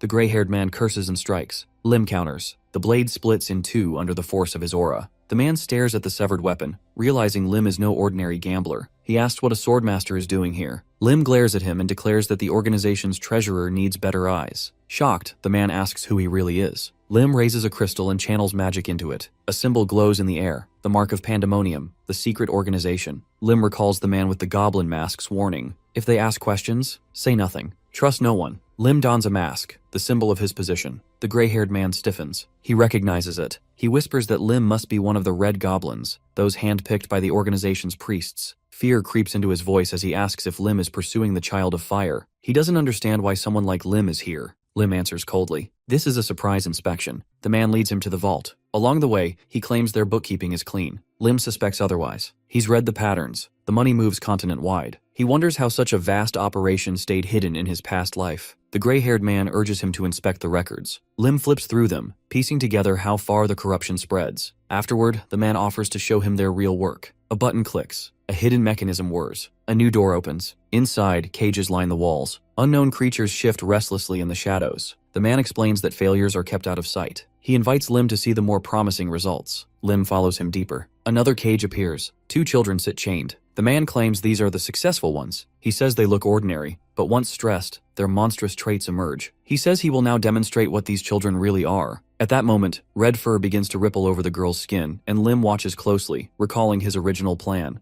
In a blink, the child transforms into a massive wolf, and the boy observing this figures out that the goal was to disguise themselves as red goblins to gather intel on the organization. Along the way, they could also pick up a few spiritual stones and artifacts. A casino worker turns and asks what Lim thinks of the idea, and standing just behind him, Lim silently concludes that this scheme would more than suffice to stir trouble for the red goblin. Placing a hand on his chest, the man with gray hair admits that there are still complications, but if they solve those, mass production could begin. At that moment, the girl shifts back into human form, and the casino worker offers to show Lim the other children. He calls out to Hannah, asking her to come forward. She trembles at his words. Looking at the man with disgust, the girl declares that she has already displayed what was required of her. He tells her to be quiet since they have an important guest, and she must fully prove her value. Lim suddenly snatches the whip from the man's hands and says he should give it a try himself. The man agrees without hesitation, but as Lim stares at the trembling Hannah, he realizes this girl must have experienced the same horrors. Gripping the whip tightly, Lim says he has changed his mind. With a swift motion, he unfastens the metal collar from her neck. The casino worker watches in disbelief, warning him that removing the collar will cause problems. Lim dismisses the concern, saying the girl can function without the device. Lim says he will also remove the collar from the other child, but the man with gray hair interjects, urging Lim to stop, warning that if they continue like this, it will become difficult to catch and control all the children later. Lim tells him to shut up. He wraps the whip around the enemy's neck and, with a sharp pull, decapitates him.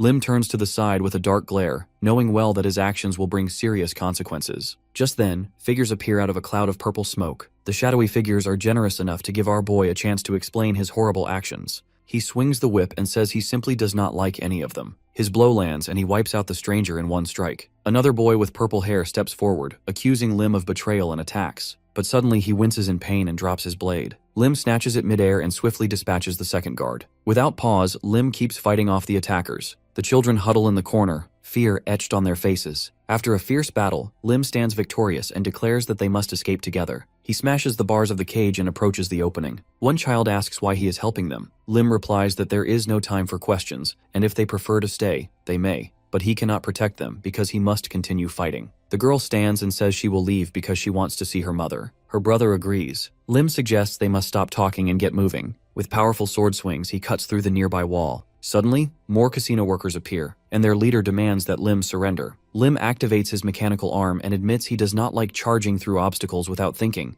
but this time, brute force is the only path. The guards prepare for combat and charge. In a blink, Lim disappears from view and reappears in front of the red-haired man, striking him with his fist and sending him flying. In response, enemy sorcerers cast fireball and ice spear spells. Lim raises a magical shield to deflect the incoming spells. Watching his barrier begin to crack, Lim realizes he cannot defend like this forever. A nearby enemy snarls that they face only one person and must push him into a corner. Lim suddenly takes a hit on his arm and notices a strange green vapor rising from the wound. Poison. Switching tactics, Lim focuses on cutting down his enemies with swift, brutal strikes. He tries to suppress the poison using the heaven-destroying mind technique, yet something continues to restrain him. The fog, the paralysis, he recognizes the layered curses designed to wear him down. Looking ahead, he spots a door and realizes the longer he fights, the worse his position becomes. Freedom still lies far ahead. Taking down another guard, Lim announces he is heading for the treasure vault and urges everyone to follow. But as Lim advances, an enemy suddenly appears behind him. Gritting his teeth, Lim regrets not bringing someone to watch his back. Before the attacker can land a blow, one of the children transforms into a beast and saves Lim, who is both surprised and grateful. Reaching the vault door, he urges everyone to get inside. While the children rush forward, Lim stays at the door, telling them to grab anything they can. Armor, weapons, magical tools, everything must be used. He cannot hold off the enemy for long. Pointing to the top shelf, he tells them to bring the red stones glowing faintly. Hannah retrieves them without hesitation. Lim takes the stones with his mechanical hand and a red light bursts from it. He watches this and calls it excellent. But then the mechanical hand freezes. One of the children asks what is happening. Before Lim can respond, a massive blast of fire slams into him and throws him across the room. Shaken and trembling, Lim struggles to rise. His body aches, and he curses the movement-restricting spells that still cling to him. A man enters, standing tall above Lim, and announces that everything is over. He mocks Lim, saying he should have just walked away since he clearly could have escaped alone. The casino worker barks an order to arrest only the successful test subjects and kill the rest. Lim, lying on the floor, thinks bitterly that he cannot let that happen. Suddenly, to everyone's shock, the ceiling collapses. Lim's allies burst through the wreckage. Lily sits on top of a massive golem and shouts that she has found her uncle. Lim looks up in disbelief and asks how she discovered this location. Lily shows her bracelet and says it has a lost child tracker. Lim lets out a relieved laugh and says she should have just washed up and gone to bed. Still, he is grateful she arrived just in time. The organization's guards panic and question whether the golem belongs to the elves. Lily rushes to Lim and asks if he is all right.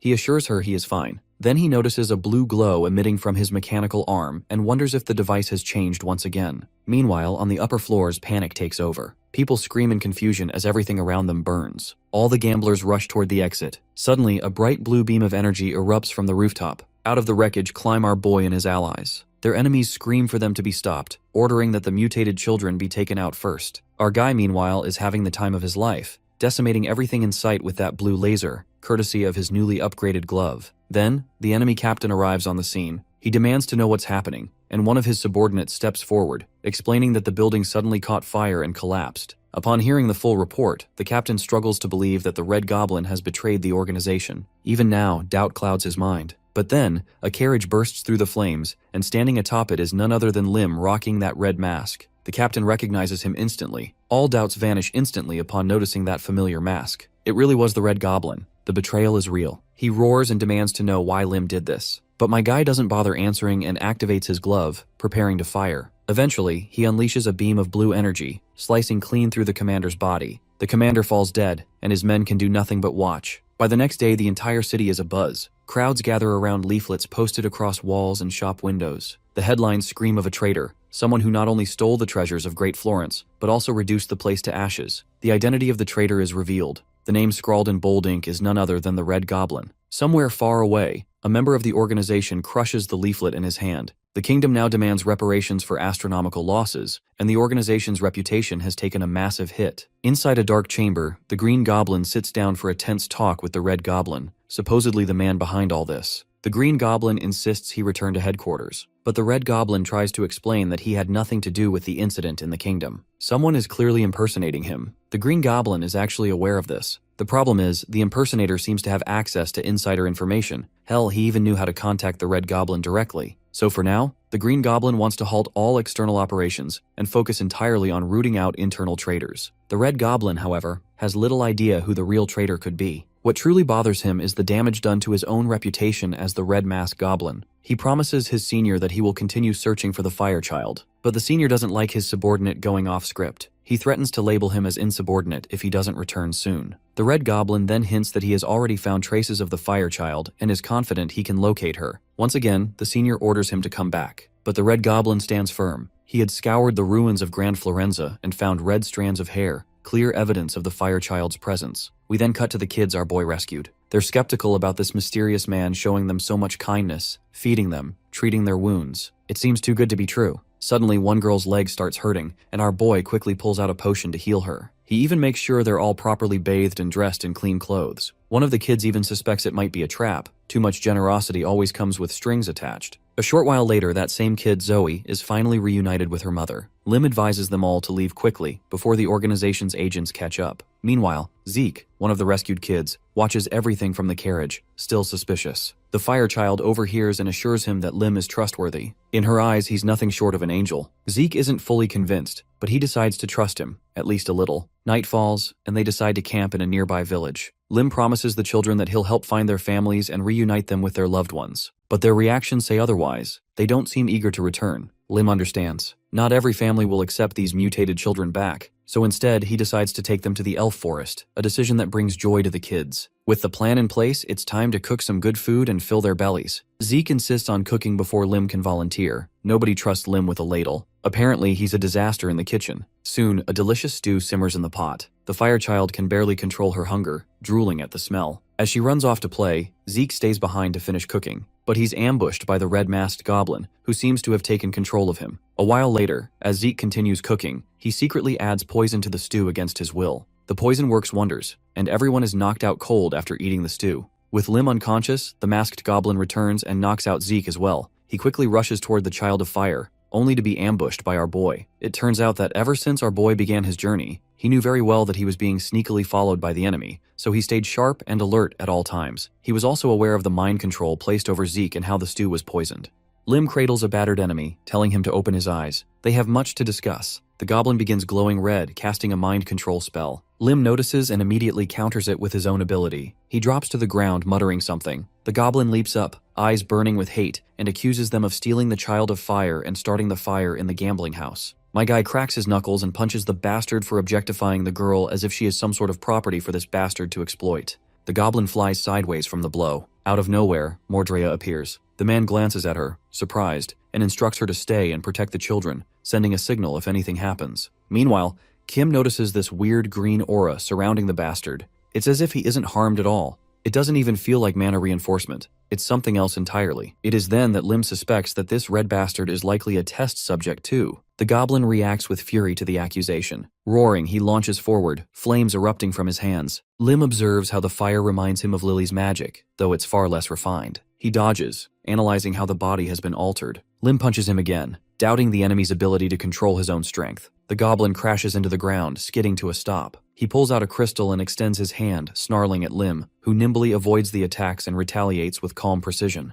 Birds fly over the forest under the moonlight as the goblin lies motionless. A thought flickers about how helpless he truly is despite his rage. The goblin screams again, claiming he's nothing like Lim. Someone reflects on the many dark baptisms he must have endured to shape such a body. He can crush stone with ease and control fire and ice without uttering a single chant. A blue potion splashes onto the goblin's face. A firm voice tells him to be silent. This is the kind of body he has now, but he still lacks the instincts to fight properly. The enemy rises slowly. Lim states it's time to talk, as he has plenty of questions. Calmly, the goblin raises a hand and glances at it. When asked about his link to the Child of Fire, he sneers, saying the child's family and relatives were unremarkable people. Lim cuts him off, insisting he stay focused and answer the question directly. The goblin glances skyward, relaxed, ignoring the seriousness of the moment. When asked about the purpose behind their chaos, he replies that he doesn't even know. He mocks Lim, insisting he'll gain nothing from this conversation. Lim flexes his fingers and warns that the lack of answers will only bring suffering. The goblin dares him to try. He has survived all forms of agony this world can offer. Lim remains calm, fingers twitching slightly. Light bursts from the enemy's body. His face twists in disbelief. Patterns form across his skin. Lim reminds him he claimed to have endured all pain, so now it's time to experience a different kind. The enemy collapses in pain, groaning. Lim lifts a hand, speaking of the art of joint manipulation, something he has mastered to such a level that no one has endured his interrogation for long. He wonders aloud if Blade is stronger than them. The enemy howls in agony. Dragging him across the dirt, Lim reaches the carriage where Mordria stands nearby. He checks if she was the one who transported the children and thanks her, asking her to stay with them. Inwardly, he notes how she made the decision without being told and silently approves. Lim moves over to Lily, brushing his hand across her face with a spell to clear the sedative. He tells her to wake up. She rubs her eyes and asks how long she has been asleep. Lim gestures for her to come with him. There is something she needs to see. They reach a tree where the red goblin is tied, beaten, and immobile. She looks at the goblin and asks who he is. One of the men answers grimly, calling him the enemy tied to the Child of Fire. She stares, remembering how she had once escaped him. The goblin sneers, saying that since she now has a protector strong enough to defeat him, she must think she's safe. But this, he says, is far from over. The goblin taunts her, promising to haunt her even in death. Lim stands focused, hand resting on the child's head. He considers the consequences of killing the goblin here. If he ends him now, Lily may never fully understand what tormented her. She may live on afraid of a shadow with no face. He turns toward her and urges her to look closely. She must see for herself the cause of her fear. The goblin is bound. He can no longer hurt her. Lim reassures her, and someone near him tells her she can do whatever she feels she needs to, whether speak, strike, or simply stare, because until now, she had no power. In her memories, Lily sees the goblin clutching her as another man holds a woman in the background. Those days of fear feel close once again, but now she has a choice. Lim turns and says once she sorts out her feelings, they'll have a proper meal. The girl remains still, deep in thought. Her gaze burns into the goblin. No more running. Lily clenches her fist and drives it into the goblin's face with fiery anger. The blow lands hard. The goblin reels back, stunned, but quickly snarls and demands to know how she dares strike him. Her eyes burn with defiance as magical spheres shimmer into existence above her. With a fierce scream, she declares she fears nothing. Fire ignites around the goblin, flames dancing like vengeful spirits. He cries out, first in agony, then in disbelief. He watches her rise, her figure suspended mid-air, a dense storm of mana forming above her head. His horror deepens. This girl, this child who once escaped the experimental chambers of the organization, now demonstrates growth far beyond what he thought possible. The sight unsettles him. Her power dwarfs what any of the other test subjects ever showed. As flames roar around him, Lim steps in. He halts the girl before she delivers the final blow. Her eyes flare as she glares at the charred goblin, but she complies and turns away. The goblin now lies defeated, alone with Lim. Lim kneels beside him, silently contemplating how little information they've extracted. His thoughts swirl around pandemonium, the answers that keep slipping through their grasp. Time is ticking. Endurance only lasts so long. He pours a green liquid onto the enemy's wounds and mutters that this is where they pause. For now, Lim casts a glance over his shoulder and states plainly that they are off to have breakfast. When they return, they'll talk again. The streets lie empty as the morning fog lifts. Time shifts. A new day begins, and they arrive at Lily's homeland. A carriage rolls to a halt as curious villagers gather. A bag is dragged from the vehicle, sparking whispers. Some wonder who these people are. Nobles, perhaps, visiting such an isolated place. Others question the weight they drag, the reasons for their journey. Lim narrows his eyes and confirms that this is the right location. They only need to follow the street a little farther. Lily fidgets nervously. She asks Shock what to say to her mother and whether the woman will even recognize her. He assures her she will. Lim remains silent but uncertain. His instincts caution him. The organization never lets go of loose ends, and if Lily escaped, her mother could have become leverage. They reach a modest wooden house. Lily stops and quietly announces that this was once her home. She knocks on the door. Nothing happens at first. A small group watches them. Lim points out the silence. Then a voice emerges from within, cautious, asking who is there. Lily shouts her name in response, trembling with emotion. The door slowly creaks open. A blonde woman holding the handle peers out and gasps. Her eyes land on the girl and widen in disbelief. Lily has grown, she says. Tears well up as Lily steps forward, asking if she is recognized. The answer is clear. They embrace, and Lily sobs into her mother's shoulder, confessing how deeply she missed her. The air smells of grilled meat as the village prepares for a feast. Lim surveys the scene with quiet contempt. They have emptied their stores for this celebration. Still, seeing Lily happy makes it bearable. Sacrifices, he muses, must be made sometimes. A mustachioed man approaches the family and confirms that the daughter has returned. He comments that Lily is her mother's mirror. They thank him with kind words. Lily begins recounting how she met the group. Her mother listens, visibly shaken by the dangers her child faced. Lim hands Amanda, the mother, a small toy chicken. She accepts it with a grateful smile and says she's heard of his friendship with her daughter. He introduces himself, keeping his expression guarded. Lily, glowing with joy, watches him. To her, her brother figure is invincible, a dependable force. Later that night, Lily lies fast asleep, and someone jokes that she's sleeping like a log. Lim approaches Amanda and quietly invites her outside. There are things he needs to discuss. They walk through the quiet village under moonlight. Lim explains that today has likely become an unforgettable memory for Lily. Her favorite foods, heartfelt conversations. This is a day she'll carry with her. Amanda agrees, saying it was special for her too. Lim stops walking. When Amanda thanks him for giving her hope for the future, he looks away, annoyed. He leans in and flatly states that she is a fake. She stares at him in confusion, her steps slow. She begins to walk away, asking why he says such a thing. He accuses her of acting well, too well. He nearly believed her. But there were signs. Too many coincidences. Too few inconsistencies. He draws his sword, making her tense up. He explains that since Lily's escape, the organization would have searched everywhere for her. The first place they would target is her family. Amanda flinches. Lim continues, observing how she acts like someone with no knowledge of the threat. There is no fear in her eyes, no hesitation in her voice. Not once did she show the signs of someone hiding. He asks again where the real mother is. She responds with a cryptic tease. A massive stone erupts from the ground and Lim narrowly dodges. He curses. She flees. He catches up, blade in hand, and declares that he's experienced in these games. Her every move is readable. He strikes. The weapon pierces her and she lets out a pained cry. Blood stains the ground. Even impaled, Amanda warns him not to get comfortable. The organization still wants the Child of Fire. Lim calmly tells her that he has already scanned the village. No one else here can match him. A sudden glow appears behind him. He turns. Above, magic circles layer upon one another. Something bright pulses at their center. He recognizes some of the symbols: mana suppression, demon summoning, and something more dangerous. A beam of magic surges toward Lily's house. Lim rushes forward, thoughts racing. This is a transfer spell. The magic is not meant to destroy, it's meant to extract. Inside the house, a sharp scream rings out. Demonic creatures descend from rooftops, shrieking. Lim curses his delay. He hadn't noticed the hidden activation. The spell must have been time-locked. Monsters flood the streets, teeth bared. Lim clashes with one, slicing it apart. He shouts that their tactics are loathsome, designed to ruin lives, not claim victory. Others run to Lily, who floats in the air, unmoving.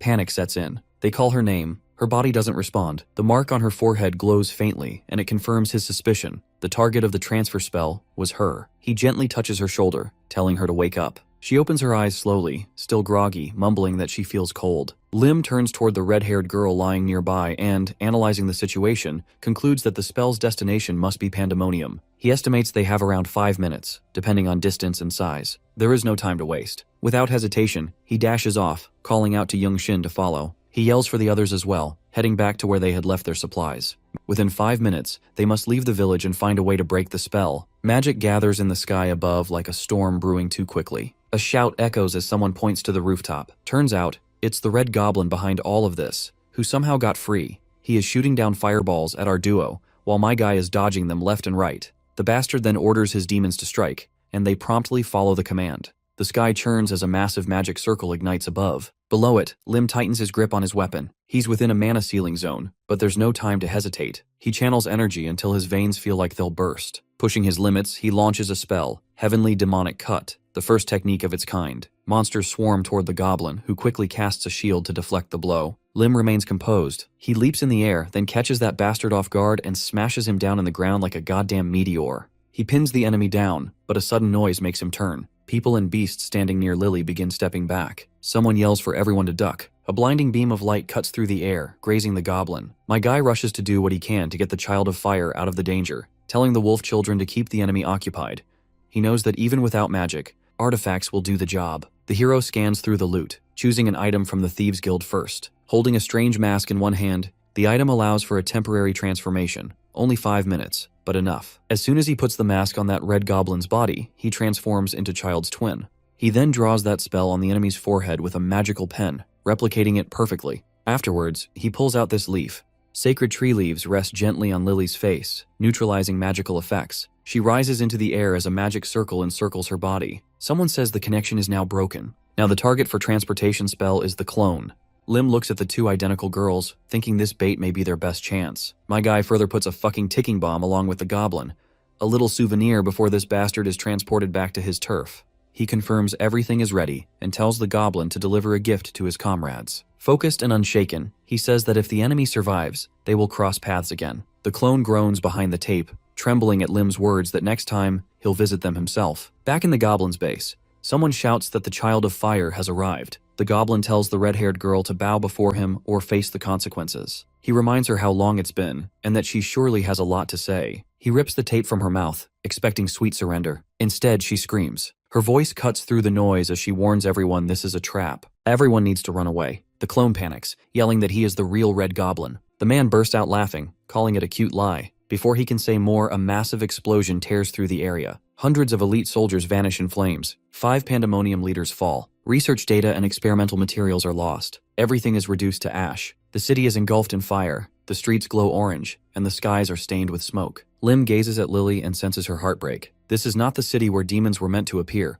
but if nothing changes, undead will rise here soon. In Lily's soul, something collapses. She watches her homeland burn by her own hand. Tears form as she asks if her mother was fake. Lim answers calmly, saying she already knew deep down. She nods slowly, noting her mother must be gone. Lim reassures her by saying until they find the body, there's still hope. Maybe her mother is wandering around the continent, looking for her daughter. Lily's eyes widened with hope. She suggests they should keep searching for her together, maybe travel to another country. Perhaps her mother stepped into another dimension, just like she had. Before plans take shape, someone says they first need to regroup with the others. The group rides in a carriage, quiet but satisfied. Their mission on the continent of Gaia is complete, and now it's time to return. Still, one last thing must be done. Lim visits Mordrea and tells her that as their business here is now finished, they are heading back. Mordrea does not reply and keeps staring at him. Lim steps forward and addresses her by name, then corrects himself, calling her the wisest dragon Abraxas. Now that the cat is out of the bag, the blondie appears, saying she played the doll role well. She wants to know when Lim noticed the ruse. Lim admits that it was intuition, though he avoids saying he had filmed her on the CCTV. She approaches Lim saying he should give her the full story. She notes that she's never met someone like Lim in a long time. She probes deeper and guesses he must be from another world. That is obvious by the carriage's otherworldly design, the demonic sword, his intent in seeking her. Lim wonders even though Abraxas has deep knowledge, she always pursues mystery. He extends his hand, stating his desire to buy her wisdom. She is clearly intrigued, and suggests if that is the case she will decide the price. When Lim asks what she wants, she states she is not interested in jewels or money. Her eyes shine gold as she warns that if Lim can't pay with his abilities, he must be ready to bear the consequences. Lim remains silent as she makes it clear that if he cannot repay her for her requests, she will still take what is owed. Lim, serious and composed, tells her that he won't disappoint her. Abraxas is liking his confidence and looking forward to what's to come. Nearby, Lily gasps and screams that the woman in front of them isn't Mordrea. She quickly hides behind Lim and insists that something is wrong. Abraxas considers Lily's reaction a natural one. With a casual snap of her fingers, she tells them to relax and assures them that she is indeed Mordrea, the same one who traveled with them before. Since they're all here now, she invites everyone to her place. Soon they arrive at a towering castle. Abraxas remarks that it's been centuries since she had guests, not since 500 years ago. The group takes in their surroundings, and Lim reflects that while many interdimensional travelers have met Abraxas before returning home, none ever said they visited her castle, which makes them the first. His gaze lands on a beautiful fountain and then on a unicorn, and he wonders if the water there might be a magic elixir. Abraxas notices and casually tells him to take whatever he likes. Lim laughs in delight, remarking that her first words are more valuable than the second offer. Abraxas snaps her fingers again and suggests they eat first. They sit down at a large table overflowing with food. Lily eagerly begins eating, claiming it's the most delicious food she's ever tasted. Sitting beside Lim, she asks him to talk about the world they came from. Lim agrees and begins to speak, starting with the most ancient civilizations: Mesopotamia, ancient Egypt, ancient India, and ancient China. By the time he finishes, his plate is empty, and night has fallen. Pouring wine into a glass, Abraxas casually asks Lim what he truly wants to know. She offers him the chance to learn how to become immortal, to master the sword, or to destroy the world. Lim places a mysterious watch on the table and replies that he wants to understand all of it and how to use it properly. He explains that the watch consumes a massive amount of magic and that each time a certain amount is absorbed, the hands move. What interests him is what might happen if all 5 hands move at once. Abraxas examines the watch and sends a stream of green mana into it. She notes a protective barrier is in place and says she'll need time to analyze it. Lim asks how long that would take and what happens if she fails. Holding the watch in front of her, Abraxas promises that if she fails, she'll grant him any wish. Lim agrees to the deal, but asks what she wants in return. Extending her hand, Abraxas tells him to surprise her. Until she finishes analyzing the watch, he has free reign. Her expression darkens for a moment as she warns that if he fails to surprise her, she'll take his soul. Lim doesn't flinch and replies that they have a deal. Abraxas looks at him with curiosity, surprised that he doesn't seem afraid of anything. Standing up, Lim says that he's ready to surprise her now and sees no reason to delay. Abraxas watches, intrigued, wondering what he has planned. She sits back and mentally guesses he might try to attack her with a weapon from his world. Lim pulls out a laptop and announces that he's beginning. He closes his eyes and imagines a dragon. Before he came to this world, he had heard that Abraxas loved listening to stories about Earth from the Awakened, but people became greedy and demanded too much from her. Eventually, her patience ran out. Although she didn't change outwardly, many who tried failed to impress her. Still, a few succeeded. One awakened Englishman created something remarkable. As music from Earth begins to play through his device, Hang's eyes widen. She's surprised that Lim didn't resort to force or tricks. The next day, Abraxas places her hand on her chest and begs him to take her with him. Standing firmly, Lim replies that she already knows he cannot. He recalls seeing the end of a world when a dragon crossed through a gate. The red dragon of the apocalypse once reached Earth, nearly wiping out the planet. Only when it was captured and killed did the world begin to recover. He closes his eyes again, knowing that Abraxas is even more powerful than that dragon. Letting her cross would guarantee disaster. Abraxas, eyes gleaming with excitement, says it would be dangerous only if her true form passed through the gate. Since her power is sealed and she's in human form, there shouldn't be any issues. Lim calmly refuses again, reminding her that even in her sealed state, she must ask his permission before doing anything. Smiling brightly, Abraxas agrees to his condition. She hands him jewelry as a token of her promise. Just then, a voice echoes from a loudspeaker, announcing that a new gate has opened and urging all citizens of the Maple District to evacuate. From the portal, ghost-like creatures with blades begin to emerge. A young man nearby yells in joy as yellow energy surrounds him. Wong stands ready, his body glowing with power. Wong closes his eyes and reflects on how strange it still feels to hear the nickname people gave him. Streams of energy pulse from his hands. He grabs a monster by the head, throws it, and then pushes back the incoming ghosts with ease. After dealing with the immediate threat, Wong looks around and declares the area clear before heading to regroup. Suddenly he hears someone calling for help. He turns quickly and runs toward the voice. A building begins to collapse nearby. Wong returns carrying a girl in his arms. She stands in front of him, thanking him for saving her. A stranger, his face twisted in anger, slaps Wang across the face. He demands to know what kind of tank abandons his team during battle. Standing quietly, Wong bows his head and apologizes. He explains that he reacted to the cries for help.